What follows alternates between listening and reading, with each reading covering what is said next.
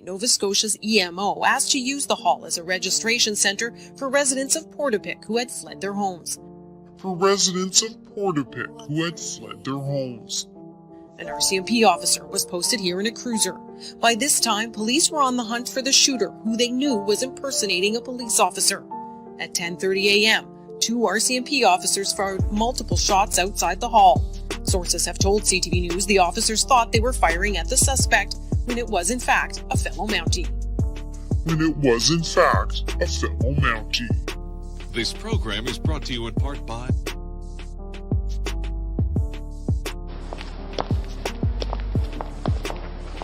Why don't you get yourself some turned-down collars, Poirot? They're much more the thing, you know. The thing, Hastings? Do you think Poirot concerns himself with mere thingness? No. No, I see that. The turned-down collar is the first symptom of decay of the grey cells. I just think if people keep pushing, I can't, first of all, thank enough all of the hard work. There's 3 fellow YouTubers who are working very, very hard with me on this one. Rage in the Cage, Steve LTT, and Just My Stupid Opinion. Just plugging them, sorry. But they are fantastic guys, really been busting their humps here. And, stepping up to the plate, because there's a certain amount of risk saying certain things. And also, likewise, all of the people who are volunteering information and time, which is, like I said, over on the Discord or sending me anonymously information, it is fantastic.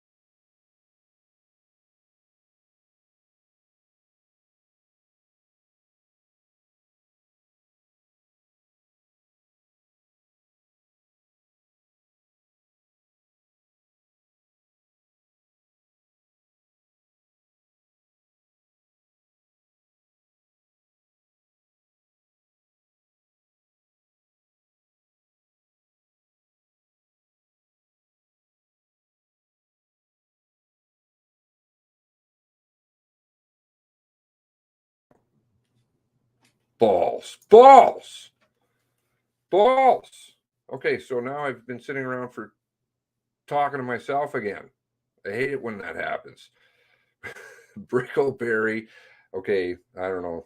Hopefully, yeah. Anyway, people will just fast forward. I know. They'll just be like, oh, it's typical Seamus. Julia Rock, Salty Air, Tara, Nova Scotia citizen, Linda, Caper, Blue Nose, KL, Jumbo, liking the Turtles, Alex, Dave Redmond, Kelly Tibbetts, Granny Linda, Nikki, Jumbo telling me about the mic. Thank you. Oh dear. Hello, oh dear. Good morning. Good morning. Good morning, Christine. Barbara. I don't know why my mic muted. That was strange. Anyway, okay. We'll just where's the signer in the corner, right? Yeah, you need that. KGB wishes it was RCMP. Proof that I work for Putin. Putin? How does Joe say it? I don't know. I think it's something like that. Putin's invading Russia, according to Joe. Right. Tommy gun.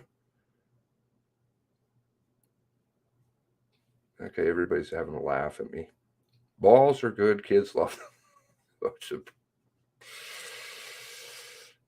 Yeah, no, I don't know. That's best conversations are the ones that you have with yourself. I don't know. There's nothing wrong with talking to yourself. Found 2 deer cams and a balaclava. Christiana. Hello. How are things with you? Rosemary. Good morning. Char. Good morning, Char. Good morning. Poutine. Liberating Donsk. Okay. Now, let's get to why we're here, right? So let's get it lined up. Make sure I've got so many damn windows open. Okay, you can eat that. That's fine. It's not going to bother me.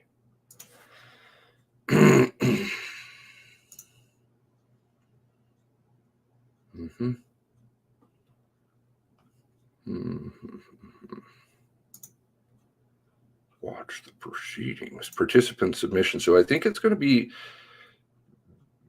maybe.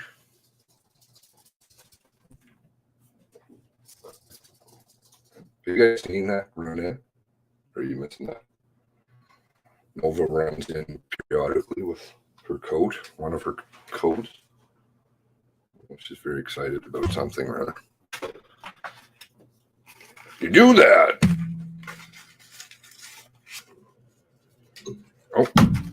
Excuse me, ladies and gentlemen. The proceedings will commence in 2 minutes.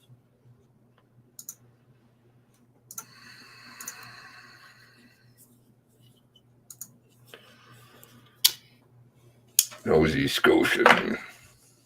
I'm here to kick ass and chew bubblegum, and I'm all out of bubblegum. First person on chat.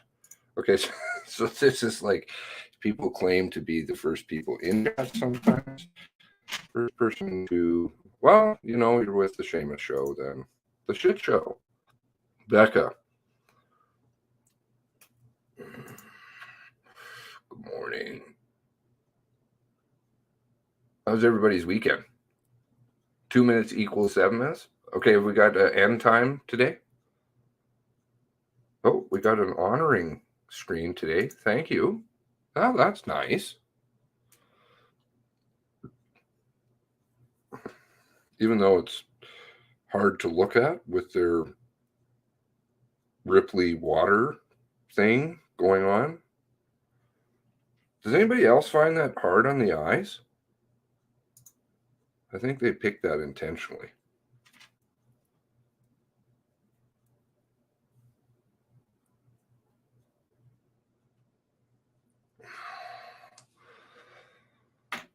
A 1:47. You've got a specific time? Wow. Okay. That's like picking black in roulette. Oh, okay.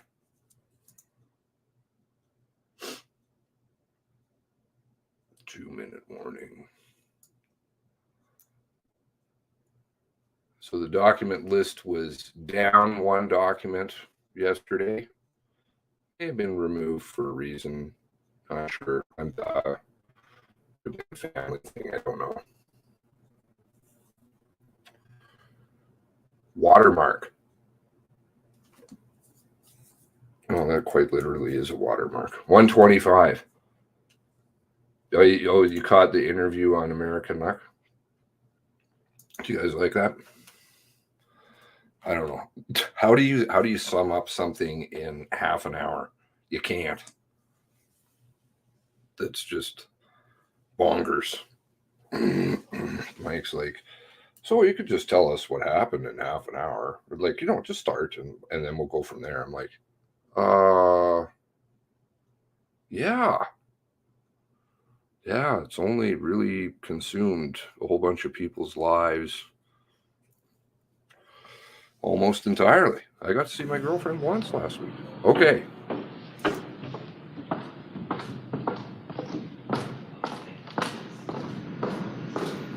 can get it to full screen.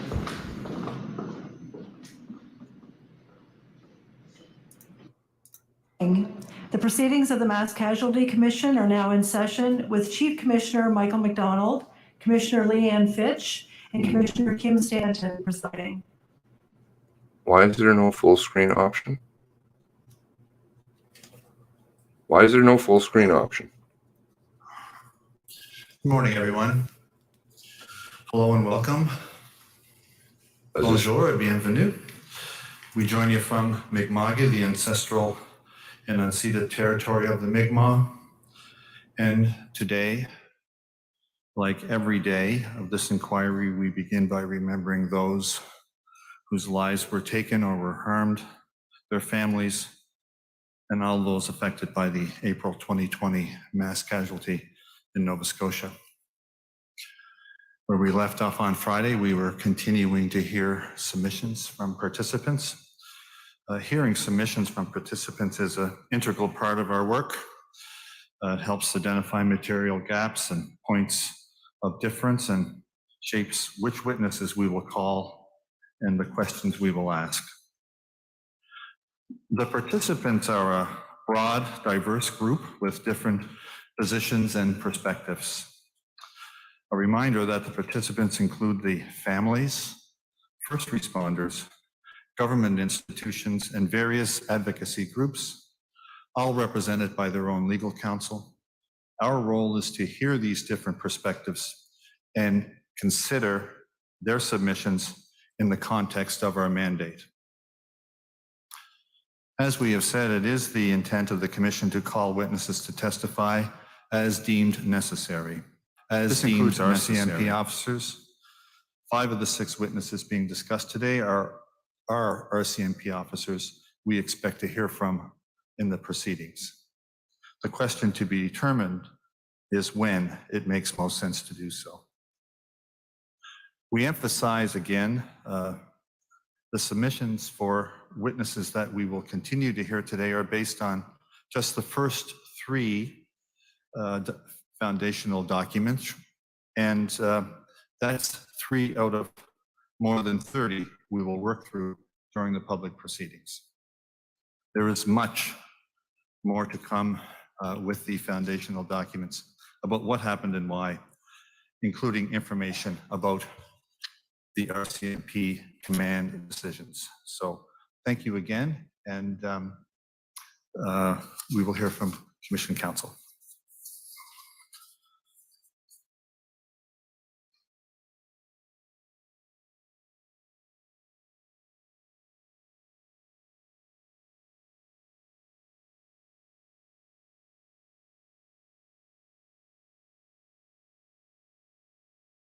My name is Jamie Van Wart, member of the Commission Council team. Today we're going to be continuing our proceedings from where we left off last week. I'll do a brief introduction. This is a public inquiry. We anticipate every day there'll be new people watching for the first time. So last week, Commission Council presented the first 3 of several to come foundational documents.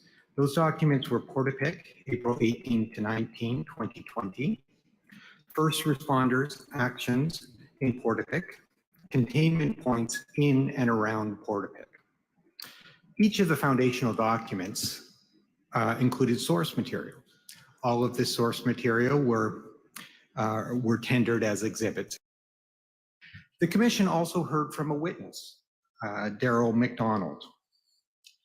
It is Commission Council's view that the record created last week in relation to these first three foundational documents will create a record that will allow the Commission to do its forward-looking work to fulfill its mandate.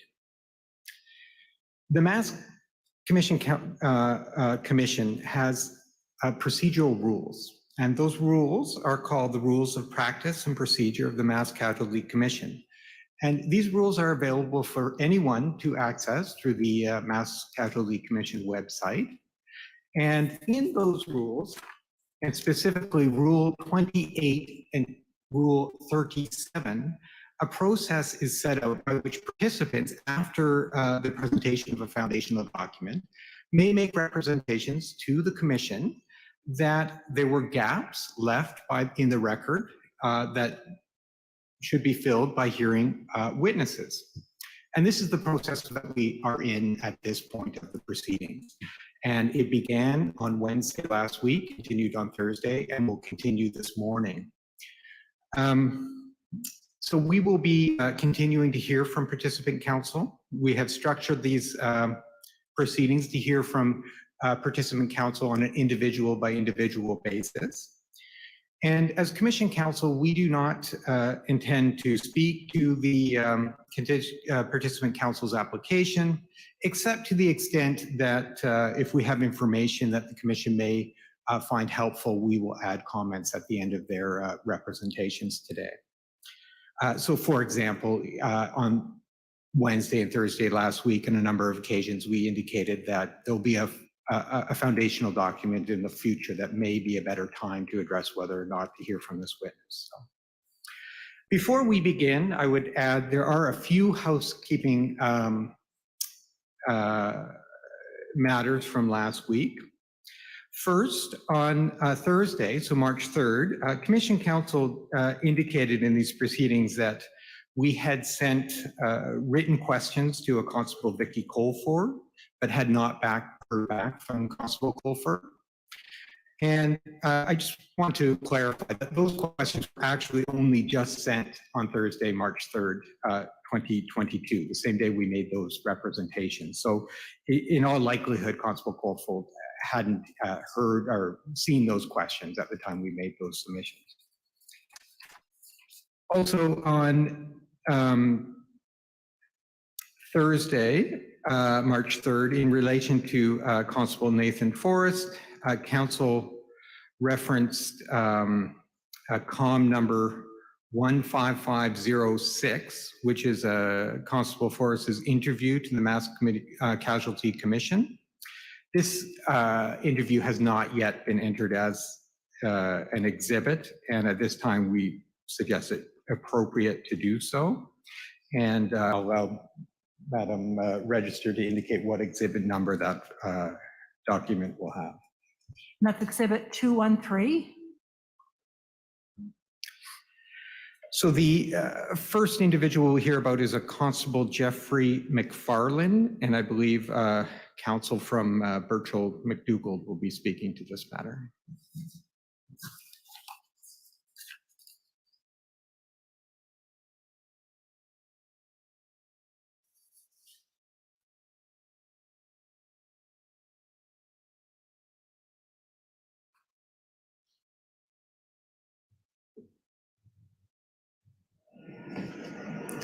Good morning, Commissioners. My name is James Russell, and along with my colleagues Stephen Topshie and Linda Hutman, we represent the families of the Oliver Tuck family and the Campbell families.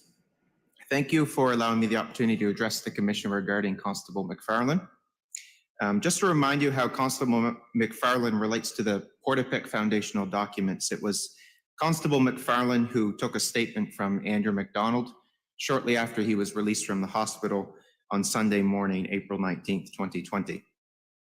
This statement, which has the reference COM 0002703, has already been made an exhibit in these proceedings, and the most relevant sections are at lines 201 to 215 and 506 to 512 of the statement. According to the transcript, this statement of Mr. McDonald was taken between 5 a.m. and 6:05 a.m. on April 19th, 2020. In the statement, Mr. McDonald gives important information on the existence of the replica police car, and excerpts of this portion of the statement are set out in the Portapique foundational document. The information on the existence of that replica police car is, of course, clear and unequivocal. We submit, though, that the gap that needs to be addressed is what use Constable McFarlane made of that key information at the time. There is no information we have found to indicate whether this information was passed on, and if it was, to who it was passed on. Further, in that same statement, Andrew McDonald provided information on another route out of Portapique, the Blueberry Road. It's not clear that this information, important though it was followed up on at this point or earlier in the proffering of the information about that from Kate McDonald to Constable Colford. While we appreciate that based on the proposed timeline of the movements of the perpetrator, the timing of Constable McFarlane coming to know this information and how this information was treated may not have impacted the result of this tragedy. But we submit that the key issue here is the basic handling of information by those who learned of the existence of this alternate route out of Portapique. The issue, in essence, is the dissemination of key information, or lack thereof, if that's the case, to responding police members during an ongoing active shooter situation. Perhaps there's lessons to be learned, recommendations for the future that could flow from what was or what was not done in this case. Constable McFarlane's testimony is important in the context of the Commission's mandate, as stated in the Orders in Council. They've been reiterated numerous times about the recommendations addressing police action, operational tactics, response, decision-making, and supervision, as well as police policies, procedures, and training in respective active shooter situations. Again, we submit our recommendation that Constable McFarlane should be called as it fits into Rule 28. Again, I'm going to read this because I feel that it's not being addressed exactly by responding individuals to our submissions. Participants may propose witnesses to support, challenge, comment, or supplement the foundational documentation in ways that are likely to significantly contribute to an understanding of the issues relevant to the mandate of the Commission. We respectfully submit that in addition to the gaps that can be filled by having Constable McFarlane and really all of the members that are being suggested to testify under oath, these members can be given sufficient or significant context to their actions, their training, their experience, which, using the words of Rule 28, can supplement the foundational documents in ways that are to likely significantly contribute to the understanding of the issue before this Commission. Subject to any further questions, those are my submissions on Constable Jeff McFarlane. Well, thank you so much, Mr. Russell. Thank you. The Commission will hear from our counsel for Canada, either Ms. Ward or Ms. McPhee.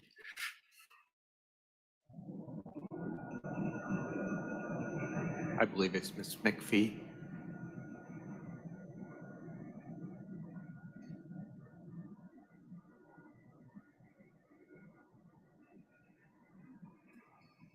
Good morning. We have very brief submissions with respect to Constable McFarlane. I think my friends from the National Police Federation will likely address it in greater detail, but it's true that Constable McFarlane has not been interviewed by the Mass Casualty Commission as of yet. If there is information that the commissioners feel needs to be gathered from him, we would suggest that he is open to be interviewed and to fill any gaps or add those additional contexts that my friends are looking for from him. He does appear later in the events, not directly involved in the actions in Portapique or the first responders at that time or in containment. So it's a matter that we would submit, can be addressed and should be addressed later on in these proceedings. But again, he is available to be interviewed, and he's also available to answer any written questions, should that be required. Thank you. Thank you, Ms. McPhee.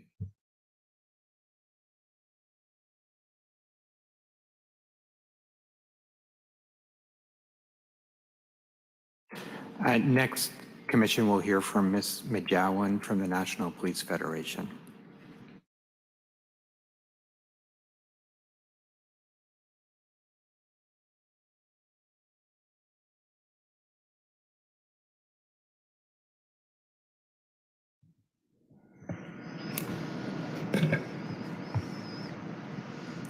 Good morning, Commissioners. Nasha Najawan for the National Police Federation. I'd like to take this opportunity and thank you for it to respond briefly to my friend Mr. Russell's request for the attendance of Jeff McFarlane by subpoena under Rule 37. And I'm going to start my comments by just addressing this question of what the application, what the applicable rule is.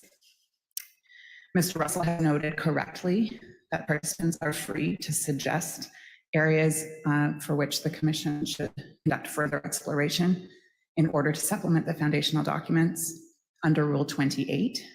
That is not, however, the test for whether or not a witness should be subpoenaed. And we don't disagree, as my friend from Canada said, that it's very possible that further information from Constable McFarlane may be appropriate for the Commission. However, it's our position that that does not at this time justify a subpoena as being necessary under Rule 37. So with that in mind, I'll just address the specific issues raised by Mr. Russell with respect to this witness. Constable Jeff McFarlane is a member of the Major Crime Unit. He was called out shortly after midnight during the mass casualty by major crime, along with his partner, Constable Mike Wilcock. Constables McFarlane and Wilcock, as relevant to the current foundational documents, conducted, as Mr. Russell said, an interview over the telephone of John Andrew McDonald, who had been shot by the perpetrator the night before. That interview was entirely audio recorded, and that transcript of that recording has been produced. Mr. Russell suggests that there are a couple of relevant items in that interview, about which we would like to know what happened with that information after Constable McFarlane and Constable Wilcock received it. I just want to address what those exactly information are, because I think I have to disagree with Mr. Russell in his characterization of that information. There was some information from Mr. McDonald about the car that he observed the night before. That information had also been passed on contemporaneously during a 911 call, which was happening during the events. His comments about the car are less clear than I think perhaps Mr. Russell has suggested. And he, for example, speculates during his interview that perhaps it was the same car, the Taurus, that had been in the driveway that he had observed that the perpetrator had slapped some decals on, in short order. So it didn't actually advert to the existence of an entire replica car that was separate from the known automobiles owned and registered by the perpetrator. But in any event, this question of the information that was available to police about the replica car is addressed entirely in another foundational document, which is forthcoming, about the replica car and what was known about it and when. So it would be our suggestion that, in accordance with Rule 28, because those foundational documents have not been completed or entered into evidence, it would be appropriate for the Commission to follow up on this suggestion from a participant to understand exactly what information was transmitted by Constable McFarlane up to the chain of command. There is another foundational document which will deal with command decisions, in which we can explore what use was made of that information. I can say that it's my understanding, by reviewing all of the officers' notes, that Constable McFarlane, in the usual course, would have reported to his supervisor, Corporal Jerry Rose Bertome, who was the lead investigator at MCU on this file. There is evidence in the file that Corporal Rose Bertome then reported to Staff Sergeant Steve Holliday, who then reported to Staff Sergeant Jeff West, who's the CIC. So that chain of information is properly canvassed in the command decisions document. And Jeff McFarlane isn't going to be able to tell you much, except to tell you, yeah, this is who I called after conducting this interview. Important context for this information is also that, as my friend Mr. Russell said, the interview with Mr. McDonald concluded around 6:05 a.m. And within about 20 minutes, Lisa Banfield had come out of the woods, and investigative and command attention was substantially shifted to that event, which also led to the emergence of a great deal of information about the replica police cruiser that the perpetrator had constructed. My friend Mr. Russell has also suggested that Mr. McDonald provided clear, unequivocal evidence about the existence of the Blueberry Field Road in his statement. I respectfully would submit to you that that is an overstatement of the evidence. Though it remains of interest, I would suggest to the Commission how that information was passed on to suggest that such a clear statement was made to Constable McFarlane is not accurate. At lines 839 to 844 of his statement, Mr. McDonald says, in response to the question from Constable McFarlane, is there any way to get out of that area aside from the beach road? Potentially, yeah. So there's, I've never been able to do it, but like there's a road that goes, when you approach Portapique Beach Road, there's an old church on the left-hand side. There's a road there that goes south towards the water, pretty much straight, and then it's not a kept road, but it's more like a path. That road goes down, and it almost meets with one of the branches of Orchard Beach Road, and it's not like a real path, but if you had a four-wheeled something, you could probably get across to the other road. So somewhat less of a clear message about whether or not there was a second road out of Portapique, and that question can properly be explored in the command decisions document, and we would suggest that if the Commission sees that further investigation is necessary, it would be appropriate under Rule 28 to conduct an interview of Constable Jeff McFarlane, which he is more than happy to attend. I'll also note that the Commission has already scheduled an interview with Corporal Jerry Rose Bertome, who's the person that he would have provided that information to and who would have passed it on. And that person may actually be the missing link, so to speak, between command and between this investigator. And so that would be a more appropriate way to address this gap in the evidence, to the extent that there is one. Thank you. Thank you.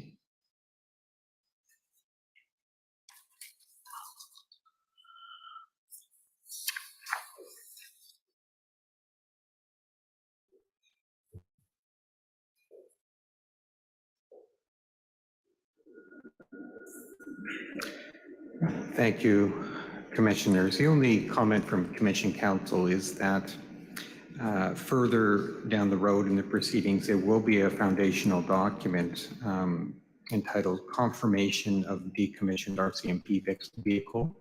That may be an opportunity to further address some of the issues raised by Mr. Russell. Next, we have Donnelly Williston, and there are 3 counsel speaking to this matter. Perhaps we could hear from Ms. Miller first, unless I'm told otherwise, or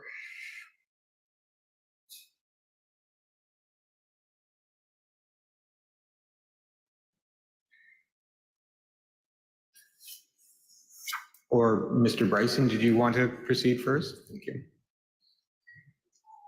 Oh, okay, thank you. So we'll hear from Mr. Bryson.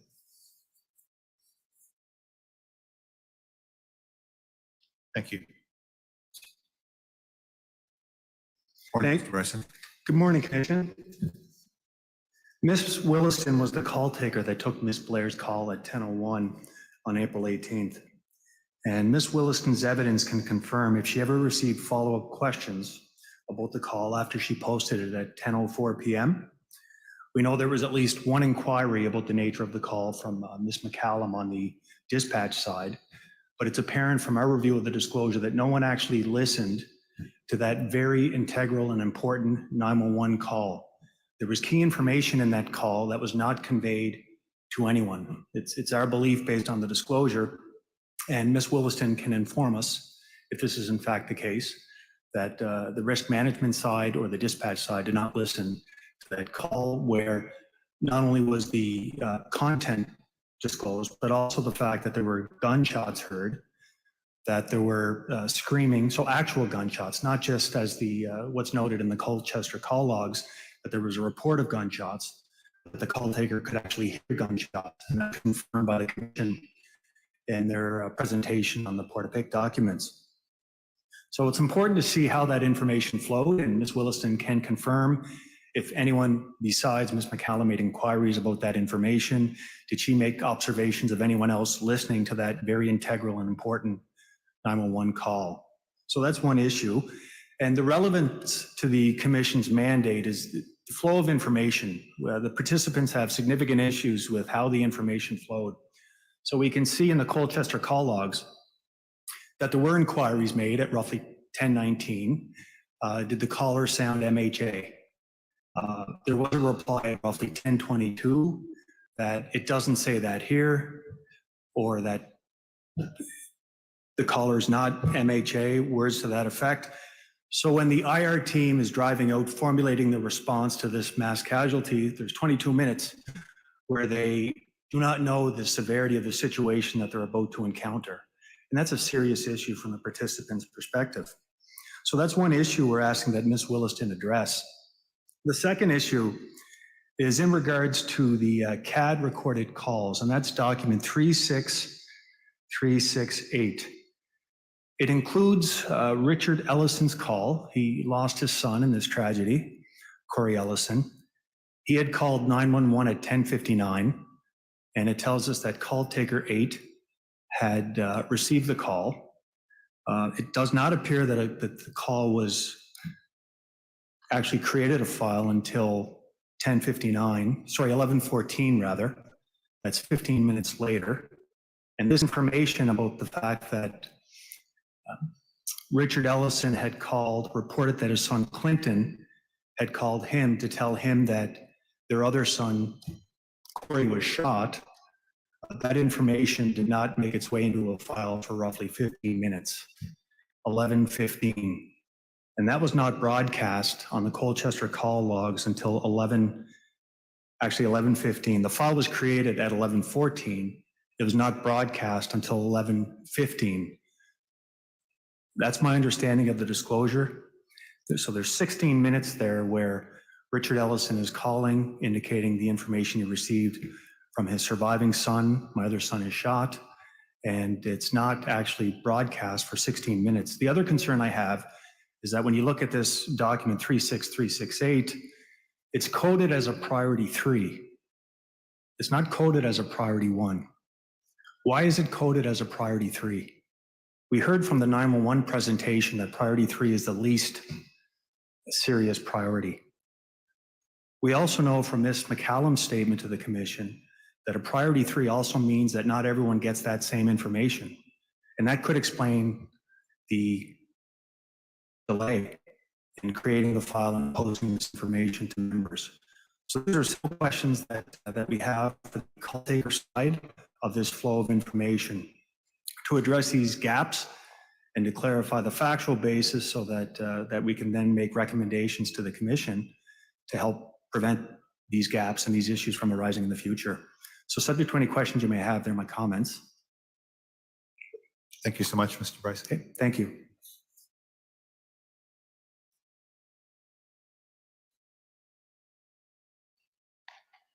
Do counsel from Patterson Law wish to also speak to this matter? I believe Ms. McCullough is walking to the podium.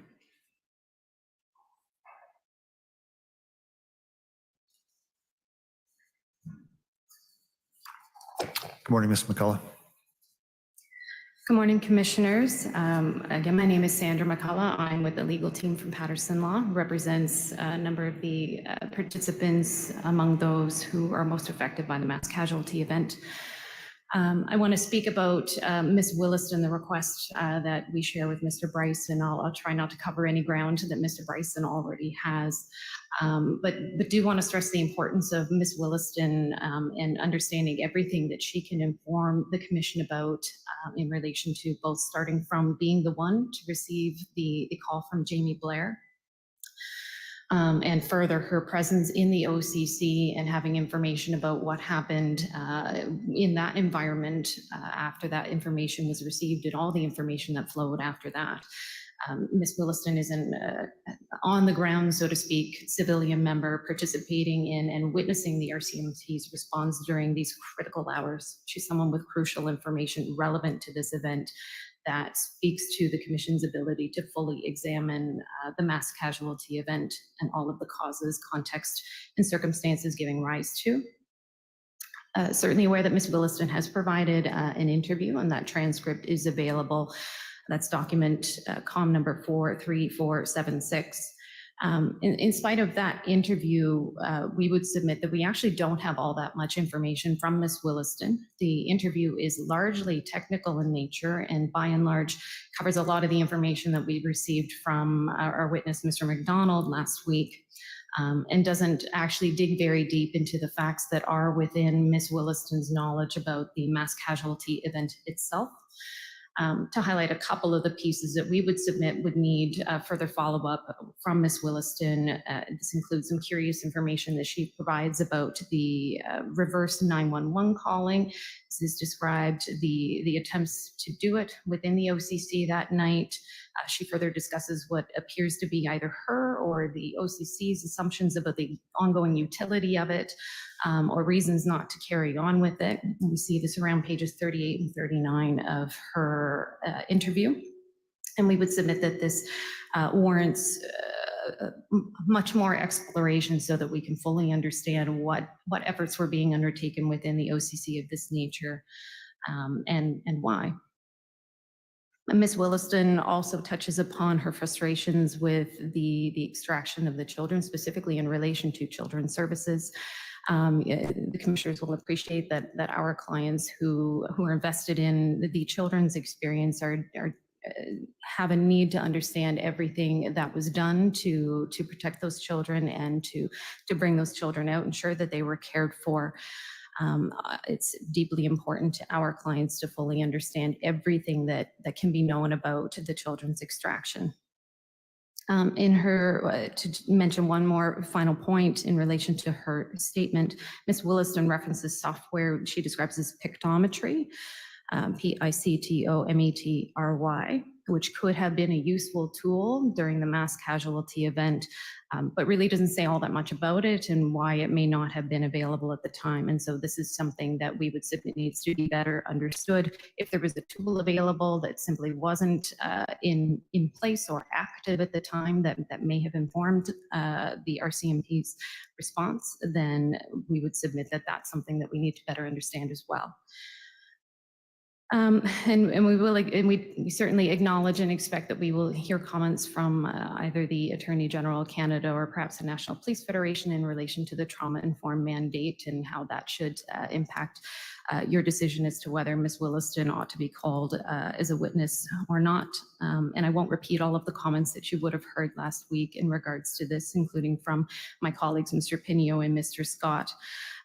But certainly we'll just put a period on that and encourage commissioners that you think carefully about whether or not any trauma that may flow to Ms. Williston by coming and providing more fulsome answers to some of these questions, we would submit should not outweigh the necessity of ensuring that this information is brought before the Commission. Subject to any questions, those are my comments in relation to Ms. Williston. Thank you so much, Ms. McCullough. Thank you.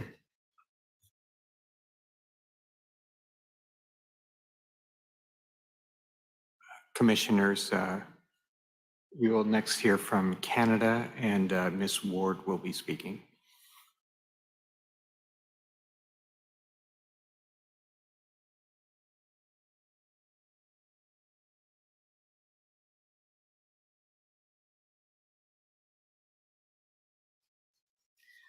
Good morning, Commissioners. My name's Lori Ward. I represent the Attorney General of Canada. Good morning, Ms. Ward. Our main comment with regard to Ms. Williston is that her evidence would be premature, as evidenced by the fact that she's not cited in the first 3 foundational documents we're dealing with. And in fact, her evidence will be more germane to the command decisions document. Ms. Williston was interviewed. I would submit that some of the issues that have been raised are perfectly suited for follow-up written questions as well. In fact, some of these things were canvassed, and it would be prudent to see if Ms. Williston has a clear recollection of some of these things before she would ever be subpoenaed to testify. In addition, I think other call takers were mentioned whose evidence she couldn't necessarily speak to. So overall, we would just say that it's premature to consider a subpoena for Ms. Williston. Thank you. Thank you, Ms. Ward.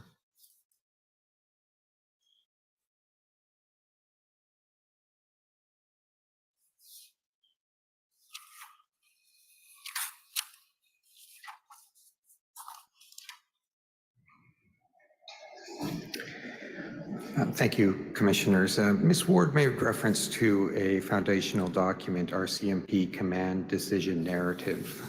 There is also going to be a foundational document entitled Overview of 911 Call Taking and Dispatch in Nova Scotia, which may be an opportune moment to have further discussions on this with regards to Ms. Williston. Thank you. The next individual is Staff Sergeant Steve Holliday, and we'll be hearing from counsel from Patterson Law.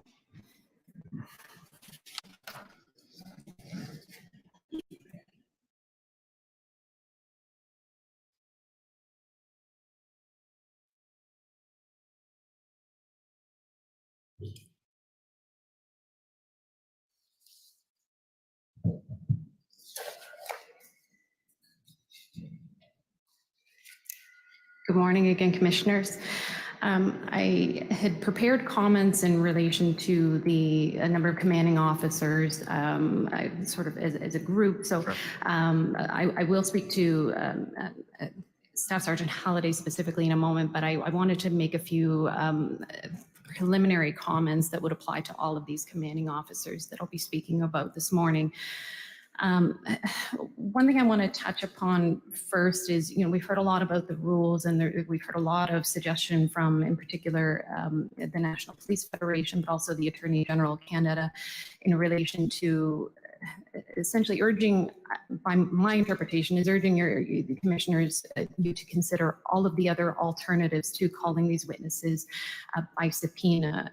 By our read of the rules essentially create a 2-step process whereby it's up to you, commissioners, to determine if any of the witnesses that we are advocating for, or any participants are advocating for, should be brought before the commission in order to give evidence. And if that is the case, they will be brought forward by way of subpoena. And this is rules 37 and 38.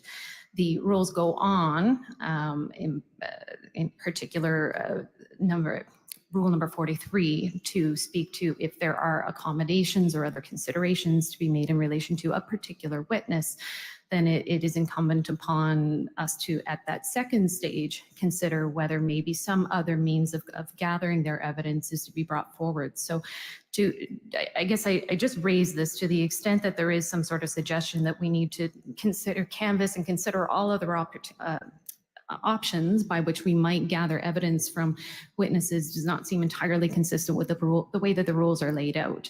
That it's incumbent upon us to first persuade you that these witnesses need to provide further information to fill out the foundational documents. And then we consider, and I would submit that this would be upon application of somebody advocating, either the National Police Federation or the Attorney General of Canada, to advocate that there's something other than, by subpoena on this stage, giving testimony before everyone. If there's some other means that we need to do that, that's what the rules is directing us to do. So I just want to flag that's our interpretation of the rules, and we would submit that, that's the playing field with which we are bringing our requests here today. As a second more general point that would apply to all of these commanding officers that I'm going to speak about today, commissioners, it's already been touched upon, and I fully expect that we're going to hear a lot of suggestion that these requests that we are bringing here today are premature, that commissioners, you shouldn't consider bringing these witnesses before the commission to give evidence until a later stage, whereby I take away the suggestion is we will be better positioned to know if we really need to hear from these witnesses or not. We certainly allow that it is possible that some of these requests are somewhat premature here today. The problem that we have in advocating on behalf of our clients is that we have no knowledge about exactly what's going to come before the commission at a later date. We've seen preliminary drafts of documents. We know they're going to be revised. We don't really know what content is in them at this point. Much as we may make some assumptions about that, we don't know for sure at this point. We know there are names that are on the tentative schedule at this point. It hasn't been made clear to us whether these witnesses have in fact been subpoenaed and will in fact be appearing at a later date. So we're not assured of their certainty of of them being brought forward before the commission. So that's why we're emphasizing our view that they need to be brought forward. And to extend that comment that we don't have knowledge and certainty about whether these individuals be brought forward, we don't know for what purpose the commission may be envisioning having them brought forward, even if it is a certainty at this point. It's been made clear that witnesses will not be brought forward for all purposes to speak to everything, and so we feel it's incumbent upon us now to make sure that the commission is aware of what we feel needs to be canvassed through these witnesses, whether that happens now or happens at a later date.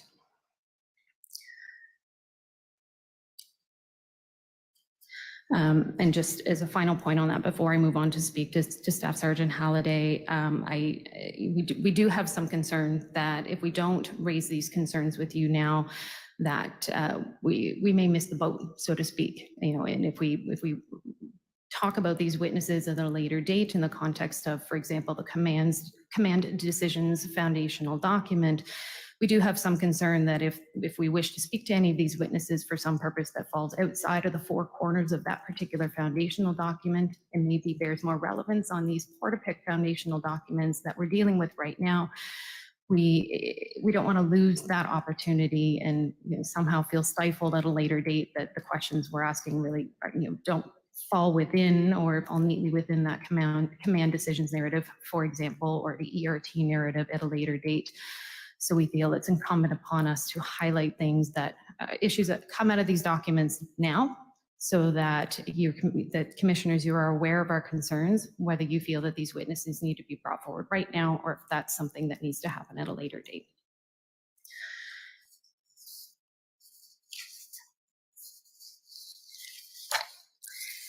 Specifically in relation to Staff Sergeant Holliday, we, of course, understand that he's one of the commanding officers that was part of the early response during the early hours of the mass casualty event. He was directly involved with the fulfillment of responsibilities of other members, and particularly working with Staff Sergeant McCollum, we will also speak here today in relation to the issue of containment, which is the subject of one of the three Portapic foundational documents that we've been dealing with these past number of days. We submit that this is another occasion where it is critical that the commission ensure that it has fully explored all of the information that Staff Sergeant Holliday has to offer in relation to the Portapic foundational documents in general, but also in relation to containment specifically. We need to better understand his expectations in tasking as he did containment-related responsibilities, such as tasking Staff Sergeant Carroll to assist in that role, mapping specifically to Staff Sergeant McCollum. He speaks about these things in his interview with the Mass Casualty Commission, COM document 19375. And he speaks generally about that role, but from our perspective, there is a lot of detail that can be gleaned from him that simply isn't in that interview. At page 11 of that same document, his interview with the Mass Casualty Commission Staff Sergeant Holliday speaks to not feeling that containment was, quote, not a challenge because you could block highways. We find that statement at page 11. We would submit that this is a comment that needs to be much more fully explored in light of the failure to contain Highway 2 to the east of Portapique until long after the perpetrator's believed departure. We also need to ask more questions about Staff Sergeant Holliday's ongoing role in relation to the Portapique response, specifically in relation to containment. We know from his statement, this is discussed in and around page 14, that the nature of the containment efforts was reviewed periodically, but exactly what the nature of that review was and exactly what actions were taken either directly by him or at his direction need to be more fulsomely explored. There's just more questions that are generated by this information, and we submit that it's incumbent upon the Commission to gather that. Furthermore, and as a final point, it would be our submission that Staff Sergeant Holliday can be canvassed more fully in relation to the RCMP's diversion of resources to 5 houses during the early hours of the mass casualty event.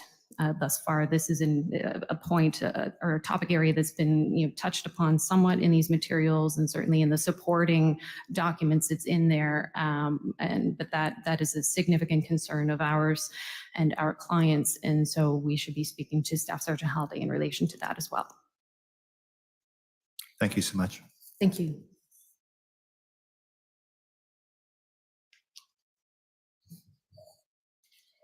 Would it be, Ms. McCullough, would it be convenient for you to address your comments of the other commanders, or totally in your hands, whatever? I thought when you began today, you had some general comments applying to all, and it's up to you. We're pleased to hear you on all of the proposed witnesses now, or certainly I'm happy to carry on. Sure. I suppose if those counsel who wish to speak to my submissions thus far, if they felt differently, then I'd certainly be happy to sit down and let them speak to my comments thus far, but I'm happy to carry on.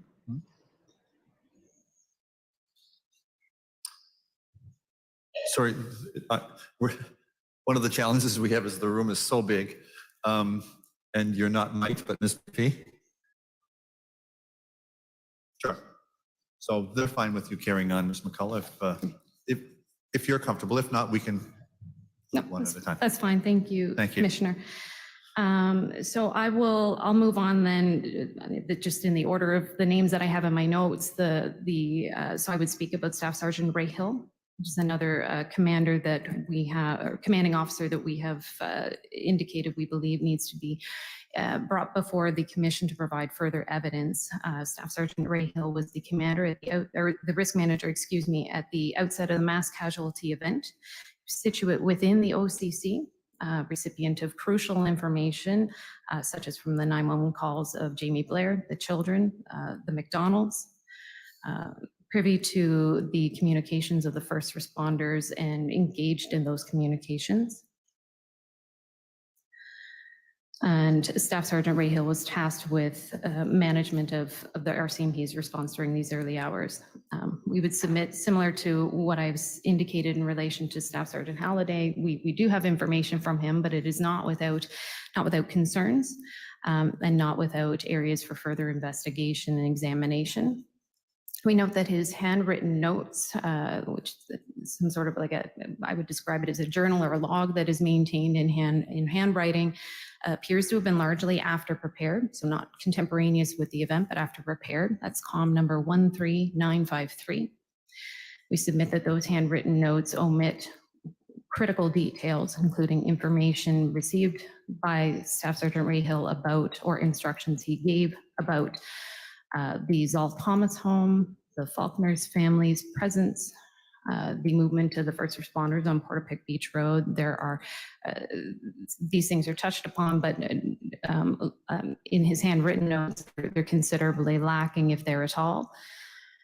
There are some peculiarities in relation to these handwritten notes. There are, for example, 2 entries in relation to learning from Richard Ellison about the death of Corey Ellison with a timestamp of 10:38 p.m., which would, based on the information that we have received, that would have been a notation made prior to Corey Ellison's actual death, as submitted by Commission Counsel to you last week.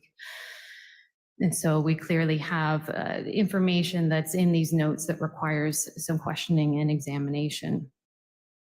In relation to his interview with the Mass Casualty Commission, and this is column number 49655,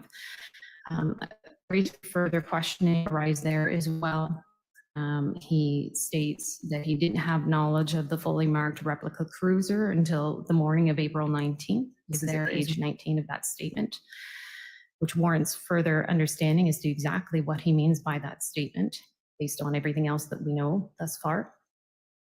In his interview, he references there having been found 2 bodies in the vicinity of 135 Orchard Beach Drive. He doesn't identify both. We might presume who he's talking about, but he doesn't identify exactly who he's talking about.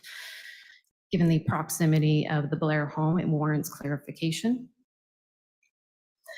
In his statement, and this is in and around page 20, he speaks to his interpretation of Miss McDonald's representation of the perpetrator's car as essentially decommissioned and stripped, but doesn't clearly explain that in full detail and why it is that he came to that conclusion from the information provided, much less delve into the implications of that interpretation. At page 33 of his statement, he speaks to or tries to describe the 911 mapping, which seems to be a bit of a moving target as far as an issue goes. So therefore, something that we submit the commission must explore further from all of the people that have information about what exactly was going on in relation to using any sort of 911 map that we submit requires further investigation. At page 44 of his interview, he speaks to, quote, the concern of blue on blue, and his apparent hindsight that, quote, I guess I could have had 2 or 3 teams in there. This critical area of information is not explored more fulsomely with him, and we would submit that is necessary that the commission does so.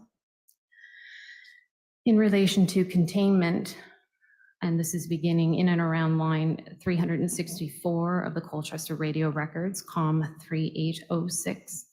It is Staff Sergeant Rayhill that directs a roadblock to the east of Portapique on Highway 2, but then diverts a responding member to the west and does not return to his directions in relation to setting up containment in the east. And this is something that needs to be further explored as to why a decision may or may not have been made in that regard. In our submission, it's quite critical that these, and not exclusively these issues, but these issues which are directly on point to the details that are outlined in the Portapique foundational documents need to be more fully explored from one of the commanding officers at that time. And as I'd mentioned in relation to Staff Sergeant Holliday, there is again this issue of the diversion of our CMP resources to the neighboring 5 houses area, and exactly why this was undertaken and what impact it may have had to the response in and around Portapique needs to be more fulsomely explored, and it's our submission that Staff Sergeant Rayhill can speak to that as well. Moving on to Sergeant O'Brien. Thank you. Sergeant O'Brien was the NCO, although all indications are that he was not working that night, and it isn't entirely clear how he came to be assuming a leadership role that evening. And we would submit that this requires more fulsome explanation. Perhaps part of the reason we don't have that is thus far, we don't have an interview conducted by the commission of Sergeant O'Brien. He has submitted essentially a written Q&A to respond to questions posed to him in writing and answers that he provided in return. We don't have any knowledge as to how those answers were generated, whether that's something he did independently, and exactly how he came to put his answers together. Some of those answers require further explanation as well in relation to answer 2 of this document. Forgive me, the Q&A, I should give you the numbers. They are COM numbers 46248, 46250. In relation to answer 2, He speaks to the assumption that, quote, police car was again a decommissioned or stripped cruiser, something to that effect. He, quote, did not consider the possibility that the replica had actual decals and a light bar. And we would submit that the basis for this assumption warrants further exploration, what information he had by which to make this assumption, and what came from that assumption, at least from his perspective. It is our submission that in general, the concern that we've heard about, I'd mentioned a moment ago in relation to Staff Sergeant Ray Hill, this concern about blue on blue as a basis for why so few officers were permitted entry into Port-a-Pic needs to be more fulsomely understood from all of the officers that, or excuse me, all of the members that had input into that decision. Another issue that we have been raising for some time now is identified in answer 8A of Sergeant O'Brien's materials. He confirms members' use of cell phones. So they were communicating with one another via their cell phones. We've seen other references to using, for example, maps on cell phones. We have submitted a number of occasions that this is information that must be obtained by the Commission to understand the nature or the frequency, nature, what have you, of the communications between officers where they were using something other than the Colchester radio or other sources for sharing information of which we are aware. To our knowledge, this sort of disclosure has yet to be provided, and we submit that it's critically important for the Commission to more fulsomely understand these communications as well. And again, we raised the concern about the diversion of RCMP resources to responding in 5 houses. And I won't say that over and over again, but we would submit that Sergeant O'Brien can speak to this as well. Staff Sergeant McCollum is one of the others that we've are submitting needs to be brought forward to speak to the information in the Port-a-Pic foundational documents. Staff Sergeant McCollum, like Staff Sergeant Holliday, was one of the commanding members during the early hours of the mass casualty event. As I mentioned a moment ago, we understand that mapping related responsibilities were provided over to Staff Sergeant McCollum. We similarly submit that the interview conducted with Staff Sergeant McCollum leaves a number of critical areas only partially explored. And the interview is COM number 19382. To cite examples, Staff Sergeant McCollum arrives at the Bible Hill detachment to perform his role, yet appears to have limited information. To take a quote from page 23, what's going on? Do we have sufficient human resources? Do we have sufficient containment? Suggestive of him not having the information he needed at a very critical time in the event. And we would submit that this requires further understanding as to exactly what he meant in providing this information. What it is that he knew prior to his arrival, what did he expect to be in place when he got there. Staff Sergeant McCollum speaks to having impeded ability to access mapping or log into SIDS to see members' location. And he speaks to having— I'm sorry, I didn't hear the first part of that sentence. Staff Sergeant McCollum speaks to his ability to access mapping or logging into SIDS having been impeded during these critical hours. He speaks to it having taken 25 to 30 minutes to resolve. We see this around page 23, 24 of the interview. We would submit that it's crucial to fully understand exactly what Staff Sergeant McCollum was trying to accomplish and whether the ability to log, what was the reason that he couldn't log in or he was having difficulties in that regard, and what the impact of that was. Staff Sergeant McCollum, and I apologize, I didn't mark down a page reference for this, but Staff Sergeant McCollum also speaks of his familiarity with Port-a-Pic. There having been been there a number of times and having, quote, knew that road. The interview also further describes his dissatisfaction with Google Maps and feeling that Google Maps didn't accord with the accuracy of the real roads. There's a quote he speaks to, it's making roads where there are no roads. there's a lot here that needs to be unpacked. We would submit an understanding exactly what Staff Sergeant McCollum was seeing or not seeing, what problems he was concerned with that he was identifying, and ultimately why he, as we understand from his statement, resorted to working from a map taken off the wall. And so there's just a lot here that's not fully explored, and we would submit that it is critical that we speak to the person who is tasked with mapping and understanding the area to the benefit of all other responding members. We need to hear more from him and fully understand exactly what the work that he was doing and what he was accomplishing. And again, I'll just state it briefly that we would submit that he would also be able to offer information as to the diversion of RCMP resources to 5 houses during the response in Portapique. The last of the 5 that was on this window for submissions is Staff Sergeant West. Staff Sergeant West became the critical incident commander, which was broadcasted at or around 1:19 in the morning on April 19. While we probably, with respect to Staff Sergeant West, it's probably a little more premature than the other individuals. There's probably more merit to that suggestion that calling him now as opposed to later is somewhat out of time. But that said, we think it's important that we raise a number of critical points in relation to him, information that he is aware of, including his understanding of the time that the Blair home was accessed and attended to by members, and why it was when it was, that being later in the morning on April 19. Staff Sergeant West's interview, and I similarly apologize, I didn't write down a comm number. He also creates some uncertainty with respect to mapping. Also speaks to accessing of Google Maps, a hand-drawn map on the flip chart. We need more information about who created this map and how it was put together and why. If there were other maps relied upon to put this information together, how was that accomplished? Who helped to accomplish it? Questions of that nature. There's just simply not enough information to inform the information he's attempting to convey.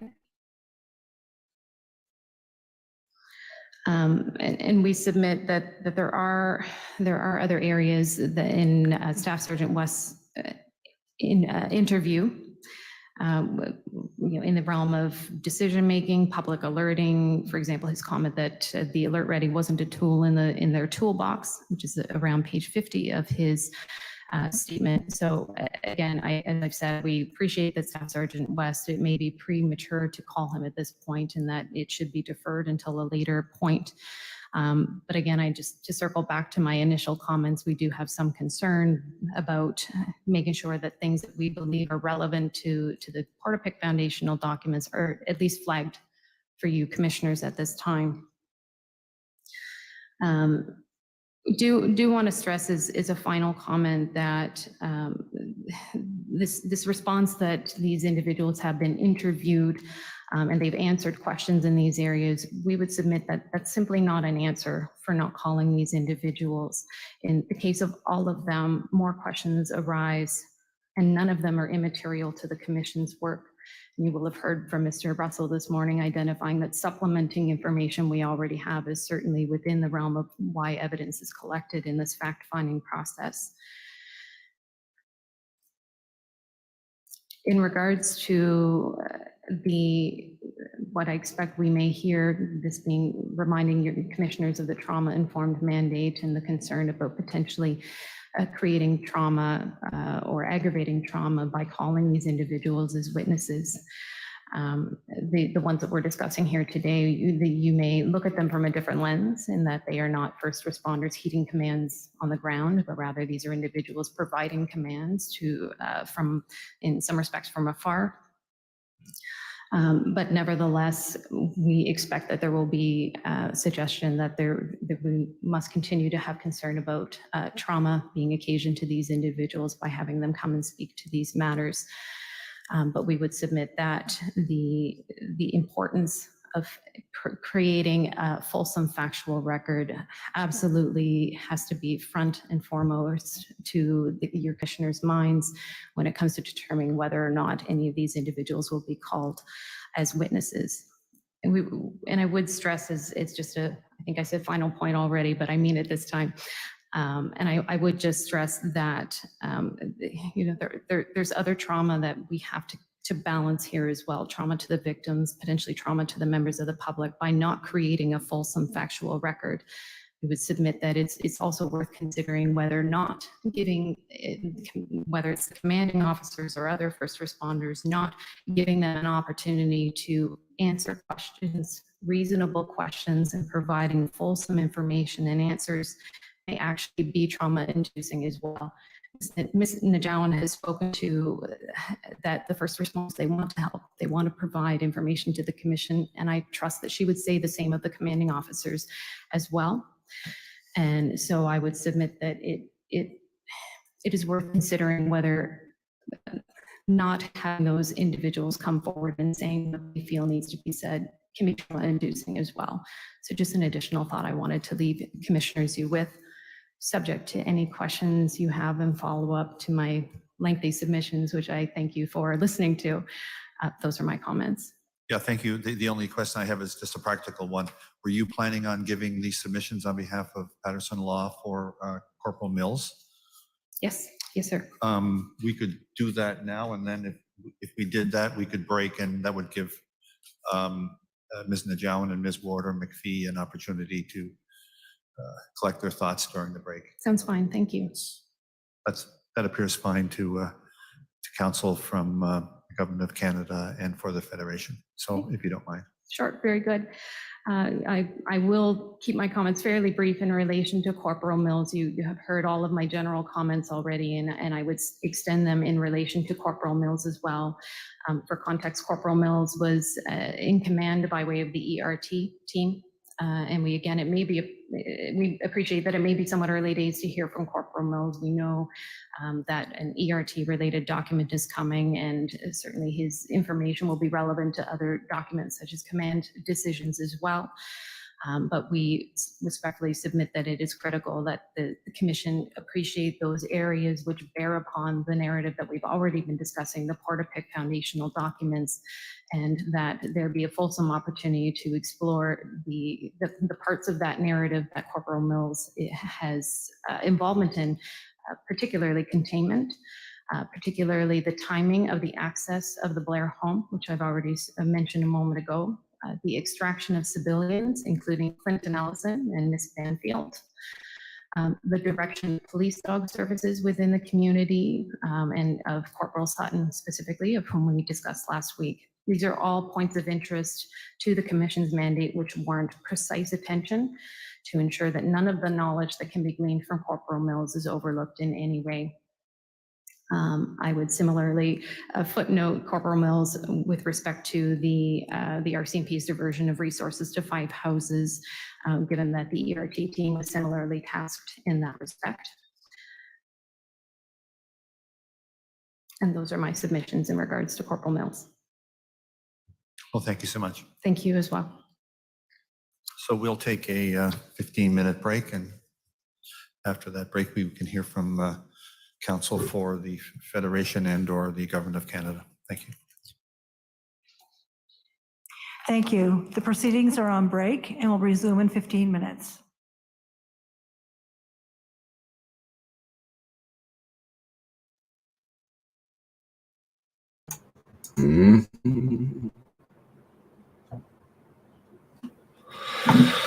Oh boy. Okay. This is not a hard one. This is not a hard one. Do you just call everybody who saw or had anything to do with anything? Pretty easy. Unless you don't want things coming out. Whole hour. Let's see here. 10:53, they should be back. Okay, good. Thank you. Right on the timing. Let's see. Whole hour. All right.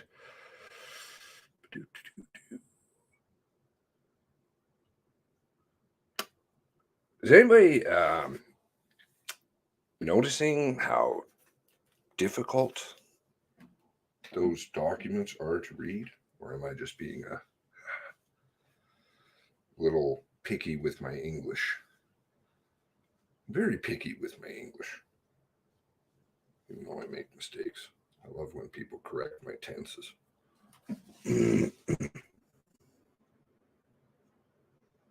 Stinks. What's ellipsis? Let's see the definition of what that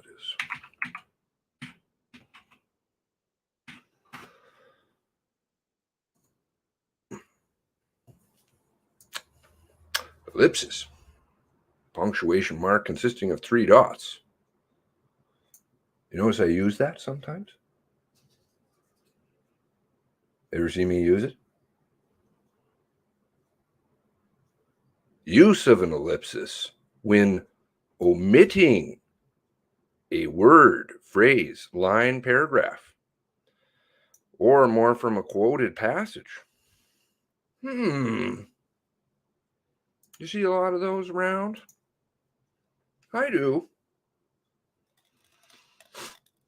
The documents are the conclusion. Yeah.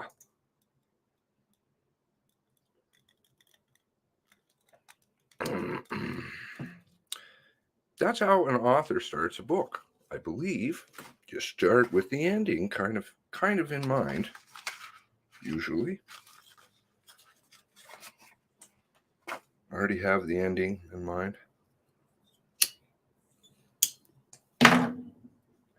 Right.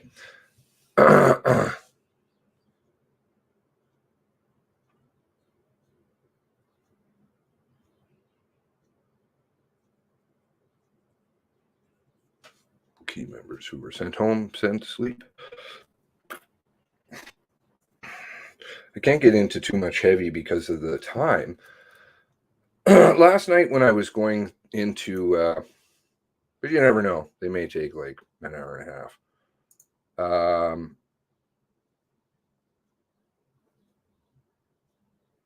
When I was going through Dave Lilly's statement,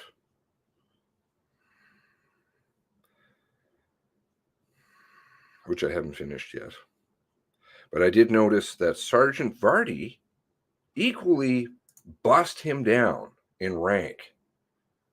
Frankly, I think that would be very, very insulting. Let's see here.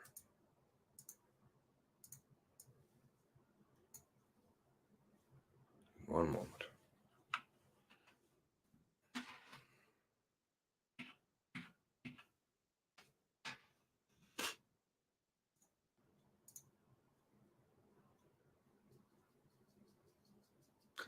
Turn that up. What is this? How do you do this here?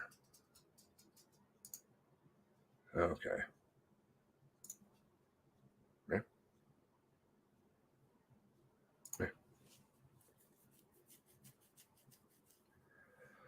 Transcript of recorded statement of Sergeant Dave Lilly, taken May 5th, 2020, 9:50 hours, by Staff Sergeant Greg Vardy.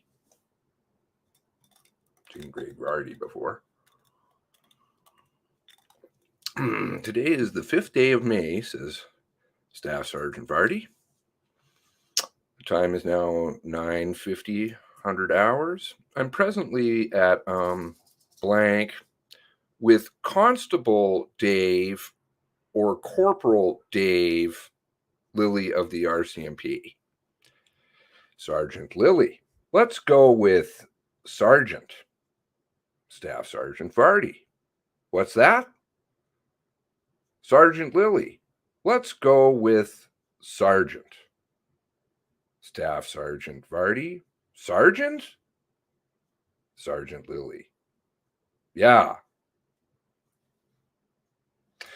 In the ITOs, they refer to him as Constable Lilly.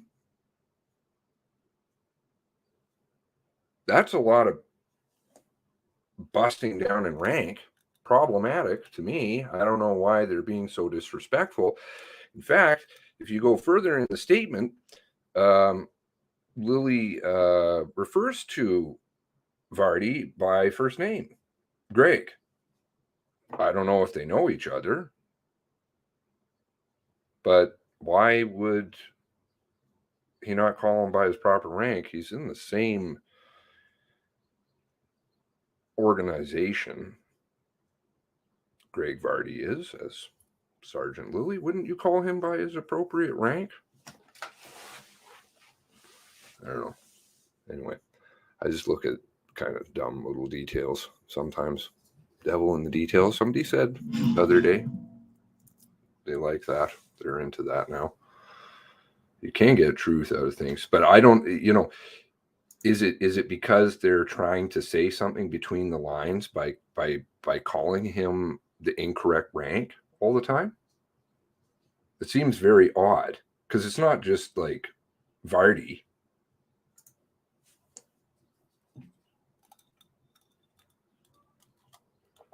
I can't understand what's going on with Sergeant Lilly. It's a very strange thing. Anyway, okay, so there was an article this morning from Harry, which opens up a whole other kettle of fish. Victim's family raises questions on timeline gunman's exit in Portapique inquiry. Arguments will come Monday around which RCMP officers should be called to testify. Like this one is a hard one. Harry Bond still doesn't know exactly when a gunman killed his parents, Joy and Peter Bond, a couple who had retired to a quiet corner of Nova Scotia steps from the Bay of Fundy shore. Police did not discover their bodies for about 16 hours, something he still finds troubling. Making things worse, police did not confirm their Saturday night deaths to him until 2 days later, when he finally got fed up waiting for the information, drove to Portapique, Nova Scotia, from his home a few hours drive away. I had to jump in my truck Monday morning, pick up my brother, and go down and demand answers. That's the only reason we found out Monday afternoon, Bond said in an interview. Everything about this, it's changed my outlook on life. It's changed my outlook on the RCMP, unfortunately. See, lots of people want to have faith in the police and stuff like that. You're burning it. It's not that people don't like you. And that's why the public, okay, I'm not going to use that word. Sorry. It's kind of like the 23. I'll refrain from that. That's why this omission to do the public, to do that thing properly is so important. There were mistakes and they need to learn from them. Lack of faith in institutions from police force meant to protect to the commission. Why do they keep using this? I think we need to start tweeting the media and tell them to quit using it. It's wrong.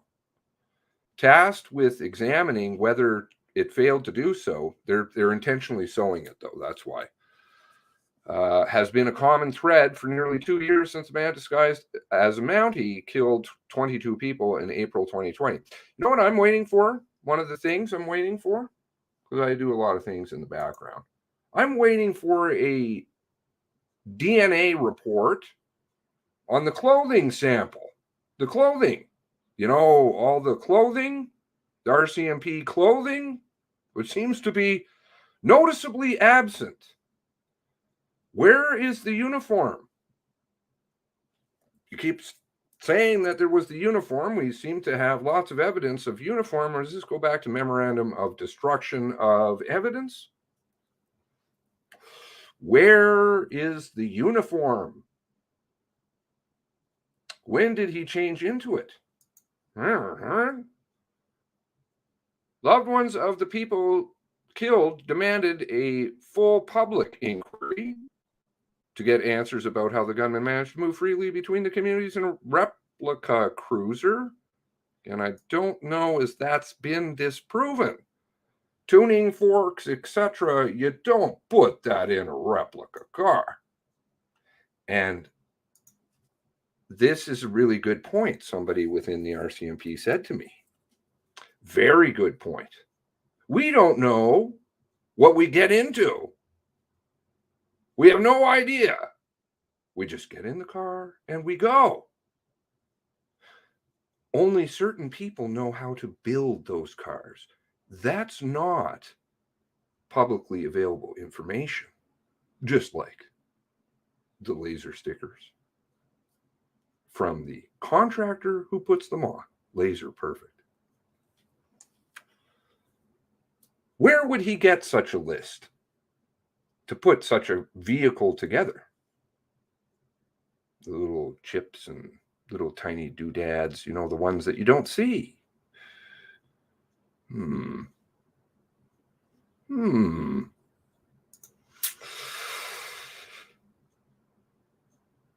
Somehow he knows how to build a car that only a few people know how to build. Interesting. His actions, a cruel distortion of a symbol to many, including some of his victims, only associate with law and order. And now many people are learning transparency for the first time, sadly. This week, you see, they do use the correct word sometimes. Do you see? It's not what it was up here. This is the correct terminology. That is fake news. Sorry. The commission mandated to shine light on what happened, as well as the context and circumstances of the attacks that injured many and left many others deeply affected, including the entire country. Because this is setting precedent, people. This is why we've got to share this around. Got to get this message out. This will affect everything to come. We'll be resuming its deliberations Monday on whether to call individual frontline officers and discussing when the commanding officers overseeing the response will be called, or if. MLA Tom Taggart, who represents the area, said the first time he spoke to the commission staff, he told them they had to work on the building trust in the community, but he said he hasn't seen that happen. He said not having answers about whether the gunman's spouse, whatever that is, remember the powwow at the press conference? Well, that was one of the hardest questions for them to answer. Or RCMP officers will be allowed to testify has derailed people's faith in the process. Well, the credibility of the commission. Notice Elizabeth is using the appropriate word here again. Is that a mistake? Which one is it? You know. He's shot right now. Can they get it back? I don't know, said Taggart, who's municipal councillor in April 2020. Lawyers for some of the families have requested 18 officers to be called as witnesses. I do hope that Sergeant Dave Lilly also happens to be on that list. In fact, I know he is. Quote, it will not be a question of if, but when commanding officers will be called, Chief Commissioner Michael McDonald said Thursday. So why do we need to talk about it? Some legal experts have said that the commission's trauma-informed approach should be balanced with the public's right of information. Again, this is setting a very poor precedent. It's not something legal, necessarily, because this thing is a whole ball of sham. But lawyers will cite it in the future. They'll say, see, you don't have to have people testify. Imagine how that would affect a criminal case. Taggart said he's willing to accept some RCMP officers may need accommodations to testify. Why? Why? But he said testimony is crucial. He said that they may well be traumatized, but so are the people that he represents. So are the people of Canada. And obviously, so are the families. Quote, God bless the 23. There are people, they're the people who were standing in their driveway watching houses burn and hearing gunshots and wondering what was going on. Those people were pretty traumatized too. And I understand that's what this inquiry was for. What? No. Commission was for to get the answers. But they said right from their mandate, no, that wasn't what they were going to do. We're going to spin wheels, blow bubbles. Family members, in particular, have been struggling since April 2020 to understand why this happened, he said. Quote, for them not to believe what they're being told, the trust can be a challenge. This one in the world has been eroded. More summary documents erode. It's almost non-existent, but it will go further in the toilet. More summary documents coming. Oh, good. Over the coming months, because it takes so long. You got to change the lists all the time. Notice the lists, they change. Even the order changes. I don't know if they're slipping things in. I was going through last night. I compared a bunch of them. Yes, I noticed some of you put up one. Over the coming months, the commission plans to present reports to the public on various aspects of the deadly rampage, from identification of victims on the short street where the Bonds' parents lived, next of kin notifications. The next new report, one focused on the gunmen's spent overnight in Industrial Park in Debert, Nova Scotia, is planned to be presented on March 9th. The NASCAR, just speed on through, and perhaps nobody can look at the inundation of documents that you're dropping with ellipsis and incomplete sentences. Nonsensical sentences that, of course, nobody speaks, because, frankly, I'm going to read one of them, which is Dion Sutton's, because Dion Sutton is an interesting individual. 45 pages long, but he's got some good stuff in there because he's a canine officer, so he kind of operates as a separate entity a little bit from the RCMP. He doesn't quite fall under the General Duty Command. So I will read his statement, and there are some interesting things in there.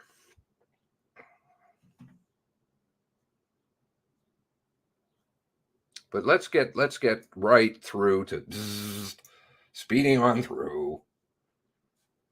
Nothing to see here. The commission has tabled 3 reports so far, focused on what happened in Portapique, Nova Scotia, the night Gabriel Wortman attacked his partner and then turned his wrath on his neighbors when she escaped. Again, why do we have this conclusion? Have they concluded? They concluded it in the media. What? Gunman. By name. Right away. That's strange. When she escaped. Do we know that? Because she testified when? Oh, that's right. She's being charged. Sorry about that. Sounds very credible. The inquiry commission, please correct journalists. When you're tweeting, do not use this word. And if you see them using it and you're tweeting them or Facebooking or whatever you're doing, please correct them. Please. Excuse me, ladies and gentlemen, the proceedings will resume in 2 minutes. Drew on cell phone records, police radio logs, and transcripts of interviews, because you can't just have the actual interviews or video or actual people that saw anything. You have to write a transcript. I'd say this is probably more appropriate. Script. Some of which is also posted publicly, but full of ellipses. Yet, there are still gaps and unknowns in the information presented so far by the omission. That's true. Big gaps, big conflicts even. Among them, the exact path that the gunman took while targeting the 13 neighbors that he killed. Styrofoam cars, anyone? The commission describes possible scenarios for when the gunman went to the bonds and to the home of their neighbors, Jolene Oliver, Aaron Tuck, and their daughter Emily Tuck. It suggested that the gunman may have crisscrossed rural subdivision using trails cut on his own property. That they couldn't drive, that they had to fly a drone somewhere in the middle of a forest, somewhere. Right. Of course. Don't you know? Because it's not too hard. It's not too hard that they actually drove their vehicle down there to then get out and actually fly a drone around. Couldn't you just stay in the car and drive it on through and film it? And you're done. These people are lazy intentionally so that they can cut everything short and not do. Here they come. Wow. Where do you want the car? Welcome back. The proceedings are again in session.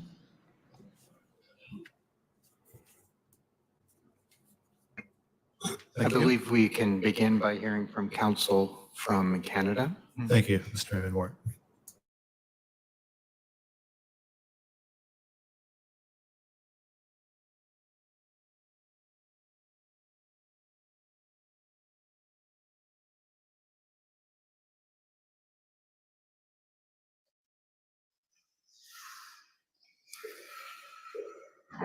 Thank you, Commissioners. Thank you.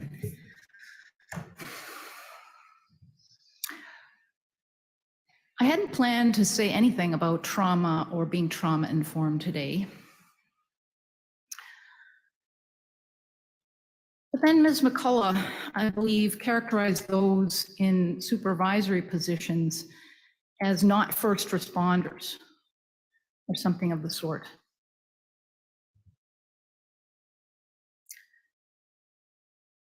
And again, I think I heard what was an insinuation that only maybe the IARD guys and the ERT guys and the guys on the ground, the guys wearing the hard body armor, maybe they're only the ones who experience trauma. I think that's one of the erroneous assumptions that Ms. Janjawan sought to dispel last week.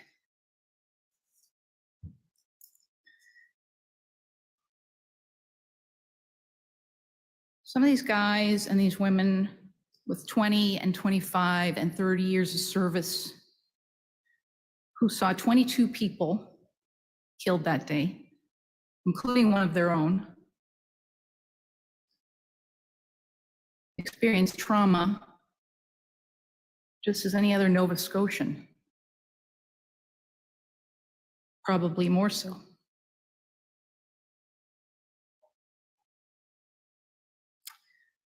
Now, what I took from the commissioners disallowing the expert report was that the commission has probably sought and gained and already had some expertise with this topic. We know the commissioners have engaged some experts in this regard.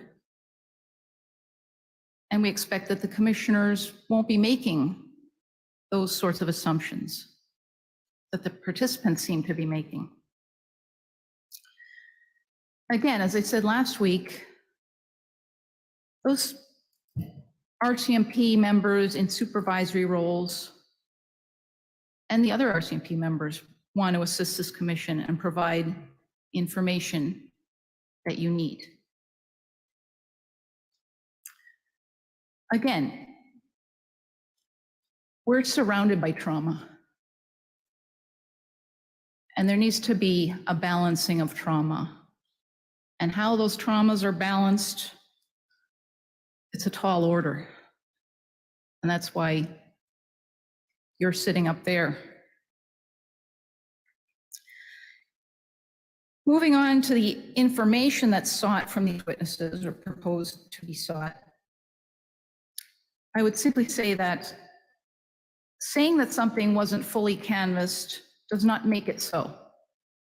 A lot of the issues that were raised have been fully canvassed in documents and interviews to date. One of the questions was, why did Sergeant O'Brien come into work if he wasn't working that evening? Well, he came to work because Stuart Baselt called him. He was Stuart Baselt's supervisor. Most of these witnesses were not working as scheduled that evening. Most of them came in because they heard that something major was happening and they were needed, because that's what they do. Staff Sergeant McCollum commented on maps. He wasn't happy with Google Maps. He ended up taking a map off the wall. Well, whatever issues there are with Google Maps are probably questions for Google. Anyway, he spoke about this in his interview and many of the other issues that Ms. McCullough raised.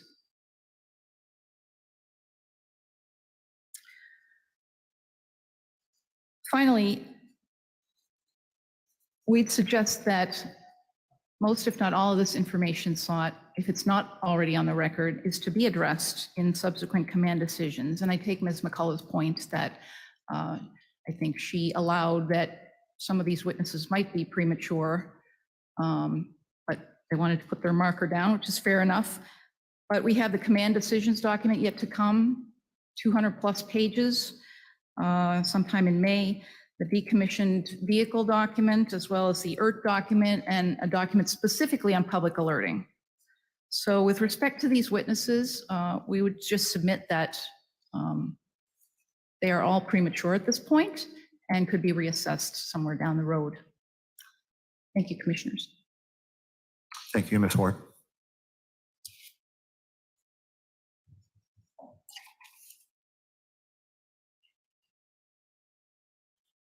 National Police Federation Council, Ms. Njawa. Thank you.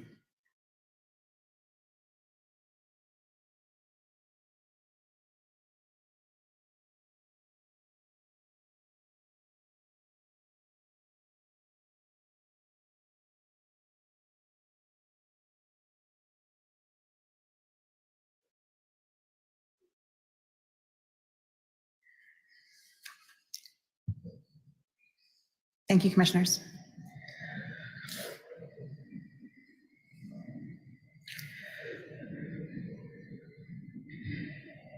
So on behalf of the National Police Federation, I'm here to respond to a request for subpoenas of 5 individuals who were in commanding roles during the mass casualty event. Staff Sergeants Holliday, West, McCollum, and Rehill, and Sergeant O'Brien.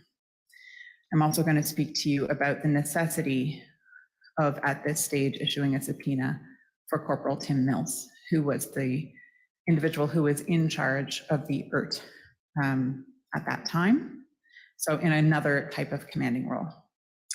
I'm going to address a comment made by Ms. McCullough that these are not people in first responding roles. These were people who were engaged in the events from afar. I'd like to dispel that assumption. It's erroneous. These are individuals who were very much on the ground, who are operational, not white shirts sitting at headquarters. They were making decisions. They were subsumed in the uncertainty and weighted by the responsibility of their decisions. And on their watch, as you know, one member was shot and injured and another was killed. To suggest that there is some lesser degree of trauma that these individuals may have been exposed to, I think is actually a completely erroneous assertion. And that, in fact, when you hear from them, as I expect you will, you'll hear that the exact opposite is true. But aside from that issue, the real reason that a subpoena must not issue for these members at this time is that we are here to talk about gaps or disputes or need for context with respect to 3 foundational documents. And the Commission itself has decided that it will present the evidence in a particular way.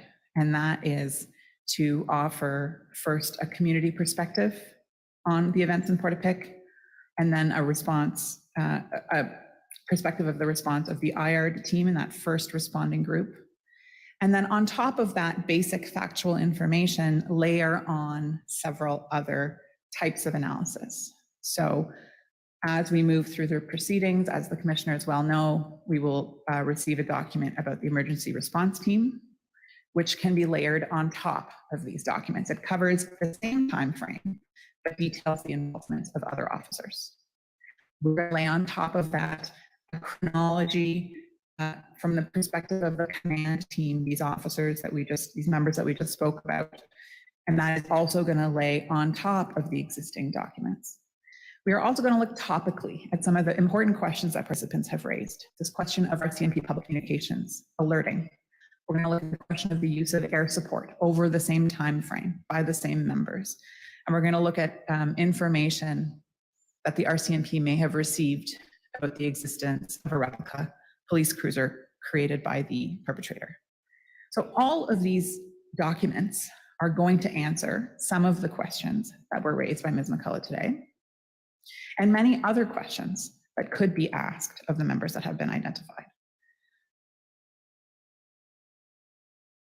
Each of these members have participated in providing evidence to the Commission on a voluntary basis. All except Sergeant O'Brien did so in a recorded interview. Those interviews are yet to form part of the record because their actions have yet to be addressed in the foundational documents that the Commission has before it. In addition to those interviews, those members have notes, reports, timelines, summaries of their involvement, which are also before the Commission.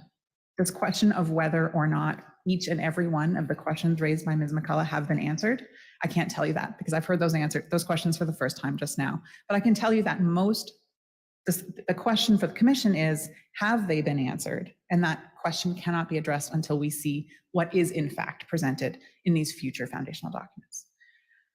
So with respect to the application itself, for all of these witnesses, this question is premature. Now we have added on to that an indication quite clearly from the Commission that it intends to hear from the 5 members that we've described as commanding members. And I've heard Ms. McCullough's endorsement of a 2-stage process with respect to members who may need accommodation.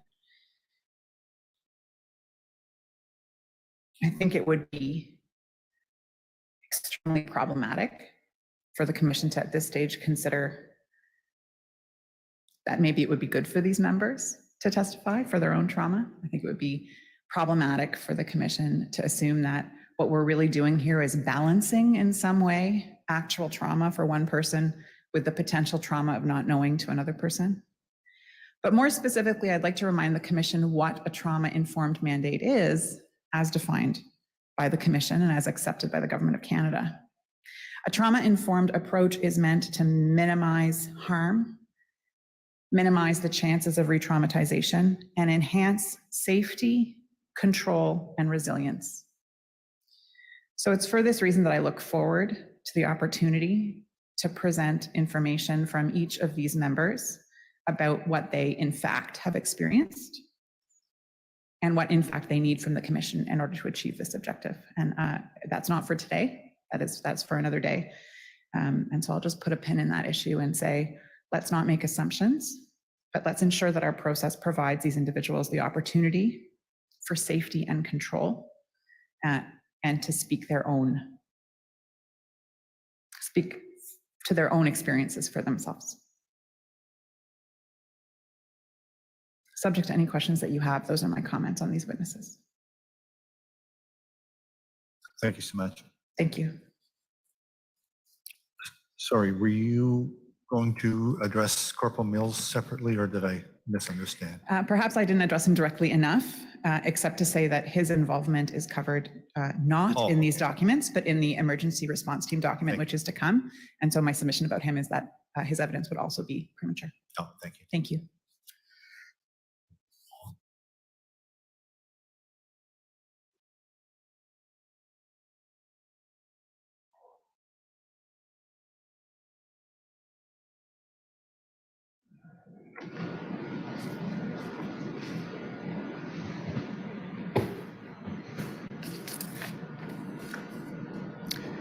Commissioners, Commission Counsel will make a couple comments. First, Ms. McCollum in her representations did indicate that the Commission needs to obtain messages from RCMP officers' cell phones. I can advise that the Commission has requested this information, including outstanding text messages. We've also followed up with the Department of Justice on our initial request. With regards to the first 5 individuals, the Staff Sergeants Holliday, McCollum, Rahill, and West, and Sergeant O'Brien, Commission Counsel has advised the participants that it wishes to hear from these individuals and wish to do so within relation to a forthcoming foundational document that will be presented later this spring entitled RCMP Command Decision Narrative. And with regards to Corporal Mills, Commission Counsel can advise that there is a forthcoming foundational document entitled RCMP Emergency Response Team Response that will be addressing Corporal Mills' involvement.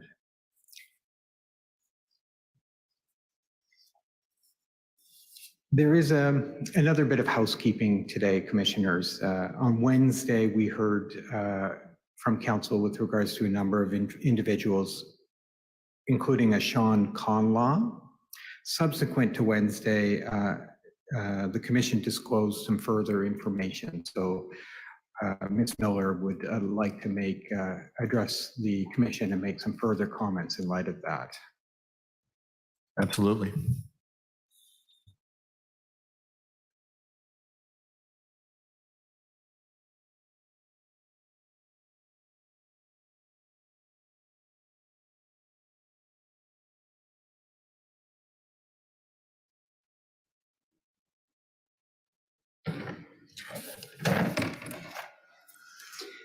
Good morning, Commissioners. Again, for those watching, my name is Tara Miller, and with my colleague Alex Tagu, we represent family members of Kristen Beaton and Aaron Tuck.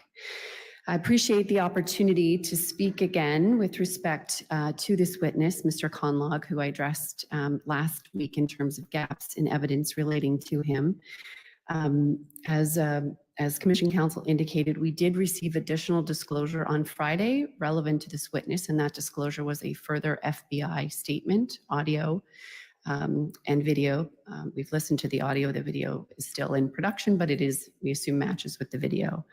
I spoke, as I said, to this last week, but I'll again just review at a high level. Mr. Conlog was a very close friend of the perpetrator and Ms. Banfield.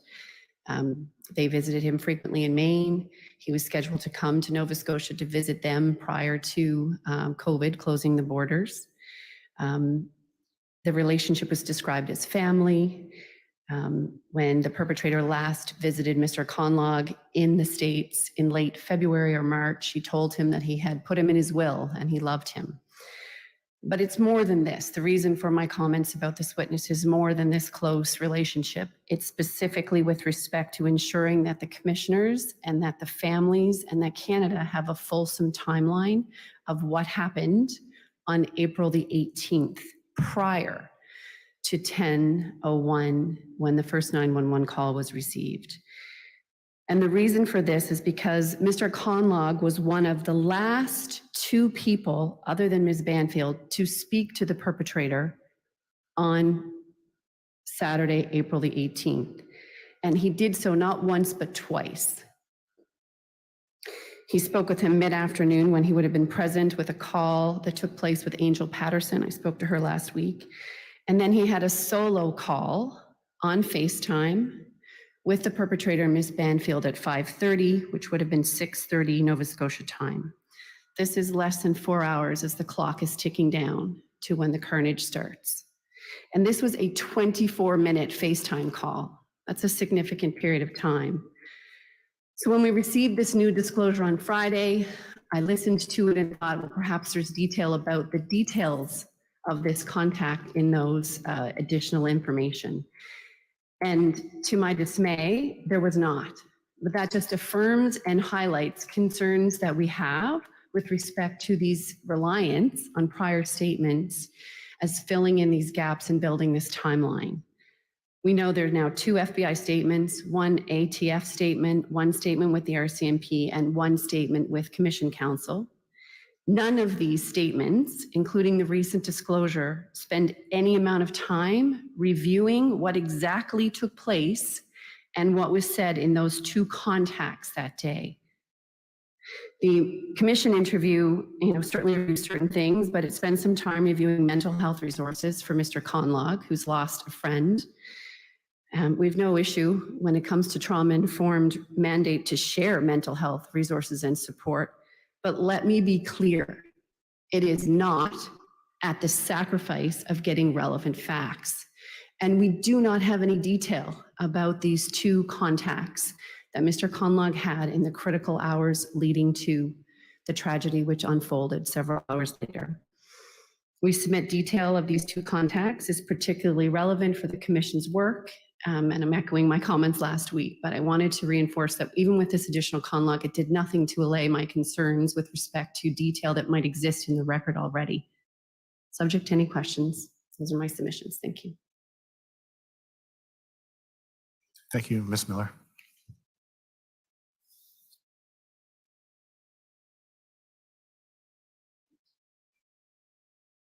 Commissioners, that does conclude the matters that were scheduled to be heard today. Well, thank you so much, Mr. Van Wert.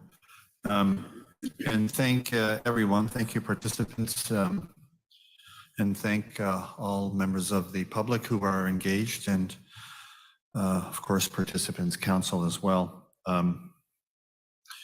We will review and we'll make our decision and respond to all the submissions that have been made, and we'll do it as quickly as possible. So just for members of the public, there's a lot to digest, and we don't want to overpromise, except to say that we will take tomorrow, that's for sure, and attempt to digest the important information that we heard, and make sure we have sufficient time to make the proper decisions and to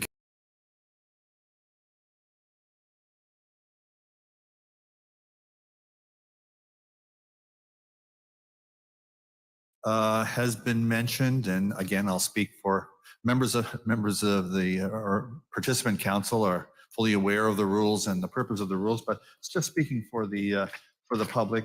Rule 43 is a process whereby special arrangements, if they are required or desired by a witness in order to facilitate their testimony, then that can be asked for, and of course the commission would consider that. And we've heard quite a bit last week and some today about the effects, the traumatic effects on so many people as a result of this horrendous casualty, and that's something which of course the commission is abundantly familiar with. During the Wednesday proceedings, Commission Counsel, Mr. Burrell, will present the next foundational document focused on the perpetrator's actions overnight in Debert. And we've asked participants proposing witnesses vis-a-vis that foundational document to do so on Wednesday.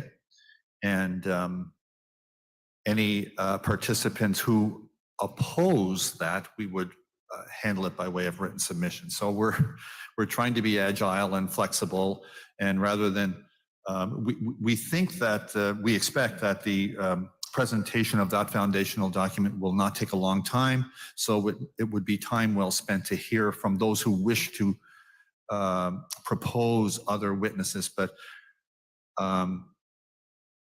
to afford an opportunity for those who may oppose a chance to do so, we would do it by way of written submissions, again, just to be flexible. And given the iterative nature of this inquiry, the schedule of proceedings will move in the most efficient and timeliest fashion possible. We will always try to give as much certainty as possible, but we have to be agile in response to new information, submissions, and the availability of witnesses and the availability of others. Even when public proceedings are paused, again, I'll say this for the public primarily, the work doesn't end. The commission will continue its work, and I think I mentioned this in my opening remarks. While Mr. Burrell is presenting one foundational document, there's a team of lawyers back at the office, if you will, working on the ones that are to come. So it is very much iterative, and we'll continue to review documents that are still coming in and sort those, and of course share those with participants at the earliest opportunity. And we continue our independent investigation. We're preparing for phase 2 proceedings, including the review of or receiving commissioned reports and working with participants to shape expert witness panels. So we hope to have, you know, the issues that were talked about over the past week or so. We hope to have expert reports on those, so that when we get to phase 2 and 3, we can find out what are the best models in the world for any issues that we see that may have played out in Nova Scotia. So that's coming, and of course we'll be reviewing the submissions from participants. And the submissions have been very helpful. Rest assured, we have questions too, absolutely. And again, for members of the public, please don't get the impression that when we're paused and not having oral proceedings that participant counsel are paused. I'm sure they are will be very, very busy reviewing the disclosure that we on an iterative basis send along, and identifying gaps and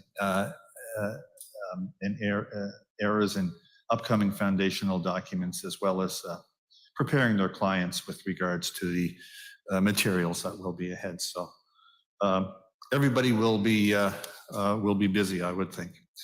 And we still have a long way to go here before we can reach any conclusions and recommendations made in the final report later this year. Yet together, repeating what I said in my opening remarks, but you know, I think it's sometimes helpful. Together we are making important progress, and appreciate your patience as we continue this very, very complex very challenging work. So again, a thank you to everyone. And Commissioner Fitch or Commissioner Stanton, I don't know if you have anything you wanted to add. No, then thank you. We'll resume again at 9:30 on Wednesday. Thank you. Thank you. Lunch will be served shortly, and the proceedings are adjourned until Wednesday, March the 9th, 2022 at 9:30 a.m.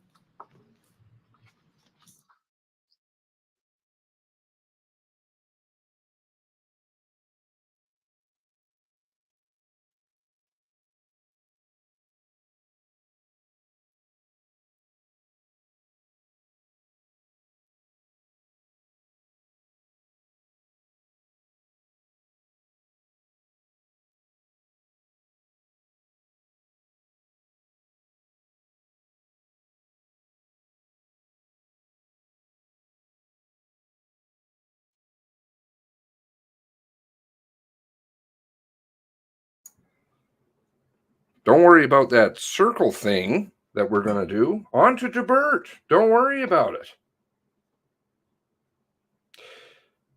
This is not the way it would be done. He said that this is going to be a world model. Fuck you, man. Not my world. Nobody wants that trash. Hiding truth. Writing, filling in gaps and narratives as you point them out to us.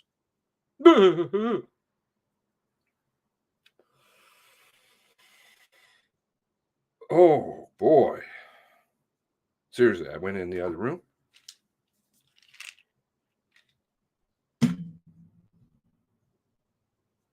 Not good. Not good.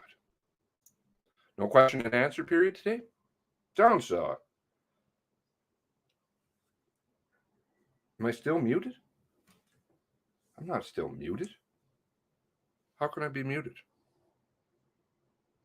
Muted? Grinder! Am I muted still? Can somebody let me know? Okay. Thank you. Thank you, Strawberry. Apologies. Jameis, not bringing you a show. Bringing you reality. Reality is error. Oh, no. Oh, no. World model. Fuck.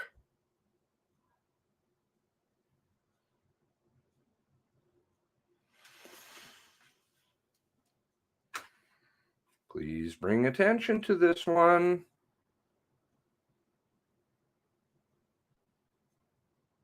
I say a lot, but I don't say a lot. This one's important.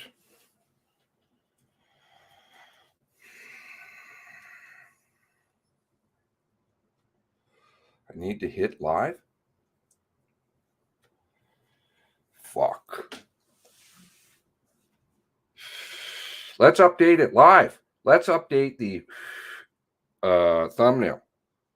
So today, because I want to fix it, just so that they can see it. Shame is making a comeback.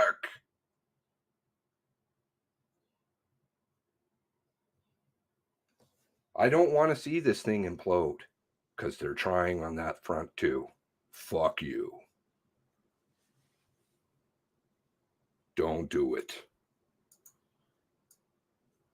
We're all seeing it go down live.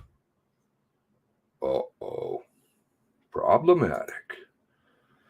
Okay, so this is what I do. Right? Then we're going to write in here. 11:30. So that's a full work day.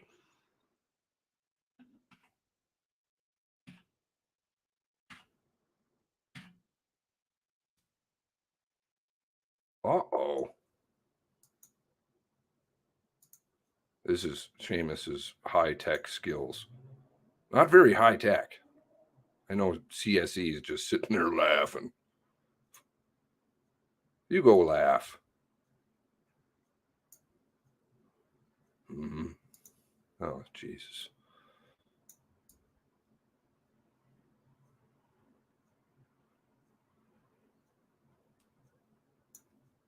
There you go. Okay. Do. Sad. Sad. Shame. Shame. Your grandkids are going to know about this one. They're going to grow up. They're going to be like, that was my granddad. That was my grandma. Really? Oh boy. Wonder if they're going to be real proud.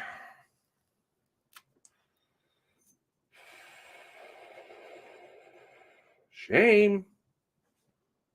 Shame. Shame. Okay.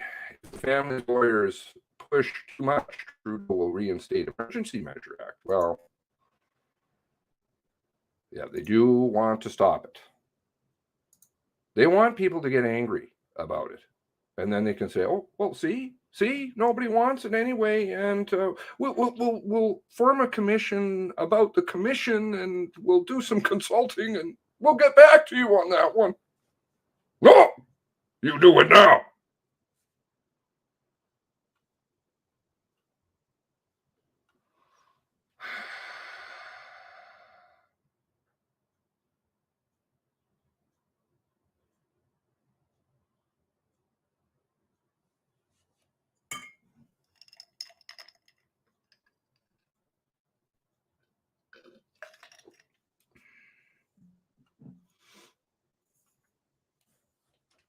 Yeah, maybe some protests need to start going again.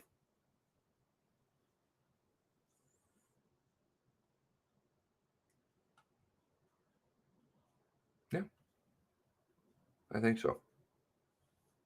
Last time that they had tried to organize a larger protest down in, not that I'm an organizer because I'm not, but there was some calls for it. Oh, well, then wouldn't you know, the COVID. Larger gatherings outside right away. Can't do it. What the fuck are you talking about? What are you talking about? Standing in front of a microphone that everybody breathes all over. With no mask.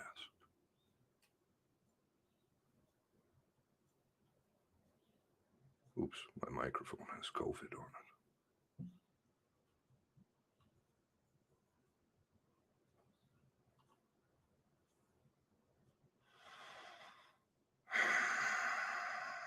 I don't know about the prince. We can talk about a few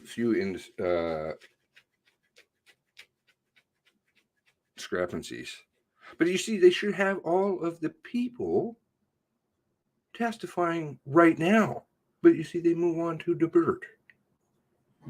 Moving along now.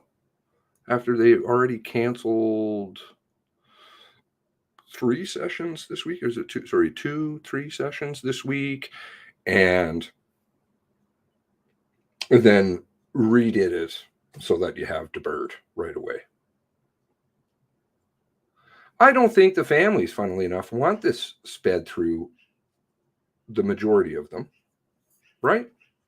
They want a thorough job. They've pissed away days talking about how they don't have to do anything, right? Let's talk about that. NPF. Muted.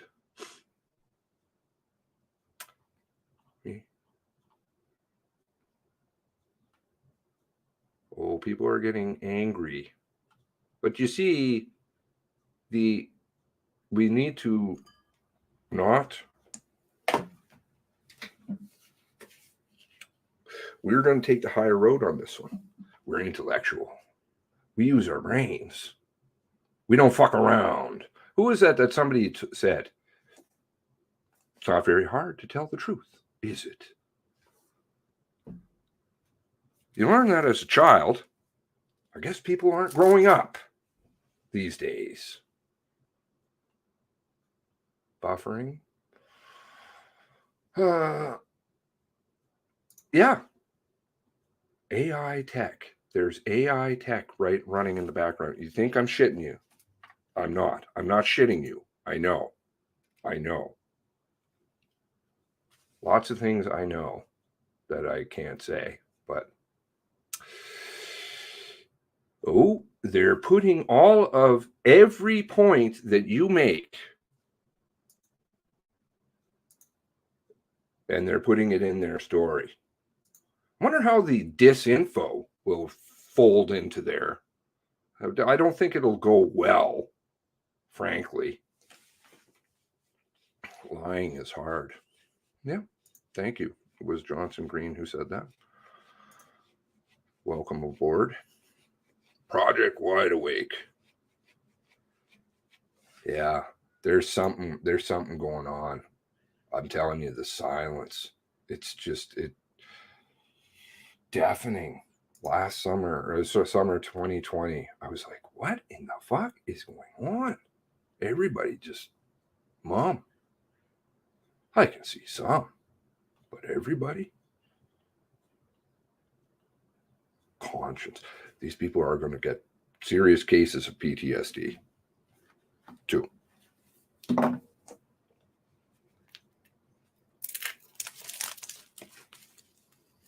Frankly, I don't like the stress I've been put through for the last 2 years. I'll take a selfish moment. I really don't.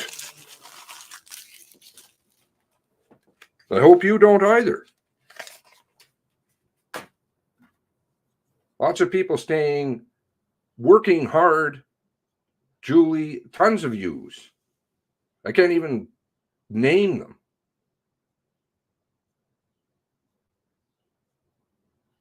Working hard, working real hard.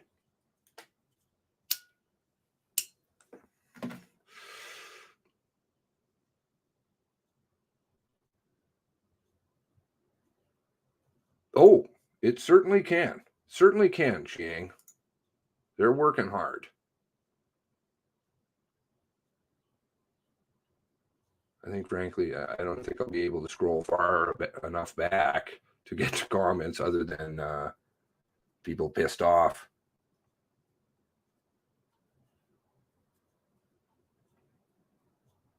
You don't live in a world to make everybody happy. That's not what it's about. But frankly, these commissioners, I don't, or anybody who's associated with this one on that end, can't feel good about this stuff. I was talking about the statements and the incomplete sentences and things. If I was anybody who was listed in those statements, I would be very upset because the way that it portrays me speaking.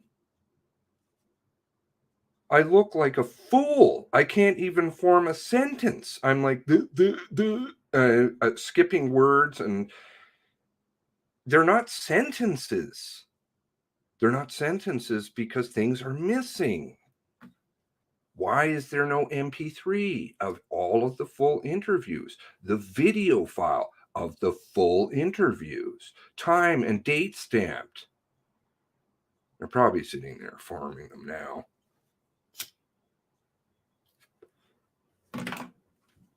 Not a hard one. Handwritten notes. Everybody. Why do you have MCC interviews on some people? Sometimes you may have the actual RCMP statement when you're talking about members. The dates at which those happen, well, it's later on this one. Things were coming out on this one. Better try and deal with that. Really? All you have to do is tell the truth. Like, this one is not a hard one. And people have to communicate that. Tell the truth. We will forgive you. We will forgive you. You just tell the truth. And it doesn't happen again. Because they are our children, essentially. Because they work for us. They're, well, I'm not saying slave labor, but you know what I'm saying. Government works for us. They're our employee. Make a mistake, okay, fine. You make a mistake. Big mistake. It's a big mistake, and it'll take a little bit of getting over. People getting therapy. Fucking Tara didn't get therapy until this year. Until they finally offered it to her. Which point it was like their hand-picked person. I'm like, you know, you'd speak to that person. God knows who they're talking to. What a waste of time with these government people saying BS coming out of their mouths. And they smile about it. Shame. Shame. And why are these people testifying? This is a logical question. Why are these people speaking? Because they weren't there. They're not present. I suppose you could throw that question back at me. I wasn't present. No. But I don't know. I would love to talk to those who do.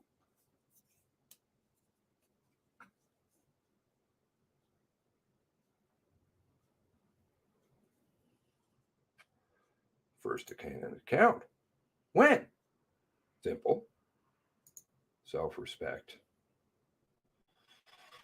Okay. Feminist boutique lawyer.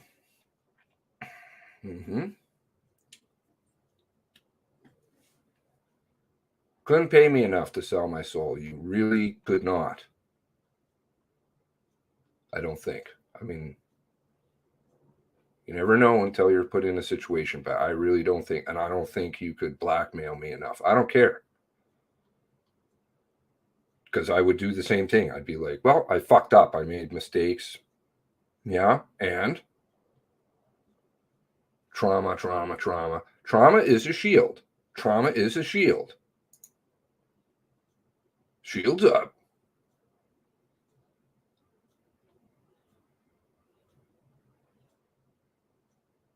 I just want to try and get some of your comments in here because they're good. When did he wash the car? Driving through trees, which they couldn't even drive through themselves.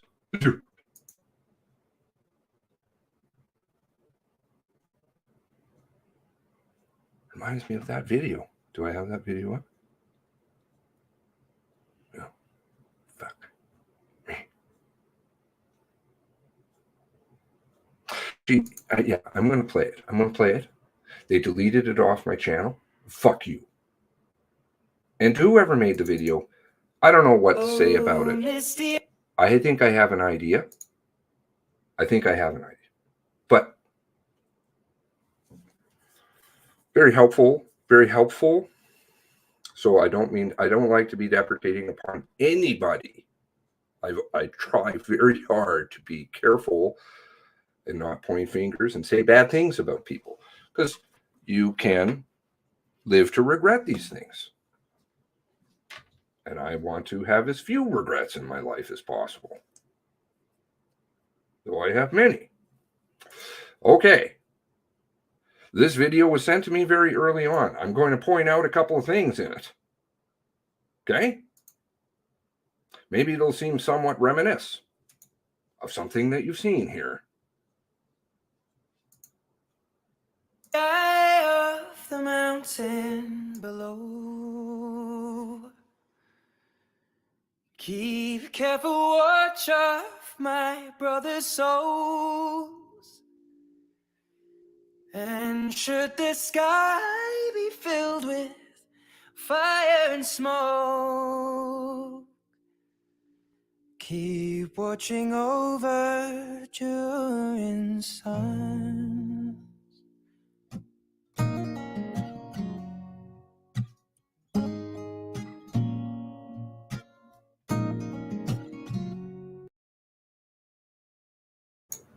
As you watch this, I want you to think about what you're seeing and post it. Comment, make your things in the chat here. What you observe. Put on your critical thinking hats, the Poirot, and just think about what you see, what you observe, what you hear, whatever. Okay, please.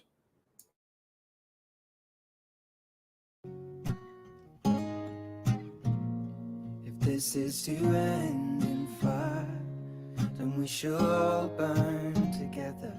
Watch the flames climb high into the night, calling out, Father, oh, stand by and we will watch the flames burn over and on the mountainside. High.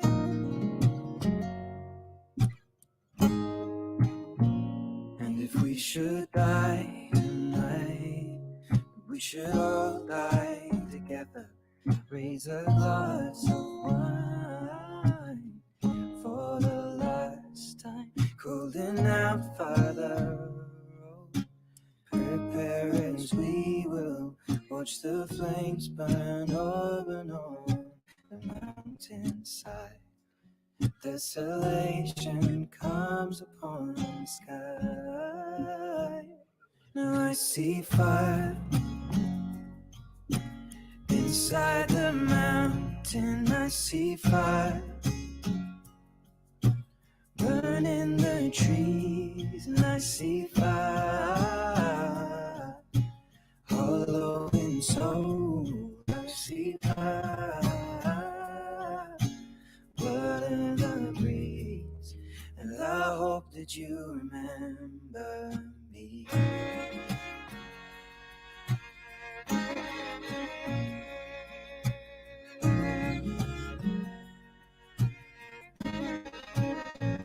Oh, should my people fold, and surely I'll do the same. Confined in mountain holes, we got too close to the flame, calling out, Father, oh, hold fast and we will watch the flames burn over and on the mountainside. Desolation comes upon the sky. Now I see fire inside the mountain. I see fire burning the trees. I see fire hollow in soul. I see fire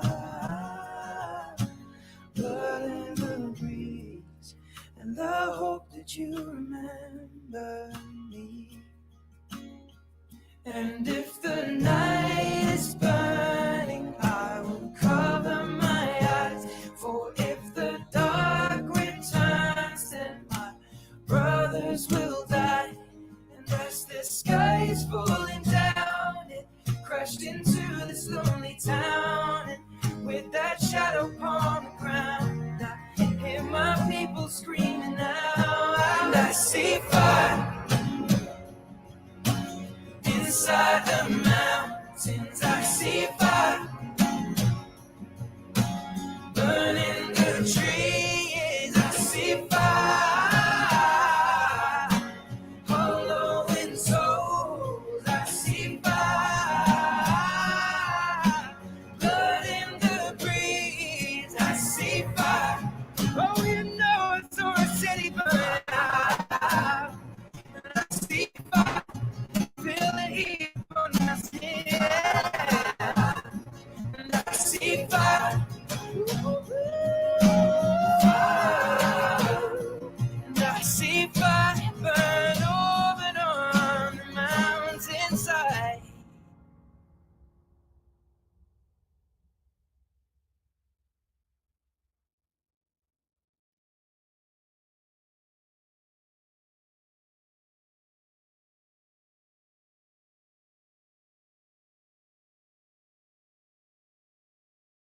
Okay, there we go. Got it unmuted this time.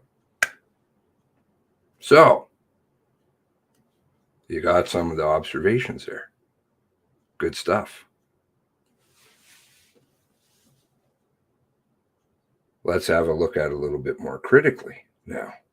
This was sent to me July, I believe. And again, I'm not pointing fingers. I appreciate any help I can get. I was asking back then, please, July 2020. I think it was June, July 2020. And I said, could somebody please send me a video? We need to get a video of down there. If this was the route that he got out in, at that point in time, it was, what was it? 34 minutes? All of this stuff, 13 murders, right? Fires, which is just nonsensical.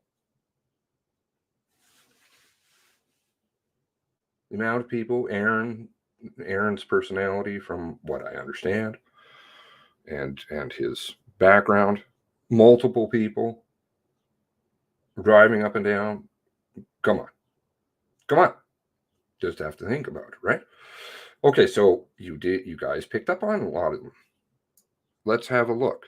First of all, you drive, okay? The route is a bit screwy. Aaron's house is right there on the right. Would be. And again, I'm not pointing finger. I don't want to, but just looking at it critically, it doesn't make a lot of sense. Okay? So we drive, but then we get stills. To stills. Not sure. You can just drive, right? This one, I'm not very techno. But when I looked at it, I'm like, wow, that's kind of techno. So we go to here. The view from the other side. Because I was questioning way back then. Fairly early on. I think, I can't remember. You'd have to go back. And I'm like, where? This, I don't think so. I don't think so. Just a rope, really. Like, it's just so easy. Don't worry about it. Nothing to see here. Don't worry about it. Are you trying to tell me? That's not the way I would say something. I just say there is a rope. I wouldn't need to take pictures of it, funnily enough.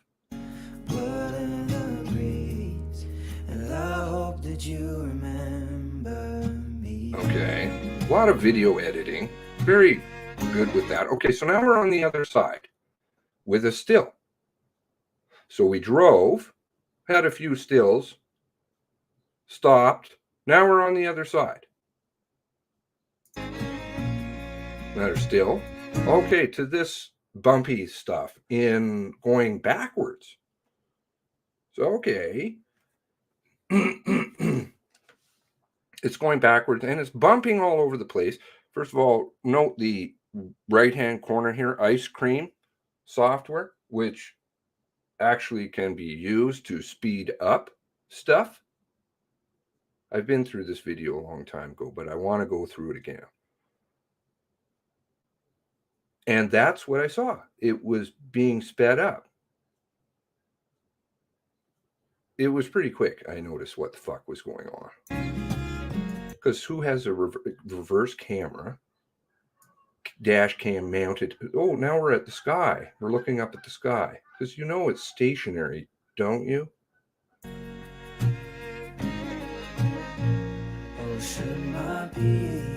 Watch the puddles.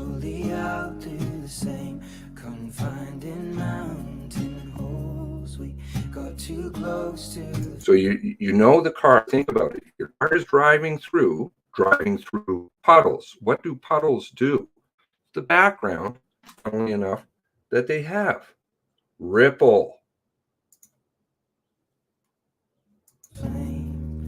Calling out Father, hold fast and we will watch the flames burn over on the mountainside. desolation comes upon the sky. Now I see fire. You see it? Or do you not see it? It's what you don't see is the problem. You don't see the ripples. That's because it's not a car. So somebody drove down there, ran, because that's why I suspect it's so bumpy, ran up the road, and then spliced in another video where you have a car. Because they also have the reflection from the window, but it gets worse. Inside the mountain, I see fire. Burning the trees, I see fire. Hollow in soul, I see fire. Blood in the breeze, and I hope that you remember me. And if the night is burning, I will cover my eyes. For if the dark returns, then my brothers will die. And as the sky is falling. Uh-oh, what just happened there? Watch the rotating of the camera. Watch it.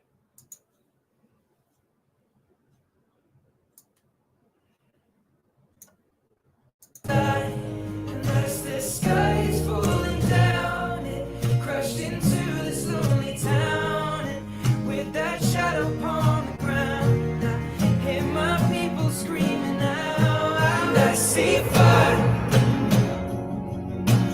inside the mountains. I see fire burning the tree. Puddle again? Puddle? And I see fire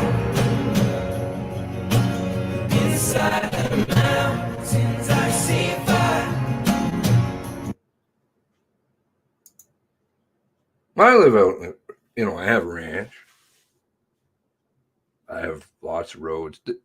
This is a nicer road compared to some of the roads we have. I certainly know that there would be ripples. Lots of splashing going on in my car too, which again, clean car. In April. This is in the shade, of course. Ripples? Do you see them? Did you see the rotating camera? Why would you put music in? It's interesting. Oh, did you see it? There's the ripples. Oh, no ripples. Uh-oh. What am I getting at? Would you do that? Is that how you're going to demonstrate to somebody it's really easy to get out this road? You're going to drive to one end, park your car. Think about this. Put yourself in that shoes. You're going to drive to one end, park your car, get out, put on a helmet cam in reverse, right? Then run down the entire field, speed up the video, merge it with the other video on the other end, and then say, well, see, it's really easy to get out because, of course, he can drive it when I didn't. Right? That's why. That's what I'm getting at. Critical thinking.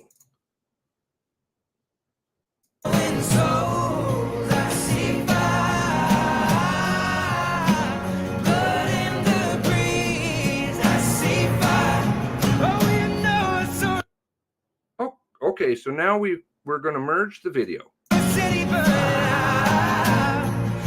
for it. See? Do you see the reflection? Do you see the reflection of the sun?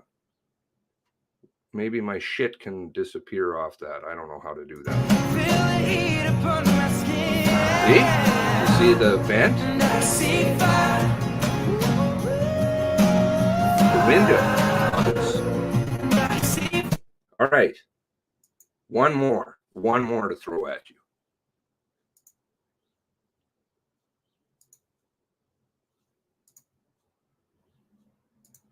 That freeze frame.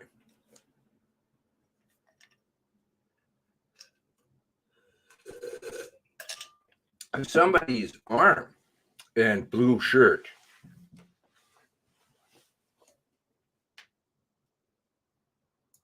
So why would you tell somebody it's really easy to get out when you couldn't get out yourself?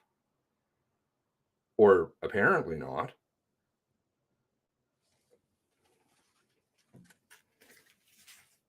Why does the camera spin? Why are there no ripples? Why is your arm in the picture?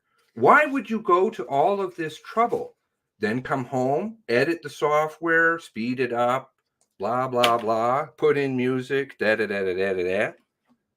This video, by the way, when I put it up for my own reference, it got deleted when I was going back to try and find it. Interesting. Still have the email.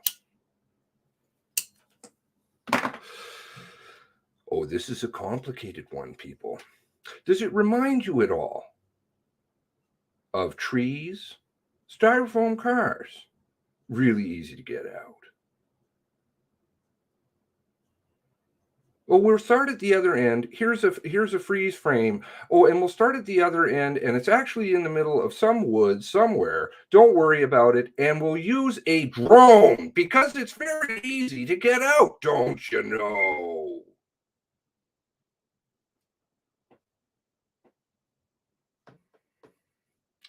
Because to me, I don't like to do all kinds of extra work, and nor do people. And the truth is really easy to tell. You drive the whole entire road. See? Simple. Done. You don't have to do any editing. You don't have to run down a field. You don't have to have a car on the other end pick you up. Or have somebody drive your car all the way back around. Do you see how much trouble and work this is for something that's so easy? Problematic. I didn't get any. They delete shit and they don't even tell me, man. No, I didn't get any copyright. Doesn't matter. Copyright, all that copyright is that they send Ed, who I don't even know who the fuck's music this is. Ed Sheeran, I don't even know who the hell that is. They send him the money. They said, well, I don't have any money, so it doesn't matter. My channel's not monetized. Why? Why? Do you want to know why? Because I had zero videos on my channel when this started. Zero. I had taken them all down. First video I did, I got an email from YouTube. First video. My channel wasn't monetized. This is a bit technical, but it was monetized to a certain extent so that I could add somebody to my channel, Tara, funnily enough, so she could live stream because she didn't have 100 subscribers. So way back when I did this, went through a couple of stages of the monetization process so I could add her as an administrator or some bullshit and registered it under some junk name and junk address. And it never even got filed. It just was enough as 2 or 3 stages or some bullshit. And then I can add her. Okay, good. Now she's on there. Anyway, to the point. First video I did, no videos on my channel. No, zero, zip. Okay. I got an email other than one, I think it was one, possibly two. I can go back and find the email. YouTube sent me a email telling me that my channel was, quote, demonetized, which it wasn't anyway, because I had too much of one subject with maximum 2 videos. Aha. Playing hardball right away. You don't like what's coming out? It's really easy. It was just filled with that stuff. Don't worry about it. So simple, don't you know? And I'm like, if it's so simple, you don't need to tell me. I got a big one. I got a big one. I got a big one. If you have to say it, then you don't got a big one. I'll tell you that much. Every girl knows that.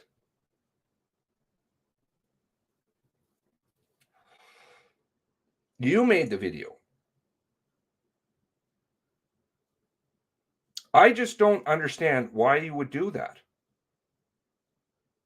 I did. I asked you. Why would you have to go to all this trouble? Again, I'm not pointing fingers. My question is, why? Why couldn't you just drive the road?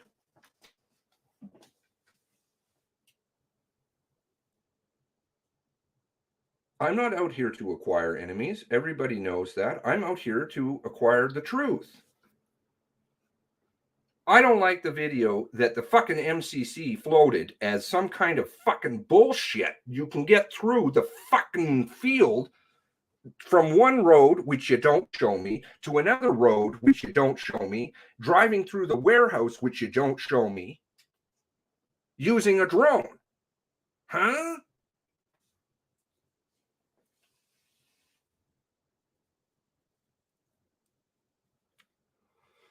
I'm not saying that the road was or wasn't drivable.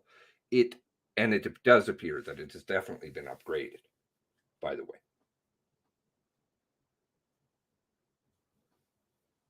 Which is fair. I don't know. The owner of the field, Pugsley, could have just upgraded it. Pugsley could have upgraded it. But there seems to be some conflicting statements, funnily enough, that have come out through the MCC about the rope at the end of the road.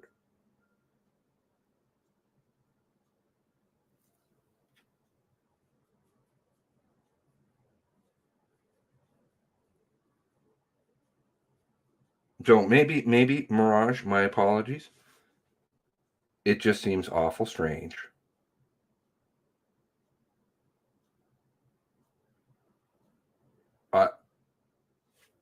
To each their own. They have to do things, and I do appreciate the fact that you went down there.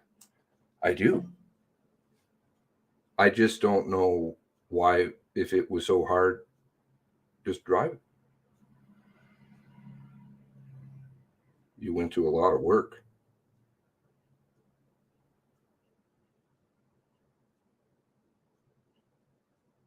Kind of like those clipping videos.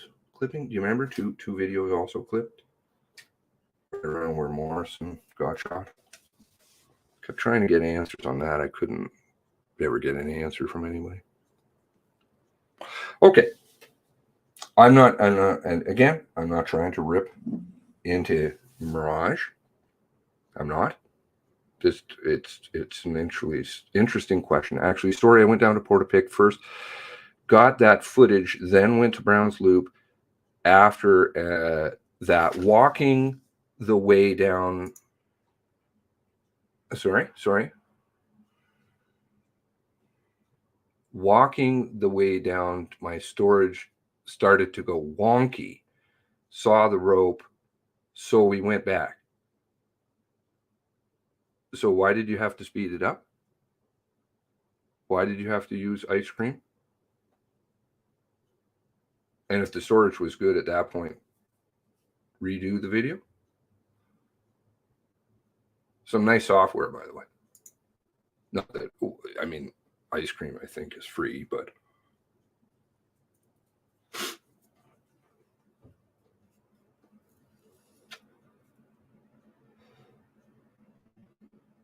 if you drive on an open field and it's even a bit mushy, your car's dirty. Come on, we all know this one's not working.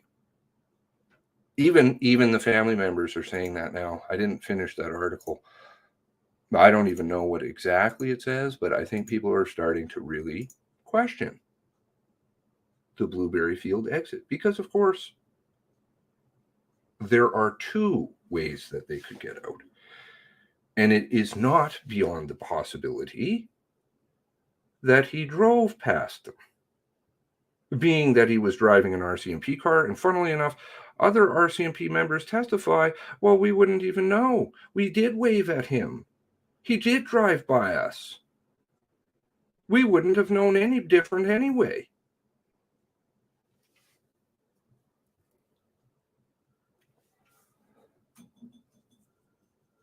If he looks like them, is it not possible that he drove by? Is it not possible?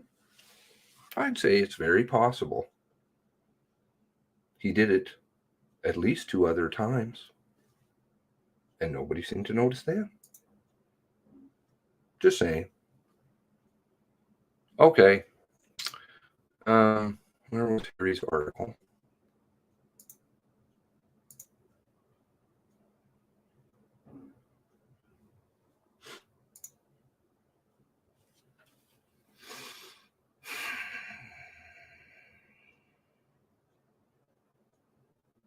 And I want to go through Dorrington stuff a little bit.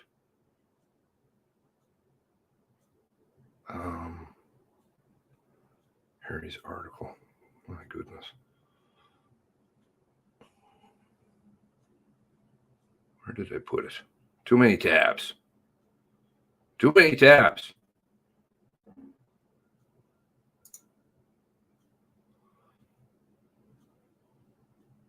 Maybe it's just because I'm not technologically inclined.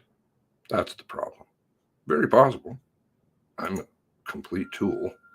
Narrative. Narrative. A spoken or written account. Story. Why do you need to tell a story? Filling in gaps. Okay, here we go. Back to the article. Oh, my apologies. Somehow I closed that. Bond says he still wants clarity. The lawyer representing his family, Joshua Bryson, okay, so different lawyer, told the commission the timeline is a big issue. I would say that's an understatement. Oh, one more document gone? Oh, good. Musical documents. They're getting busted. Busted everywhere. People are too smart.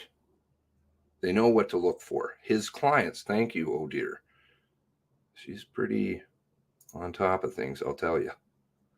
For his clients, because until about a month ago, it was hypothesized that the Bonds were killed after Corey Ellison was shot around 10:39. Until a month ago. How long has the commission been going again? And they don't want to talk to people? Really? My sarcasm. But that has since changed. Since the commission's timeline now suggests that they were killed before Ellison, sometime between 10:05 and 10:20. The timeline is still in a, quote, state of flux, fluid, and dynamic.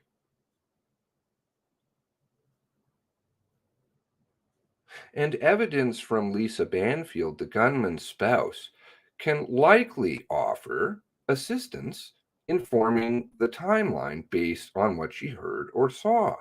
How convenient about her case. How convenient about her brother-in-law's case. James, I believe, may be able to be called. May. He might pull out the may affect my sentencing card, but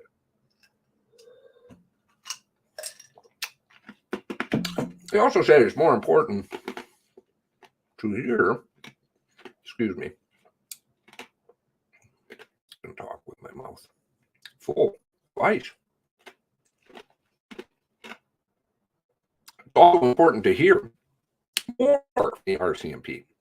Have we even heard from the RCMP since June 4th, 2020? No. On why the first team, and so much happened after June 4th, on why the first team on the ground or other officers throughout the night never went to Cobequid Court, where Bond and Tuck families lived. Quote, it's life. There's going to be gaps, but right now I feel like the gaps are being made that they could be closed. AI software, anyone? Harry Bond said last week, and yes, I'm not talking out my ass. Back road out of Port Pick. The route is far from the only outstanding question. Despite learning that there was a back road out of Port Pick, Nova Scotia, in the first half hour of being on the scene, though that's in dispute. But is it Vicky Colford said she never heard anything about it. It never came over the radio. Maybe she's got bad hearing. I like to give, I don't like to say it definitively this way. I like to try and find the facts. In the first half hour of being on the scene, it's not clear how the RCMP used that information. It's not clear. It's very transparent. And if it impacted their response. Constable Vicky Colford spoke to Kate McDonald, who was in the car with her husband when the gunman fired at them. While they waited for the ambulance, McDonald explained to the rural subdivision that the rural subdivision had a back exit on a private road. I thought it was Colford, but I could be mistaken. Correct me if I'm wrong. Colford radioed to her colleagues, Millbrook, have a look at the map. We're being told that there's a kind of road. Okay, my apologies. I'll have to go back through her statement again. One of the officers said, no, we never heard anything about it on the radio. Kind of road that someone could come out before here. If they know the roads well. Though he didn't drive it. Okay. But it wasn't until midnight that officers were stationed on the highway 2 east of Portapique Beach Road.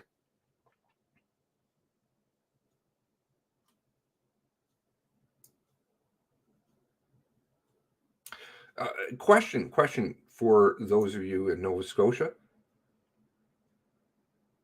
and it's a complete smart ass sarcasm comment, and that I love you guys. Seriously love you guys. I'm not fucking around. I talk true. Those flags aren't hanging there for nothing. Do your guys' clocks work down there? Any of them? Anywhere?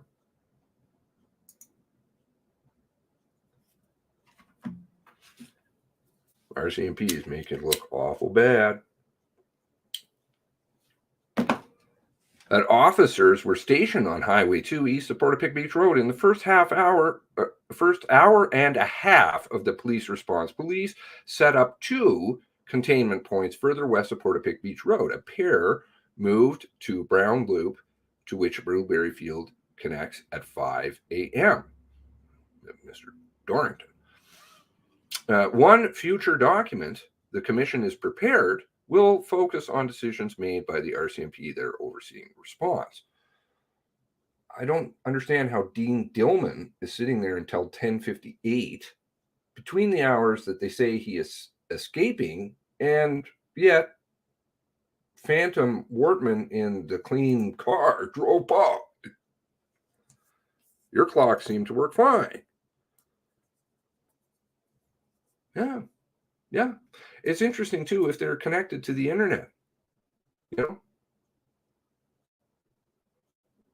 Automatic detecting, IP detecting and all.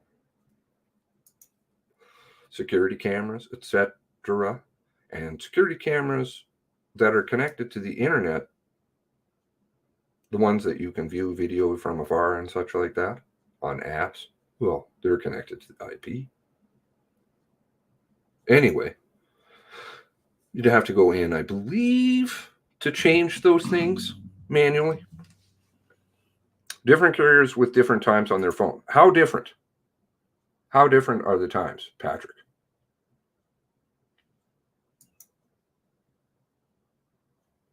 All cell phone data times would be impossible to dispute. What time are some of these messages being sent at? Or do they have times on them? Every minute's count. Every minute matters.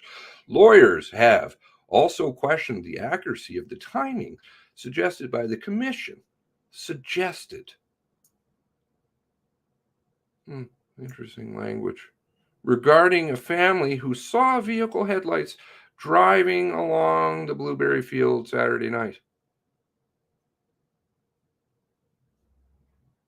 I want to know more about that.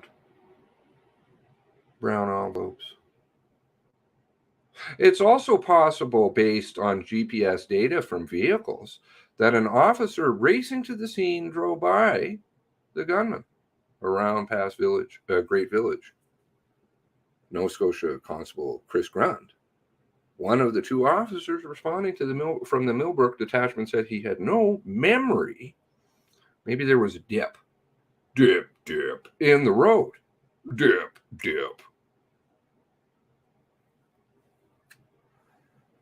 Later interview with the commission. Oh, it's not just he that would have driven by him. There's multiple cars. Maybe everybody's eyes have problems. I'll give him credit. Missing file is, what is that? Let's see, what is file is that? The more that we pointed out, the problem is that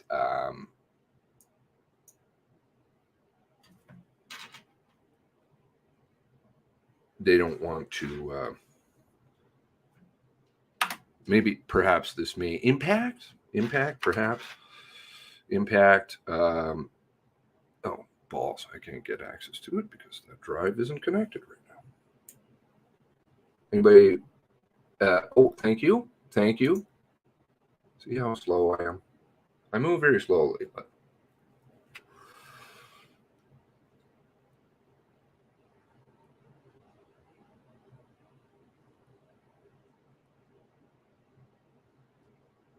Corey Ellison's homicide scene. Yeah, well, I was surprised that that was up, frankly, because if you're going to have one, you should have all. Seemed rather selective.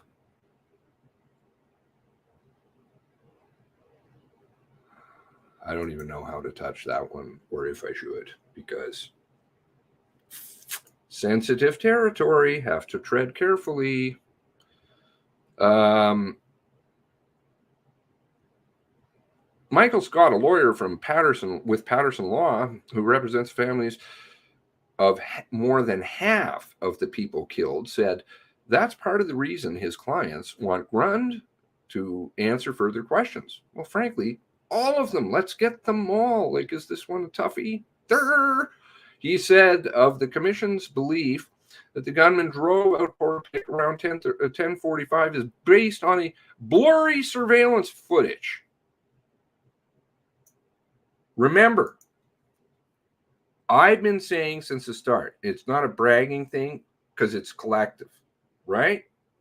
sure, I don't need to toot my horn because people will know. People who watched know what I've said.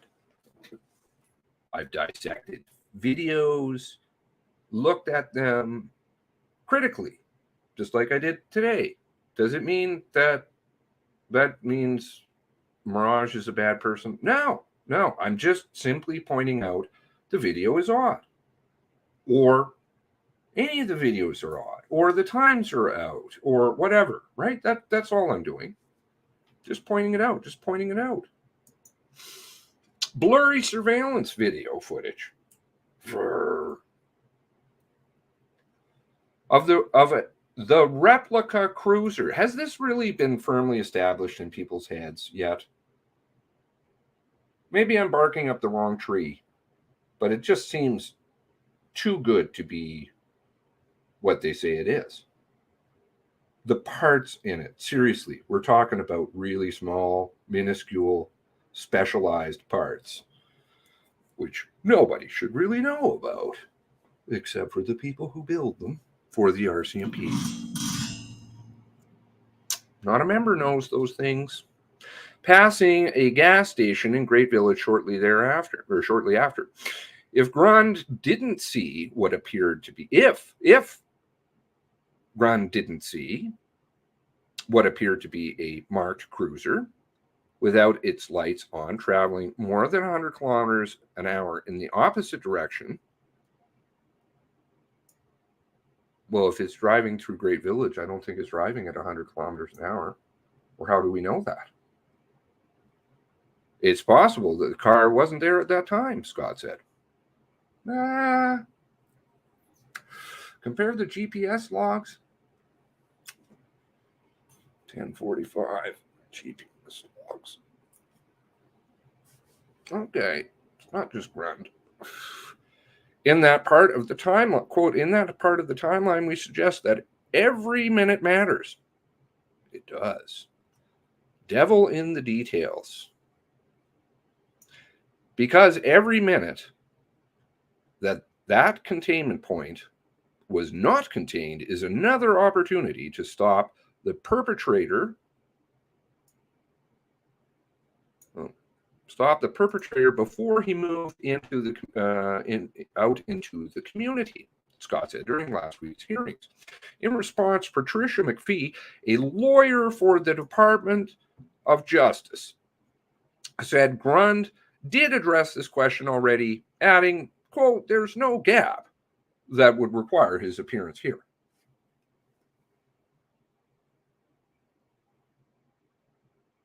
Do you have anybody speaking out as a lawyer on behalf of your job? Department of Justice? To do what you're sworn to do? Son hopes victims remain first in people's minds. Absolutely. 23. God bless the 23. Harry Bond was among the family members who asked the commission last week to display photos of people killed on the scene so that people watching could put faces to names. The commission said not all families were in favor of this, so as a compromise, it projected people's names on the screen at the beginning of the proceedings. Okay, good. That's why we have that with the Ripley water. Which I don't quite understand. Just gives me it's hard on my eyes. It's kind of blurry, like videos. He said it's important for people to remember the people that were killed were good people who were loved and deserved better. Bond said his father could be tough, but that he shaped his two sons into the men that they became. Quote, Mom and Dad were willing to help anybody, he said. Quote, Mom will be remembered for her kindness, loving towards kids, her smile, her one-of-a-kind laugh. I miss that. I really miss that, end quote. Okay, now, good article. God bless the 23. And yes, they need to establish a lot of things, holes and gaps.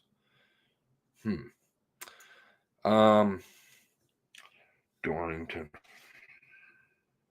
Did you guys have a chance to review Dorrington stuff?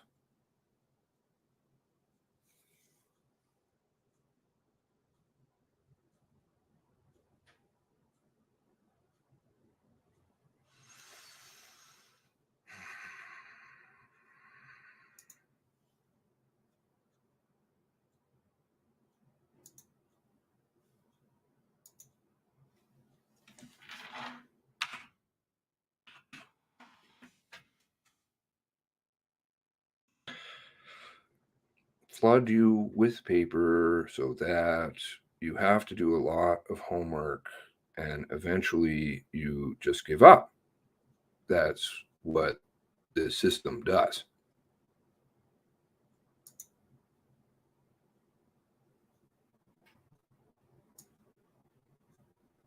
This time they have a lot of people. Why is this not here? A moment. Oh, yes, this is not going to be good because I have to access a different part of my computer. Okay, well,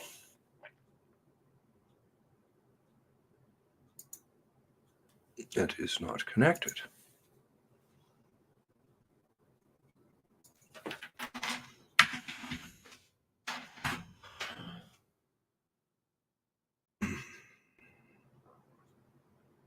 Yeah, I think I better take more time before because I want to do it more concisely.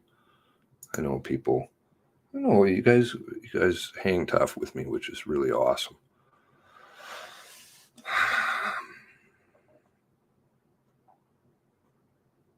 I can throw out two things really quickly. Okay, so let's look at his notes.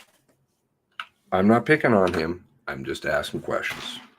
And frankly, that's why it's great that he has the opportunity, or that any of these RCMP members, or that any witness has the opportunity to come forward and speak for themselves. Because frankly, I don't think NASHA and those people are going to come and speak for you later in life, are they? Attorney General, you're out of the force. They're not coming to help you. But you still have to live there.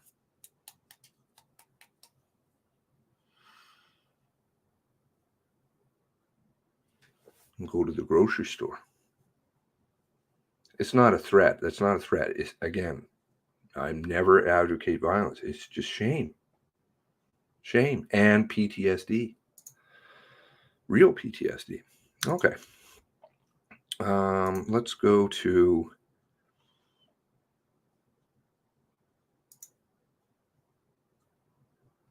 handwritten notes.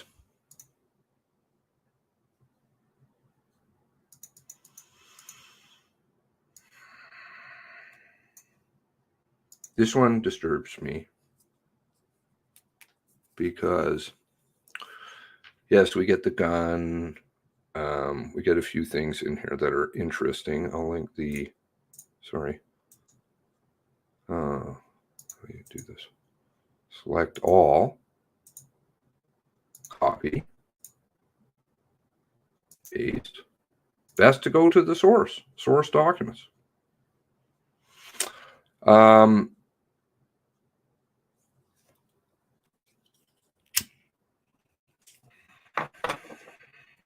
Let's address two things here. 10:05. Informed SOC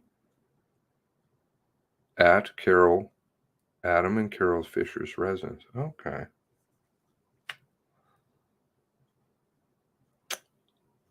Called by. Okay. 11:10. there was a wellness check amongst a host of others. Just like, of course, rational people would do when they can't get a hold of somebody. They request, please, could you go and check on this person? Okay, so he makes a note of this in the check on Aaron Tuck, 41 Cobequid. Constable Dorrington was contacted by wife who had been updated by social media events. Wife informed member. Okay, sorry, that's a different thing. That's a whole bunch of weirdness. 11:10, wellness check. 11:10 a.m. Right now, what car was he driving? 05 Bravo 09. Right? GPS log 0509. Okay. Here we go. GPS logs. GPS logs. Dorrington.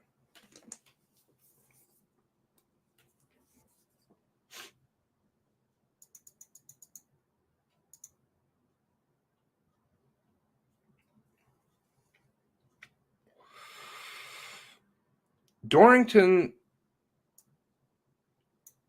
route is interesting. I need to go through it a little bit further. We have him going through Highland Village. So again, note he comes on approximately 11:40 at night. What time does he say? 11:43. Okay. 05 Bravo 09. Oops, that's a statement.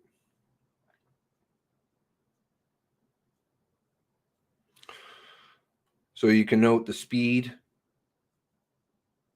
and the location and the time, right? The time, location is over here, roughly, okay? And the speed. Now, going pretty speedy. Wow. 204 kilometers an hour. Jeez Louise. Well, Tauruses with police interceptor engines. They can move. We have them driving through DeBert, down through Lower DeBert, Glenholm, Great Village, Highland Village, about 12 o'clock. Stops in Highland Village.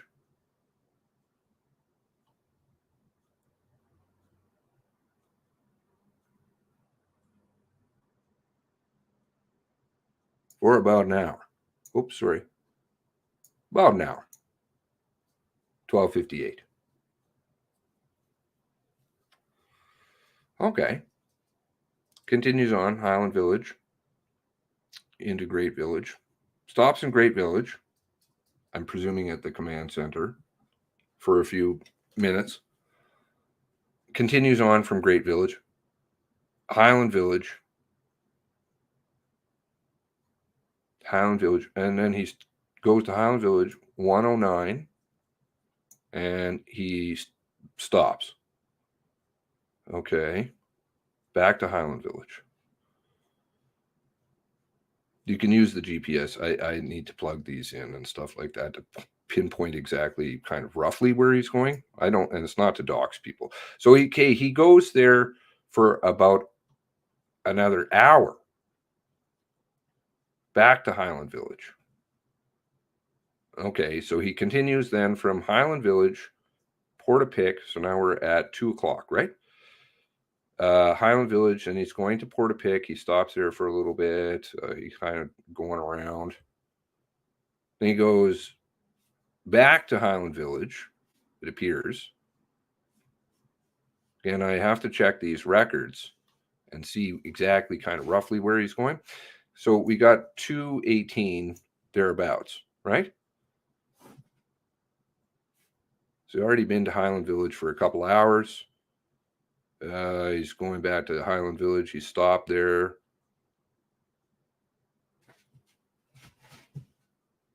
Well, he's in Highland Village for quite a while. Not sure what's going on in Highland Village. I don't know if this is because the GPS is pinging back to that. Don't know. Again, you know, it's these points here, the actual points.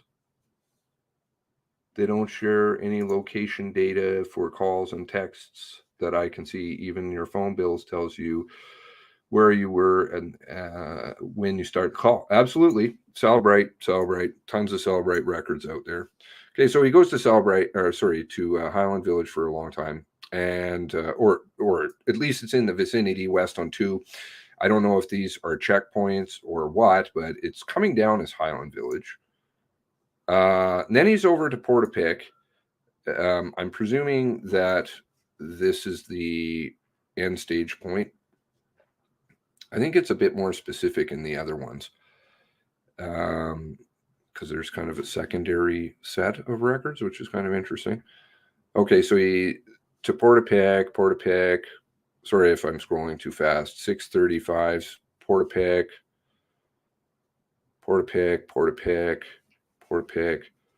Yeah, let's get down to actually the gray records, because they're a bit more specific.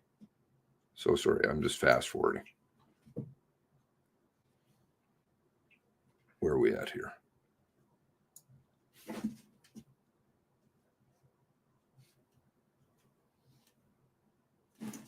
Okay, so time is 10:11. What the hell is going on here with the time? Oh, sorry, 1. Okay, so we're at 1 in Highland Village. Sorry, going backwards again in time. Let's go to, what did his note say? 11:10, wellness check. By which point the RCMP, funnily enough, have had already a few wellness checks. These are the GPS coordinates, yes. I'm not really good with Google Maps and all that stuff, Google Earths or whatever. So those of you who are, have at. You can tell me where I'm going wrong or help me with that. That would be super. Now, into Highland Village again for quite some time. Or again, this is the area, but Hillview, Spencer Point, where's that? Where's Hillview and Spencer Point? Anybody know?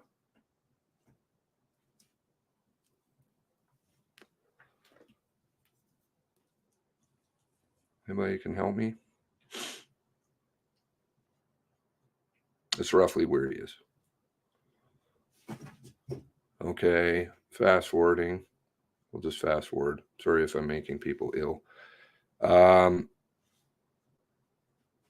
Brown. Okay. This is the 5. He's down at Brown. He went over to the he's going back and forth. His log is really interesting. He goes back and forth. Well, he goes a lot to different places. So now he's sitting at the checkpoint at the end of Brown. Okay. Still sitting at the checkpoint, still sitting at the checkpoint, still sitting at the checkpoint. Still sitting at the checkpoint.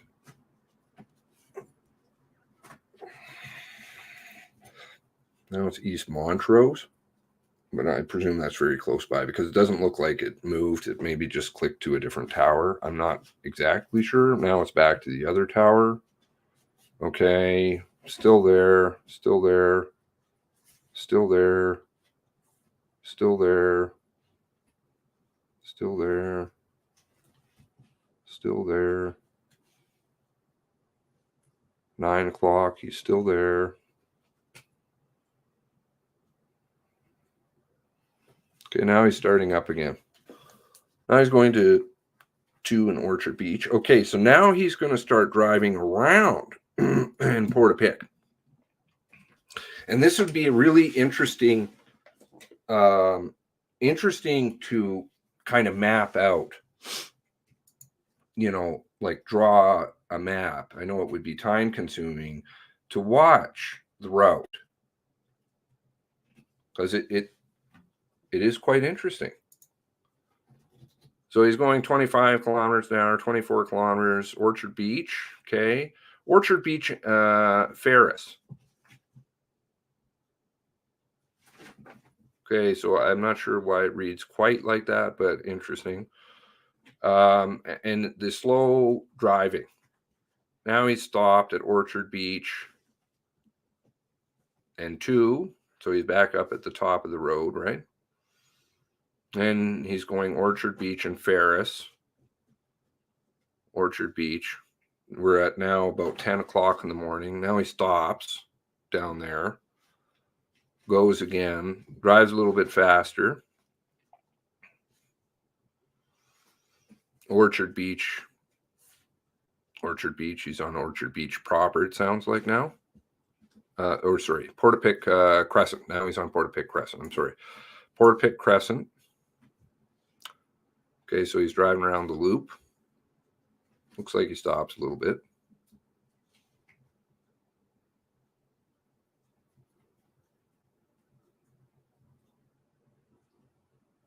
Orchard Beach. Cobequid. Okay. All right, so he's driving around a bunch. Cobequid. But he's driving slowly. Sometimes he's stopping, sometimes he's going, sometimes he's stopping, sometimes he's going. Is he waking people up? I don't know. Okay, here it seems to go blank. Interesting. Bayview Court. So now he's way down at the end by the beach, I think. So he's driven by Cobequid, Harry, Peter Joy and Aaron, Jolene and Emily. Okay. But we don't have any, maybe we don't have wellness checks. Maybe we do. This is coming from his Dorrington's 05 Bravo 09 log. The car that he had at his house. Okay. So now he's driving around very slowly, stopping.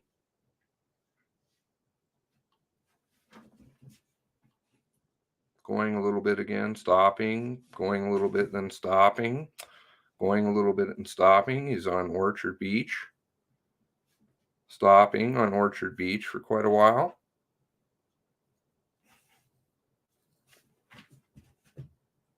Starts up again.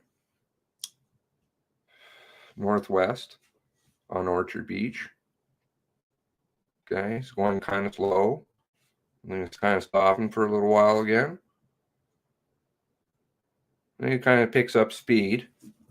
Okay, so what time is it?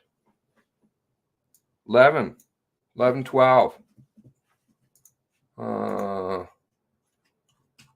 Right, so the wellness check is out. 41 Cobequid. Right? He's got it in his notes. He definitely made notes of it. Okay. So let's see. Does he go there? Okay, so Portapique Beach Road. Now he's gone off Orchard Beach. Now he's gone over to Portapique Beach Road.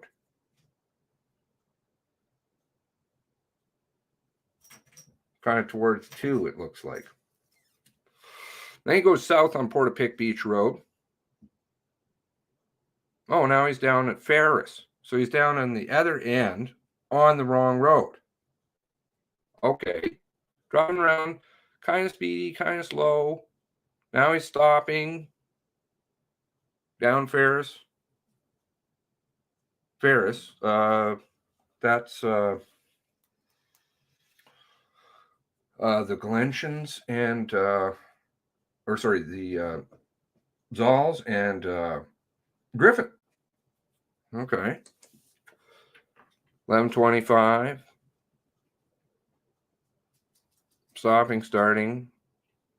Ferris. Portapique. Again, just driving around, kind of stopping, going, stopping.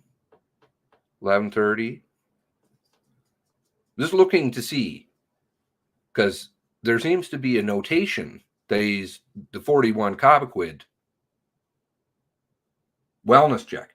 And I think there's quite a few wellness checks by this point. I'm pretty sure Tara's put in a call by this point. The Olivers have put in a call. We have he was on Orchard Beach when she called. Okay, see, so something's going on, right? I don't understand why he's making a notation of it in his notebook, but for some reason he's not going there.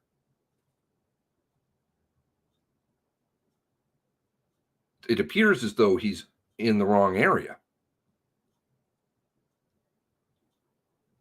Going, coming, different areas. Portapique Beach Road, Portapique Beach Road, Portapique Beach Road. Now we're up to 12, so it's an hour in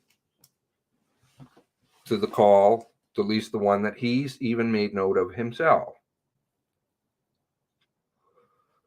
Oh, they certainly did. They certainly did.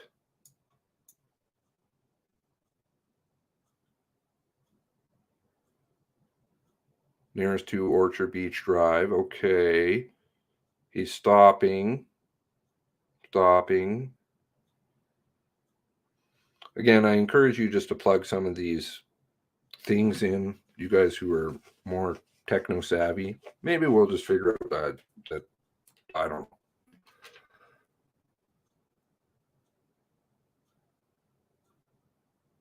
So I think at this point now he's already been dispatched to the Blairs, if I'm recalling correctly. He doesn't have times in here. It's interesting. There's like a big gap in his times.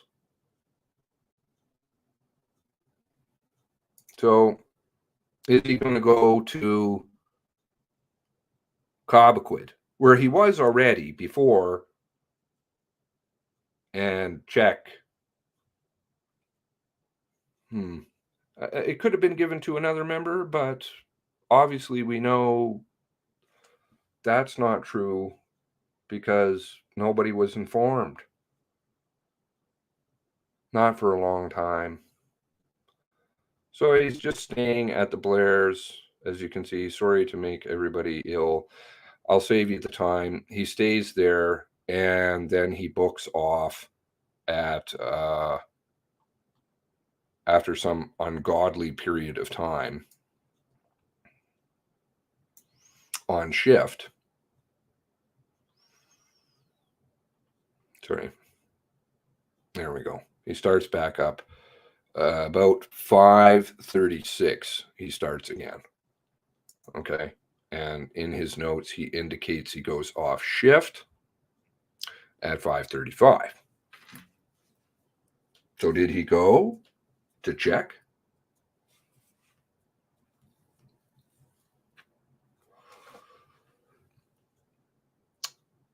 No dates and times in his little black book is a big no-no. It's interesting. I mean, there is, but they're very spread out.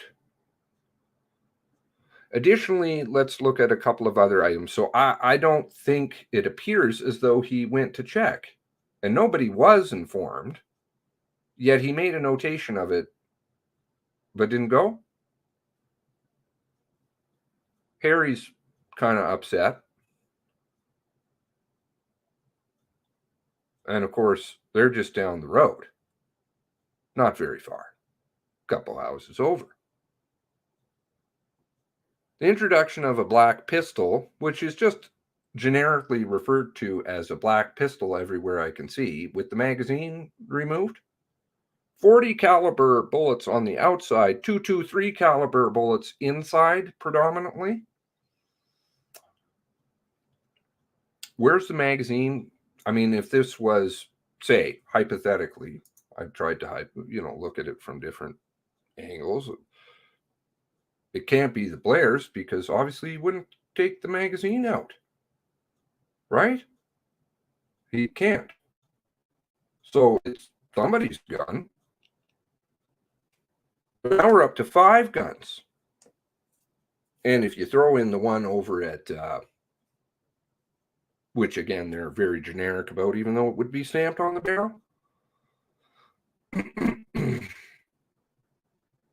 The shotgun in action at 200, which is burnt. But did they do any DNA on this 45 caliber? Or sorry, 40 caliber pistol? Is it a 40 caliber even? Actually, we don't even know that. It's just a pistol with the magazine removed. And then rifle rounds are being used. Don't know why you'd take the magazine exactly if it was empty. Mention of multiple ammo dumps, that's in his statement. What else does he have in here that's kind of interesting? I want something else here. So he works an awful long time too. You've got him working from 10, and thank goodness, I'm not trying to shit on him, but a lot of people did go home or did go off shift and stuff. Like maybe he didn't have to. 3 years compassionate transfer, it appears. Interesting. I wonder when I started discussing that on the phone.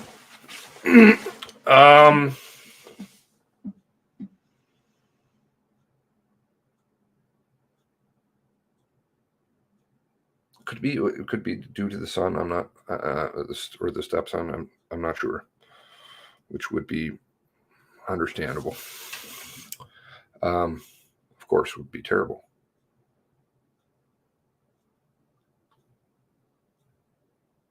What else did he have in here? Something.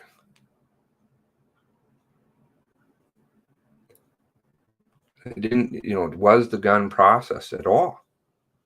Fingerprints, DNA, ballistics. Who knows? Don't know. Was it used to kill Corey? Well, it couldn't be, right? Because it's gone. Why has Lisa never mentioned this gun if it is in fact Workman's?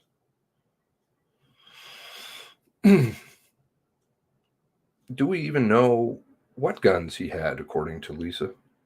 No? Okay.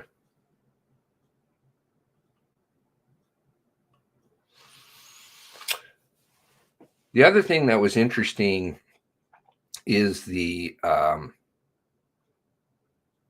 email, the message they got from his wife's friend.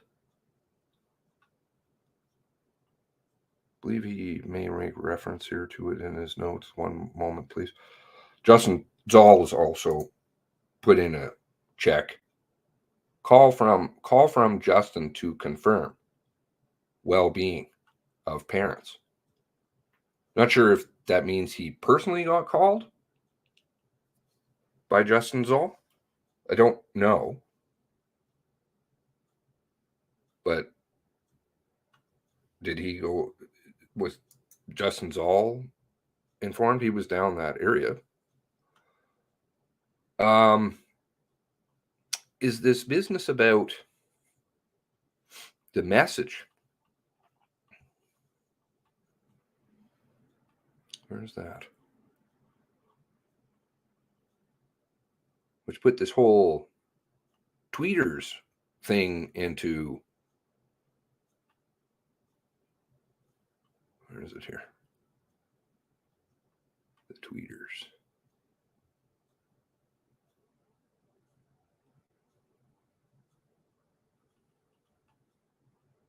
He's got it in here somewhere. One moment, please.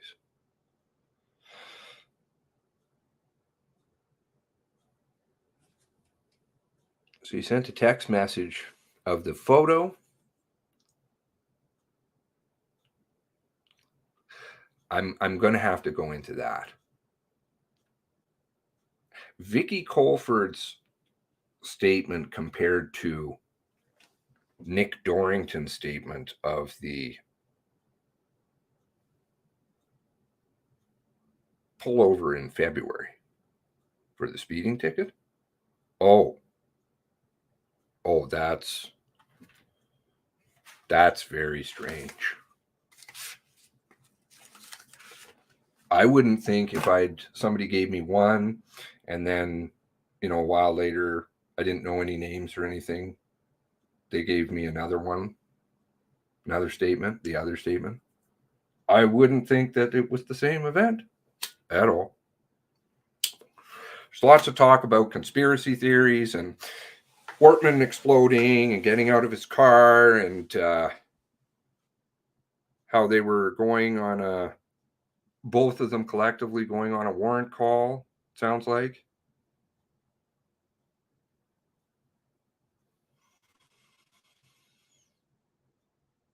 Colford seems to say it was two separate things, just in the same area, so decided to do something. He sees a car just blow by him, but he happens to notice that it has stickers, and he ran it, reflective stickers, and he ran it in the computer and determined very quickly that, of course, it wasn't a traffic car. So he flipped around, and Colford flipped around, and he lost him, and then he stops him on Portapique Beach Road. Wortman gets out of his car. He says like only 5 or 6 times out of hundreds of times that this has ever happened.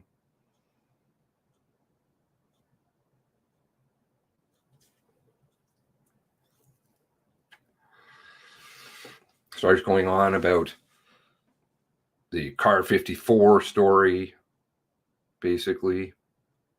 Conspiracy theories. Aggressive, angry.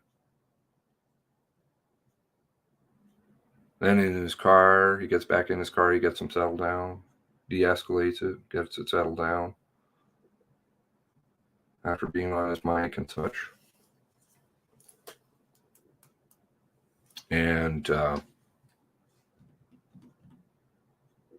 gives him, always talking to him, and he talks about his love of our RCMP stuff and RCMP paraphernalia, and that there's a discussion about the car, and the car is okay. It's not impersonating police or something like this. Colford's statement, and Colford then, according to Dorrington, may or may not have arrived at the very end of the call. Colford actually indicates, well, no, I was there.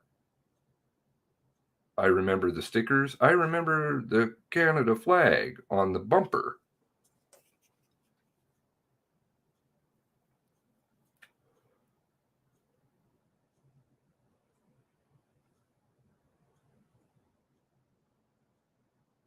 And I went over to the other window. I was on the passenger side. Didn't get a good look at him. There's no mention of him getting out of the car, to the best of my knowledge. No mention of the mic incident. No mention of the aggression. No mention of any of that. Seems like two separate things. I don't know. Perhaps getting their notes from that day might be a good idea.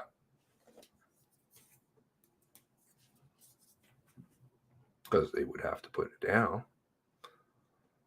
How about the Gene report? There's a pros report on that. would be in the system.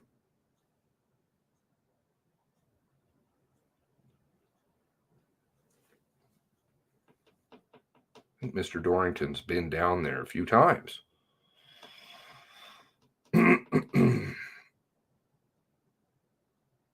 Is the tweet. Here we go, is the other one. The tweet.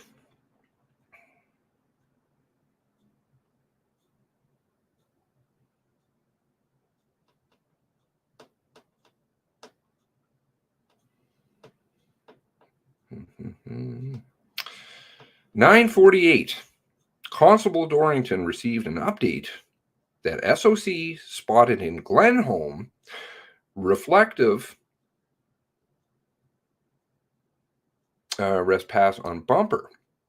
9:51 received update that SOC in DeBert, okay, SOC at the Fishers,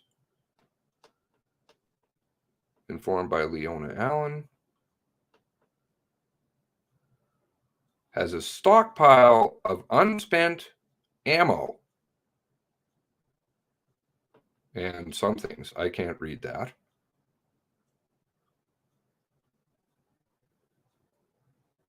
Interesting. Ammo. Dumps. He refers to the multiple ammo dumps. She drove up when it was over. Not according to her. She was standing at the window. The passenger window. That's not what I read. In two different notes, two different recountings. Am I wrong? Correct me if I am.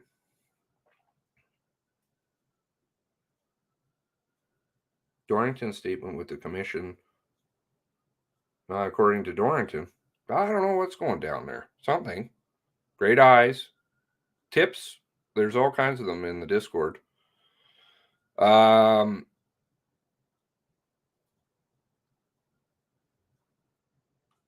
we go.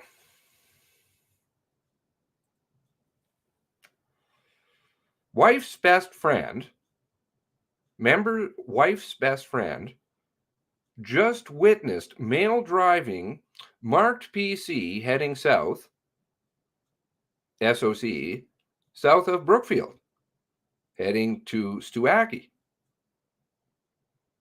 PU staff confirmed no police vehicles at that location.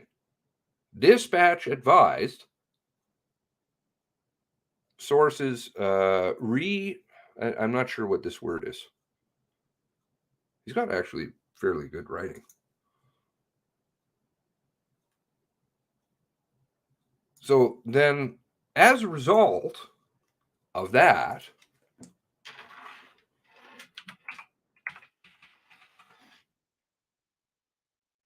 this post.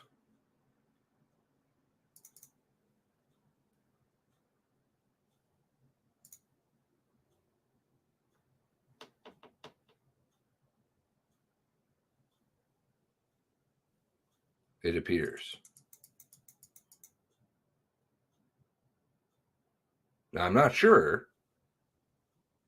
Was this witnessed by the best friend? Redirected. Thank you.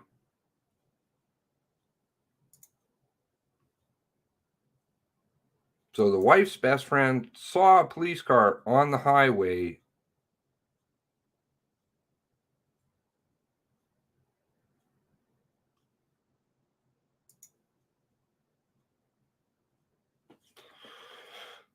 Did she see the number? Because then this was the one that always stuck with me. This is where the problem lies. 2 minutes later, southbound on Highway 102 Brookfield.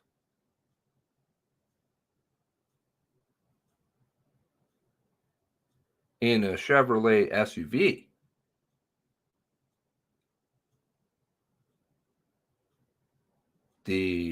That's nowhere near Shoot McAtee given what they have on the tweeters lines and how long it takes usually to get up there from other tweets, it takes a little bit before it gets on there. It's got to go through a lot of chains. So how is it that he goes from this to this when there is no silver SUV involved in that area? And Shubenacadie happens right in the same area, same time frame.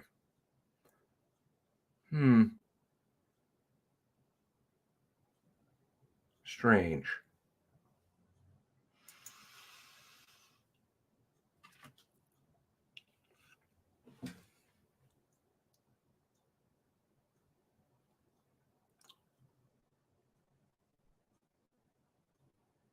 Let's see what your feedback is and if I've got things wrong or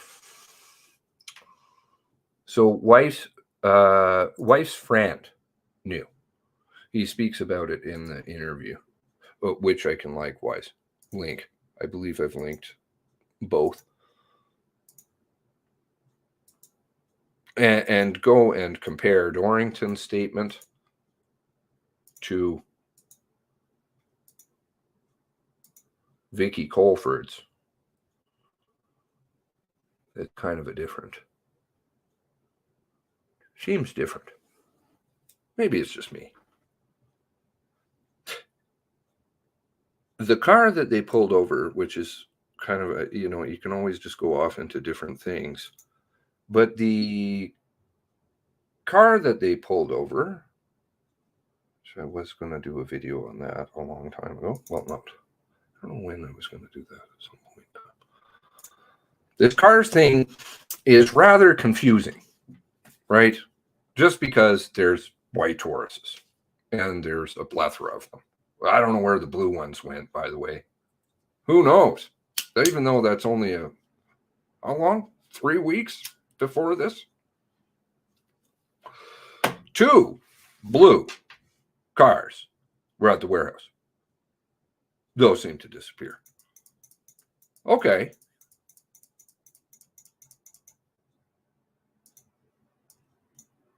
Now, 2 2013 Ford Tauruses registered to Berkshire Broman. 2007 Jeep Wrangler. Don't know who the red Jeep is. That's interesting. F-150. 2015 Mercedes-Benz Pointer car. 3 vehicles. 2017 Ford Taurus. 2 2013 Tauruses registered to Berkshire Broman and owned a 2013 Taurus that was not registered. Okay. The car that was used to take out money, GJX 365, is in fact the Brinks car. The car that was down here was a different car.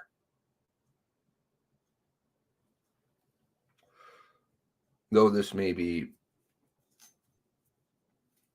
nothing to other people, I find it quite interesting. No reflective tape, note, on the bumper.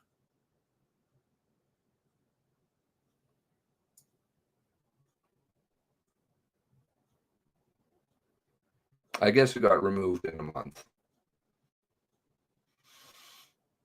And is the sticker in the correct place? Not sure.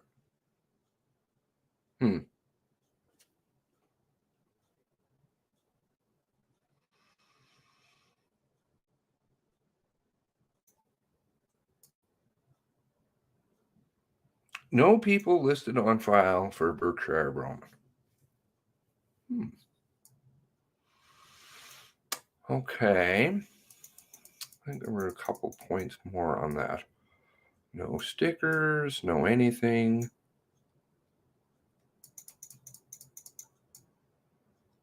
Blaze Jones, his wife drives one. Like the neighbors. The neighbors who they refer to Mountie car, two Mountie cars. They don't call them Tauruses. They don't call them white cars. They kind of stand out to the neighbors.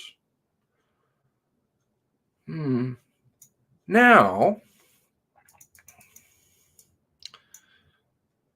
this information is from an unquoted and unproven source, but to be fanned out to officers just in case, if officers dealing with Mr. Wortman, they had to use caution.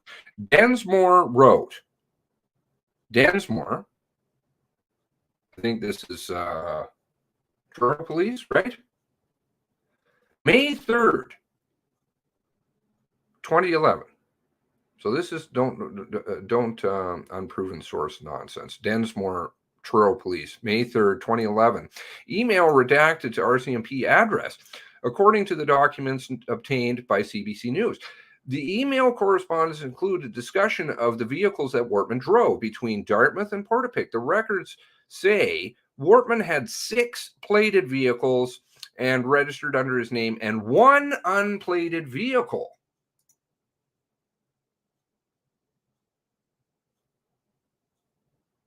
Thank you. Hubcap's different. Yep. Yeah, and I made the point in the when the video came out about that. I'm like, that's not stock issue. Those are hubcaps.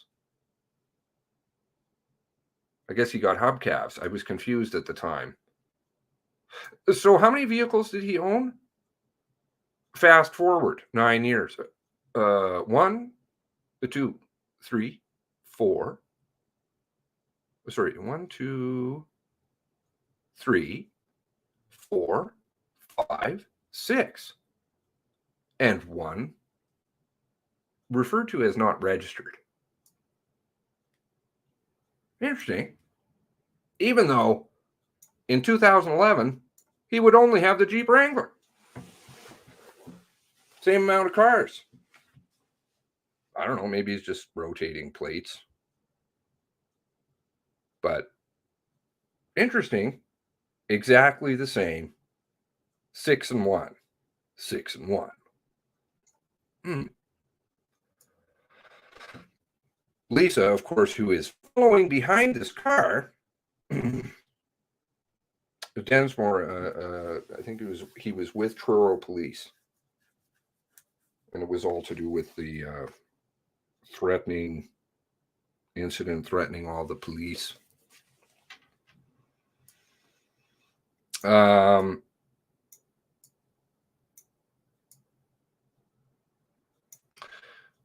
March 30th, arrangements were made at CIBC Brinks to deliver $475,000 to Gabriel Wortman, and the following occurred. Gabriel Wortman attended Brinks alone in Dartmouth and dealt with blank and blank. Gabriel Wortman validated his vehicle identification, which of course is a different vehicle than the Car 54 story.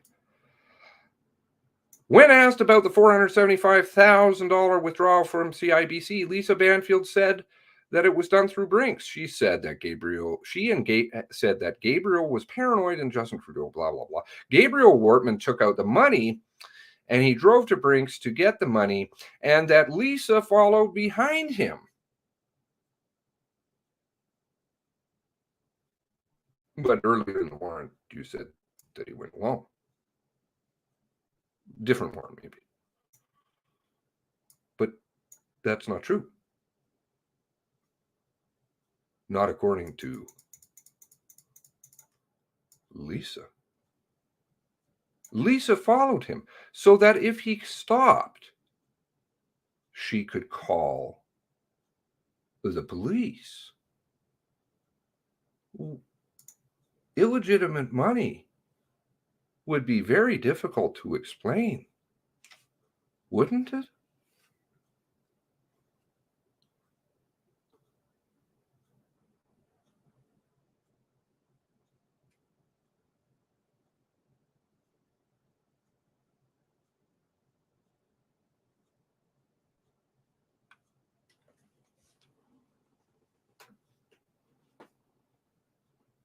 Where are all the vehicles? Why is it they hide VINs on burned cars? Her statement says she was driving the truck when he went to Brinks. Interesting. The truck which has just disappeared. Because you know those happen. Don't you know? The photos I've seen from down there early on, there's no truck. No truck. So where did the truck go? Where did the other blue cruisers go? How many fucking cars are we talking about here? And why do you have to cover them up? Did Lisa's siblings have any of Gabriel Wortman's cars registered to them? Who owns the companies? I don't know. Companies, very strange.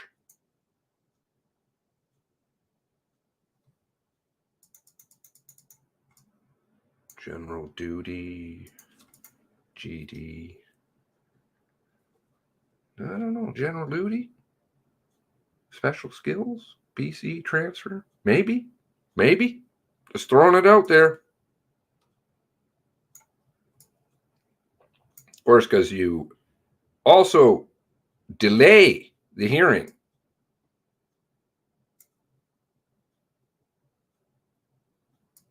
Wortman wanted a delay in the hearing because, of course, he was pre-planning stuff, don't you know? But paying people money he owed. I don't think we're getting the full picture here. Do you? I don't think I've thought that for I just right at the beginning. I'm like, no, this isn't making any sense at all. Why do you bury money in the yard? Or sorry, under the cellar, whatever door, crawl space? I mean, if he thought he was going to get away or something like this, I mean, was it a suiciding mission? Looking again at the details, I don't think we're talking about one person. But if he did think that he was getting away, well, he just buried his money in the yard. Weird.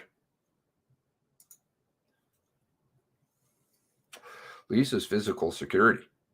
Well, no, she would phone the police about illegitimate money because that wouldn't raise any eyebrows at all.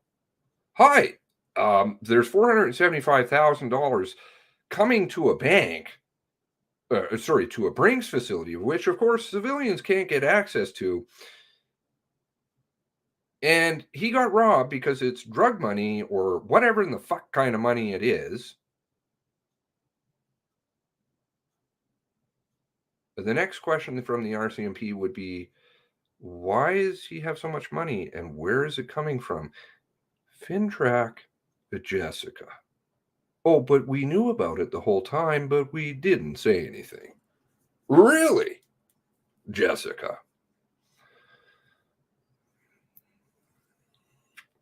$10 kilograms of coke missing. Yeah. Also, have not seen a picture of Joey's SUV.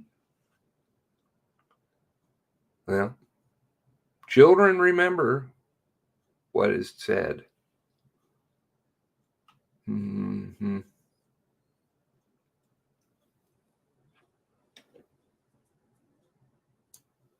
Well, you certainly don't call the police when it's missing.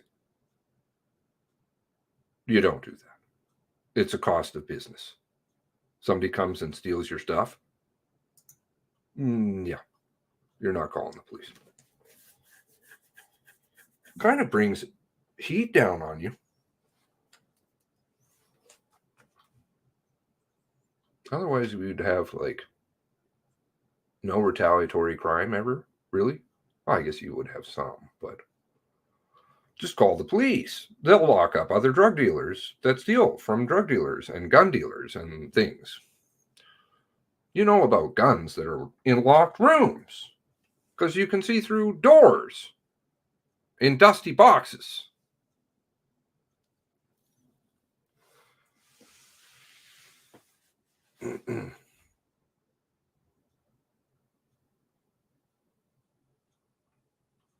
I'm trying not to stay with, like, go into tinfoil, just facts. Facts. I mean, that's why I highlight and do retardo things.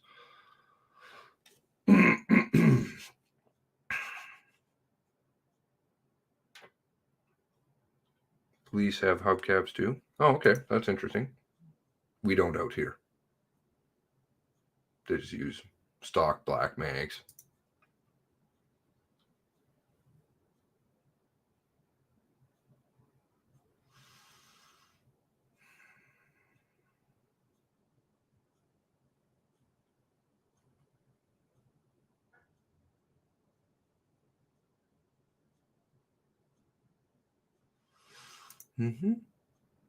Oh, there's a lot. Transparency. Transparency. Celebrate records from all the members.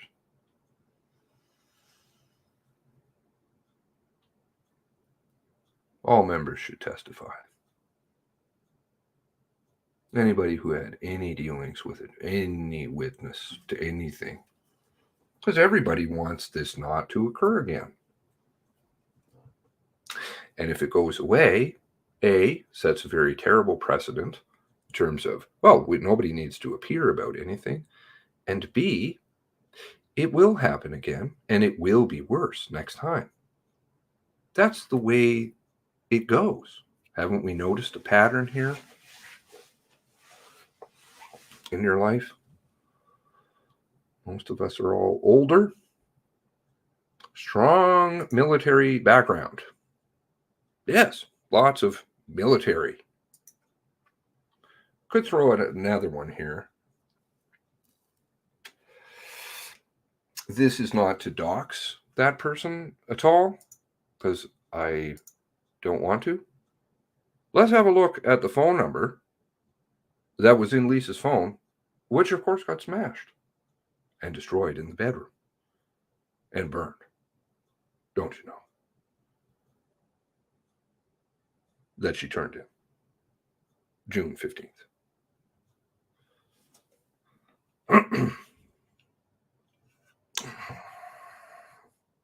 With the phone records that seem to be active all night.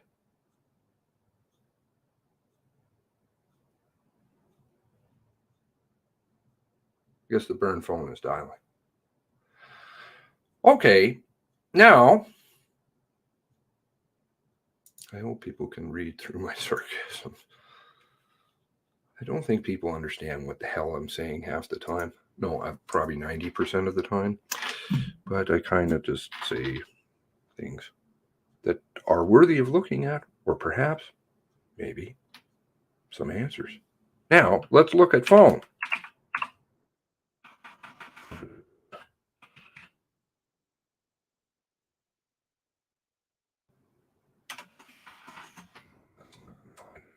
My apologies. Give me one moment. What was the Nova Lee phone number? Nova Lee,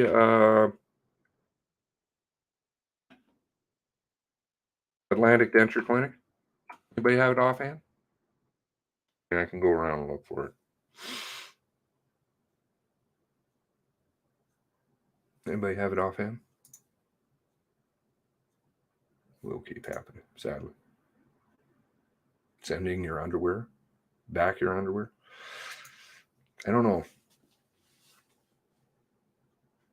Don't know what to do with all that underwear. Somebody said something, they posted something. Already defended myself in 2020 for this video. I'm just a mom who lived an hour away. Were you allowed access down there? We're shooting in Canadian history wants the truth for everybody. My husband knew one of the victims. Ah, that's terrible. Oh, so you must have a lot of insight. I may have friends who, and I have friends. Oh, okay. I'm very, and I'm being serious. My heart goes out to you. My heart goes out to everybody in Nova Scotia. And I think if anybody thinks it doesn't, all they have to do is look at the work that I've done. They know I'm here for truth. I'm not trying to implicate anybody as a police officer. All I'm doing is pointing out things. People point out things to me all the time. That doesn't mean it's bad. 902.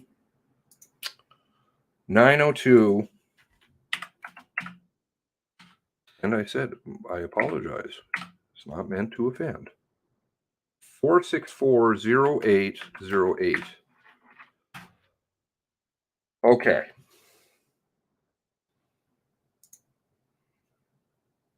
Atlantic Denture. Okay. Atlantic Denture. Portland Street. Okay. Interesting, it's registered Portland, but okay. It is the Nova Lee location. Atlantic Denture, a division of Clayfields. Oh, okay. A division of Clayfields. Now we have a different address. Almond Street. Not sure where that is. Atlantic Denture. Atlantic Denture. Atlantic Denture. Atlantic Denture. Clayfield.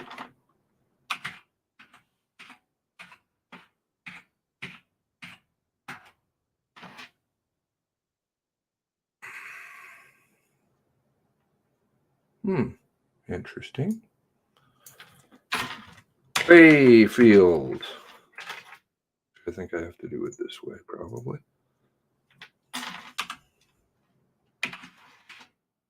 Clayfield Denture Clinic.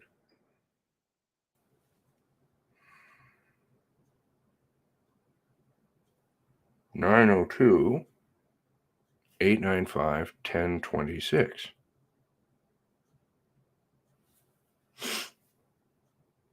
One moment.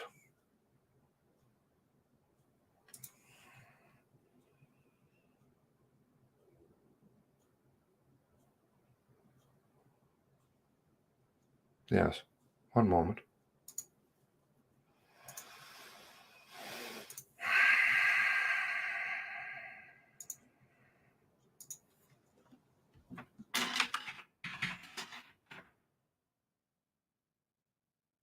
Yeah.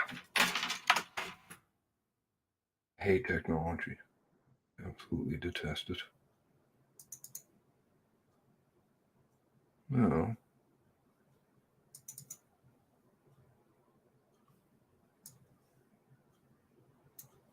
$10.26.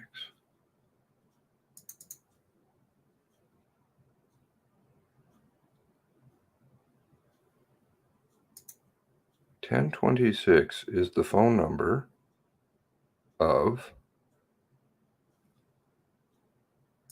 No, that's Clayfield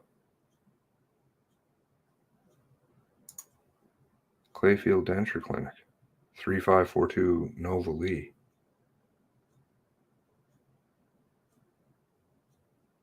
Which is also Clayfield Denture Clinic in Truro.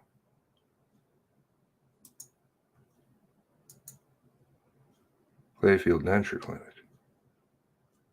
Truro. A division of Clayfield. Open. Around the corner. Now, again, I'm putting this out there. I don't know if this is disinformation that has been thrown out there. You can't really tell. Now, let's see. It's located in a house around the corner with a chair. What's the hours? On a dead-end street that's not registered as a business.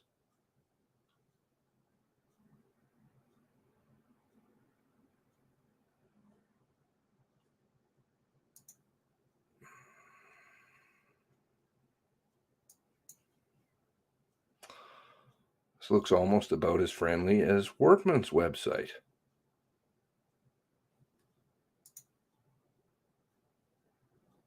Permanently closed. Mm-hmm.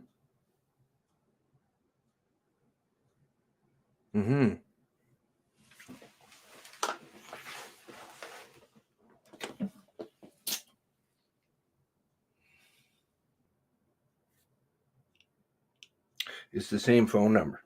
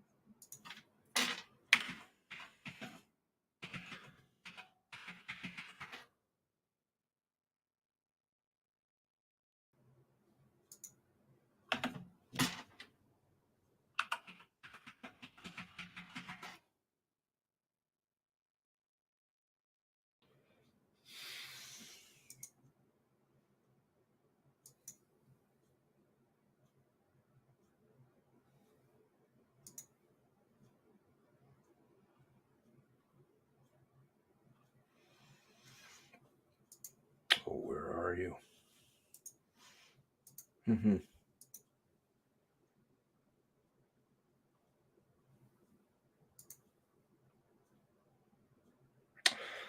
The person who owns or did military, who then goes into dentures, who then goes into international wealth management based out of London, England.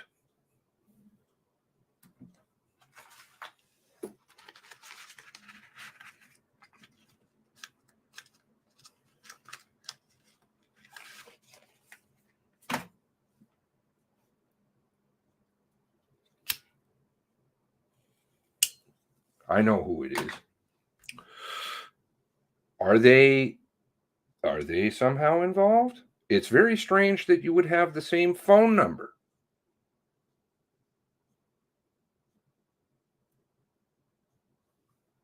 Isn't it? The same location.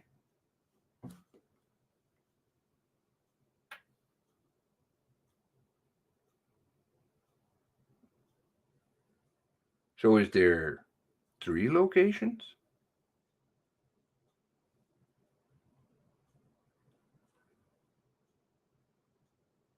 Anybody know anything? Oh, he's got a military background.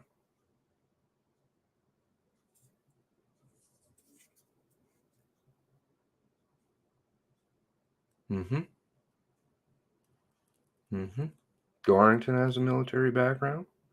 Brenda has a military background. Brenda, who's friends with Andre Levesque, man full of medals, man of many titles.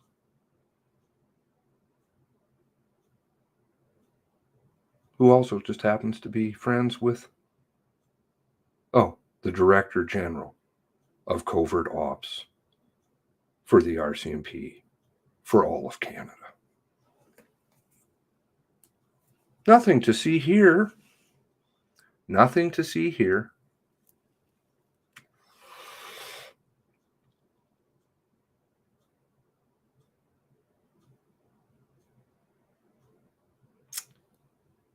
Now, I don't want to dox people. That's not my intent.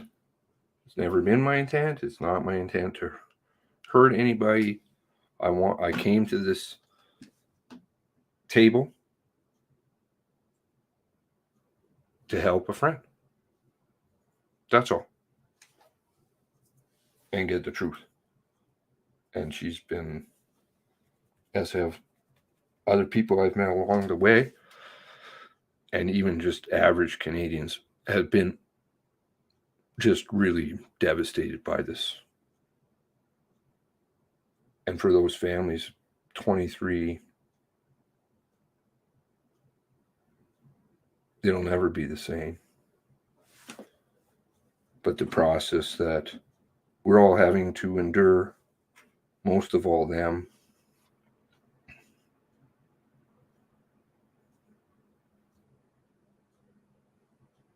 doesn't ensure that this won't happen again, which is what they want.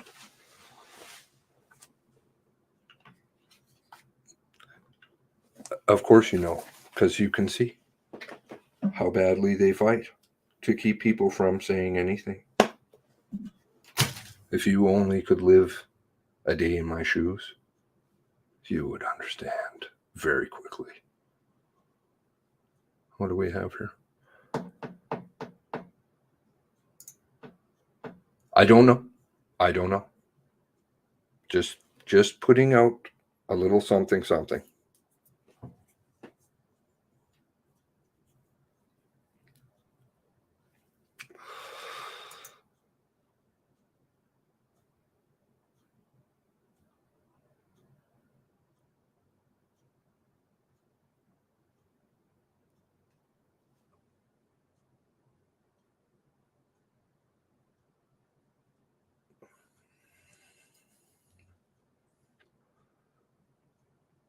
Yeah.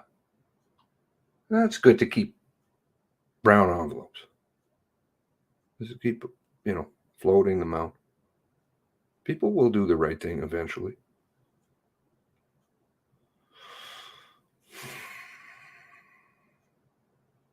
Both hurt nobly. The number, how is it? I've got to demonstrate that then.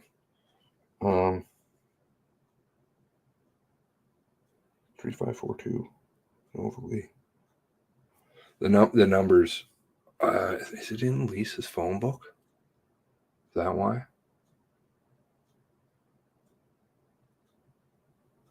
I can't quite put my finger. The number 830. Or sorry, 464. It's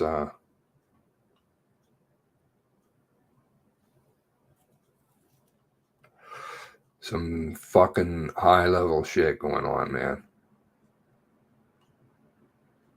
Not being tinfoily, just facts. Facts. What can you do with facts?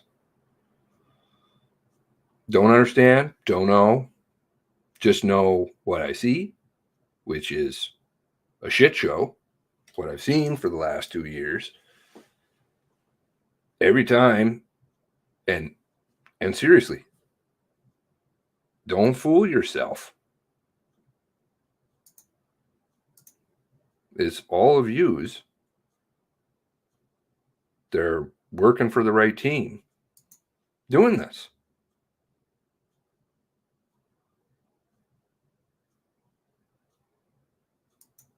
And you do it for the right reasons. You do it for your kids and your grandkids, and you do it for your community. You do it because you're family. You do it because it's the right thing. And you don't want it to happen again to anybody. So just keep going ahead with the truth. Oh, yes. Okay. So, all right. I'll give you another piece on that one.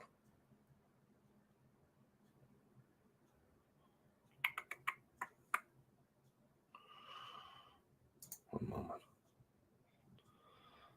My brain was actually seriously overloading this weekend, which was, I've never quite had that before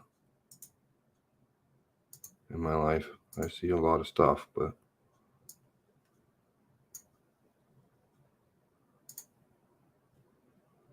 anyway, today is a new day.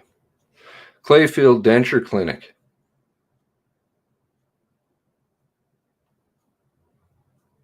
Again, could be disinfo. Let's see here. 3542 Halifax.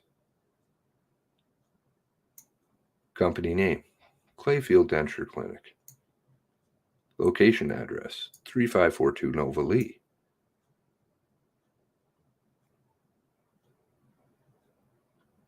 Contact person, Gabriel Wortman. Owner.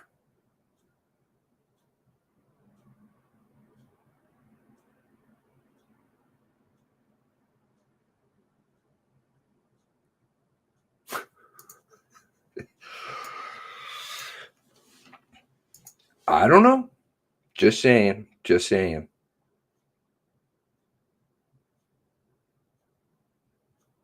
Just saying. But there's disinfo out there too, so you have to be very careful. Very careful. They've thrown so much chum in the water since the beginning.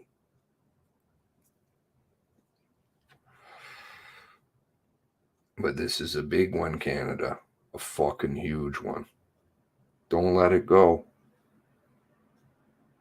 Don't let it go. If you can. I know it's really wearing people down. But that's how they play.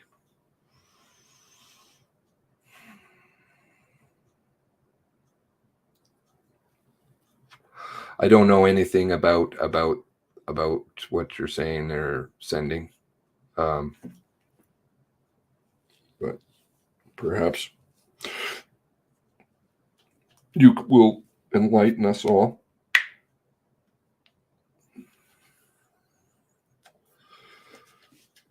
Oh, did he? Oh, did he?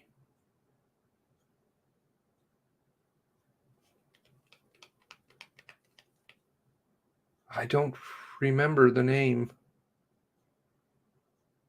Was he the head of the Denturist Society or something? It's an interesting transition too. If I'm correct, if it's not disinformation. If, always have to put the disclaimers.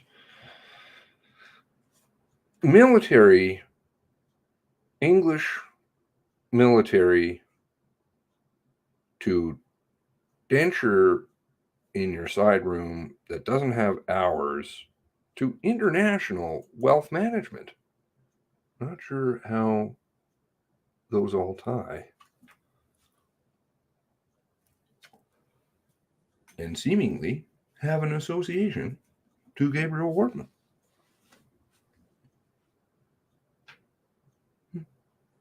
Strange. Levesque wearing a Templar cross. I think that's I think it's some award from France.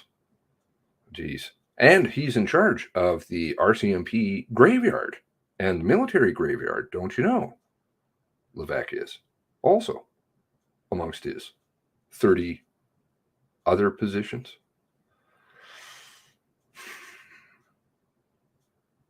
Reservist, who also wrote a paper on biological weapons, I think, for RMC or something. Biological, it's very convenient. Well, it's not convenient. It's coincidental. Maybe it's just all coincidental.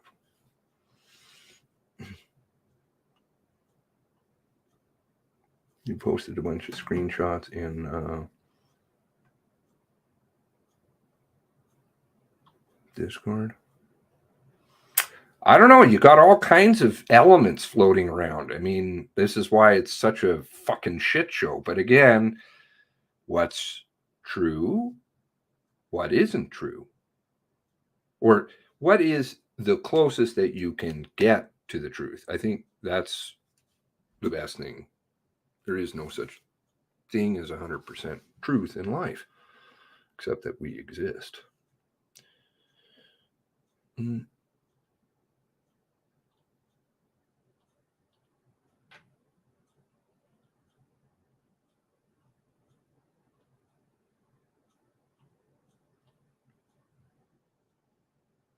Thank you for all of those of you who are plugging through stuff.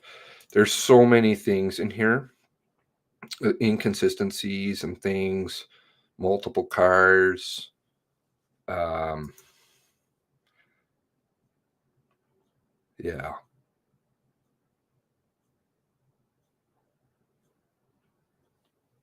Boy, oh boy. Strange. Strange. All right. Not seeing any messages here. Geez, I wish I had somebody who was like organized. That would be great. But never know who you can trust anymore. Sad. This is what they've done too. Keep working really hard, guys. I so appreciate all the help. I know that the families do. And wouldn't be here. Wouldn't be here without you. I don't need to pump my chest because I have a team. You guys can pump your chests. And you should. And you do it for nothing. That's where it comes from. The heart. The heart. And the mind, the foresight to see something has to change. Not because we're anti-authority. Not because we want chaos and anarchy and no law and order. No, actually, quite the opposite. Just want great communities. Police people who are proud to do their job. Corruption that's set to a minimum. People telling the truth. Not a hard one. God bless you all. God bless the 23. I guess I will see you on Wednesday. Tomorrow's a day off. For them, anyway. God bless them.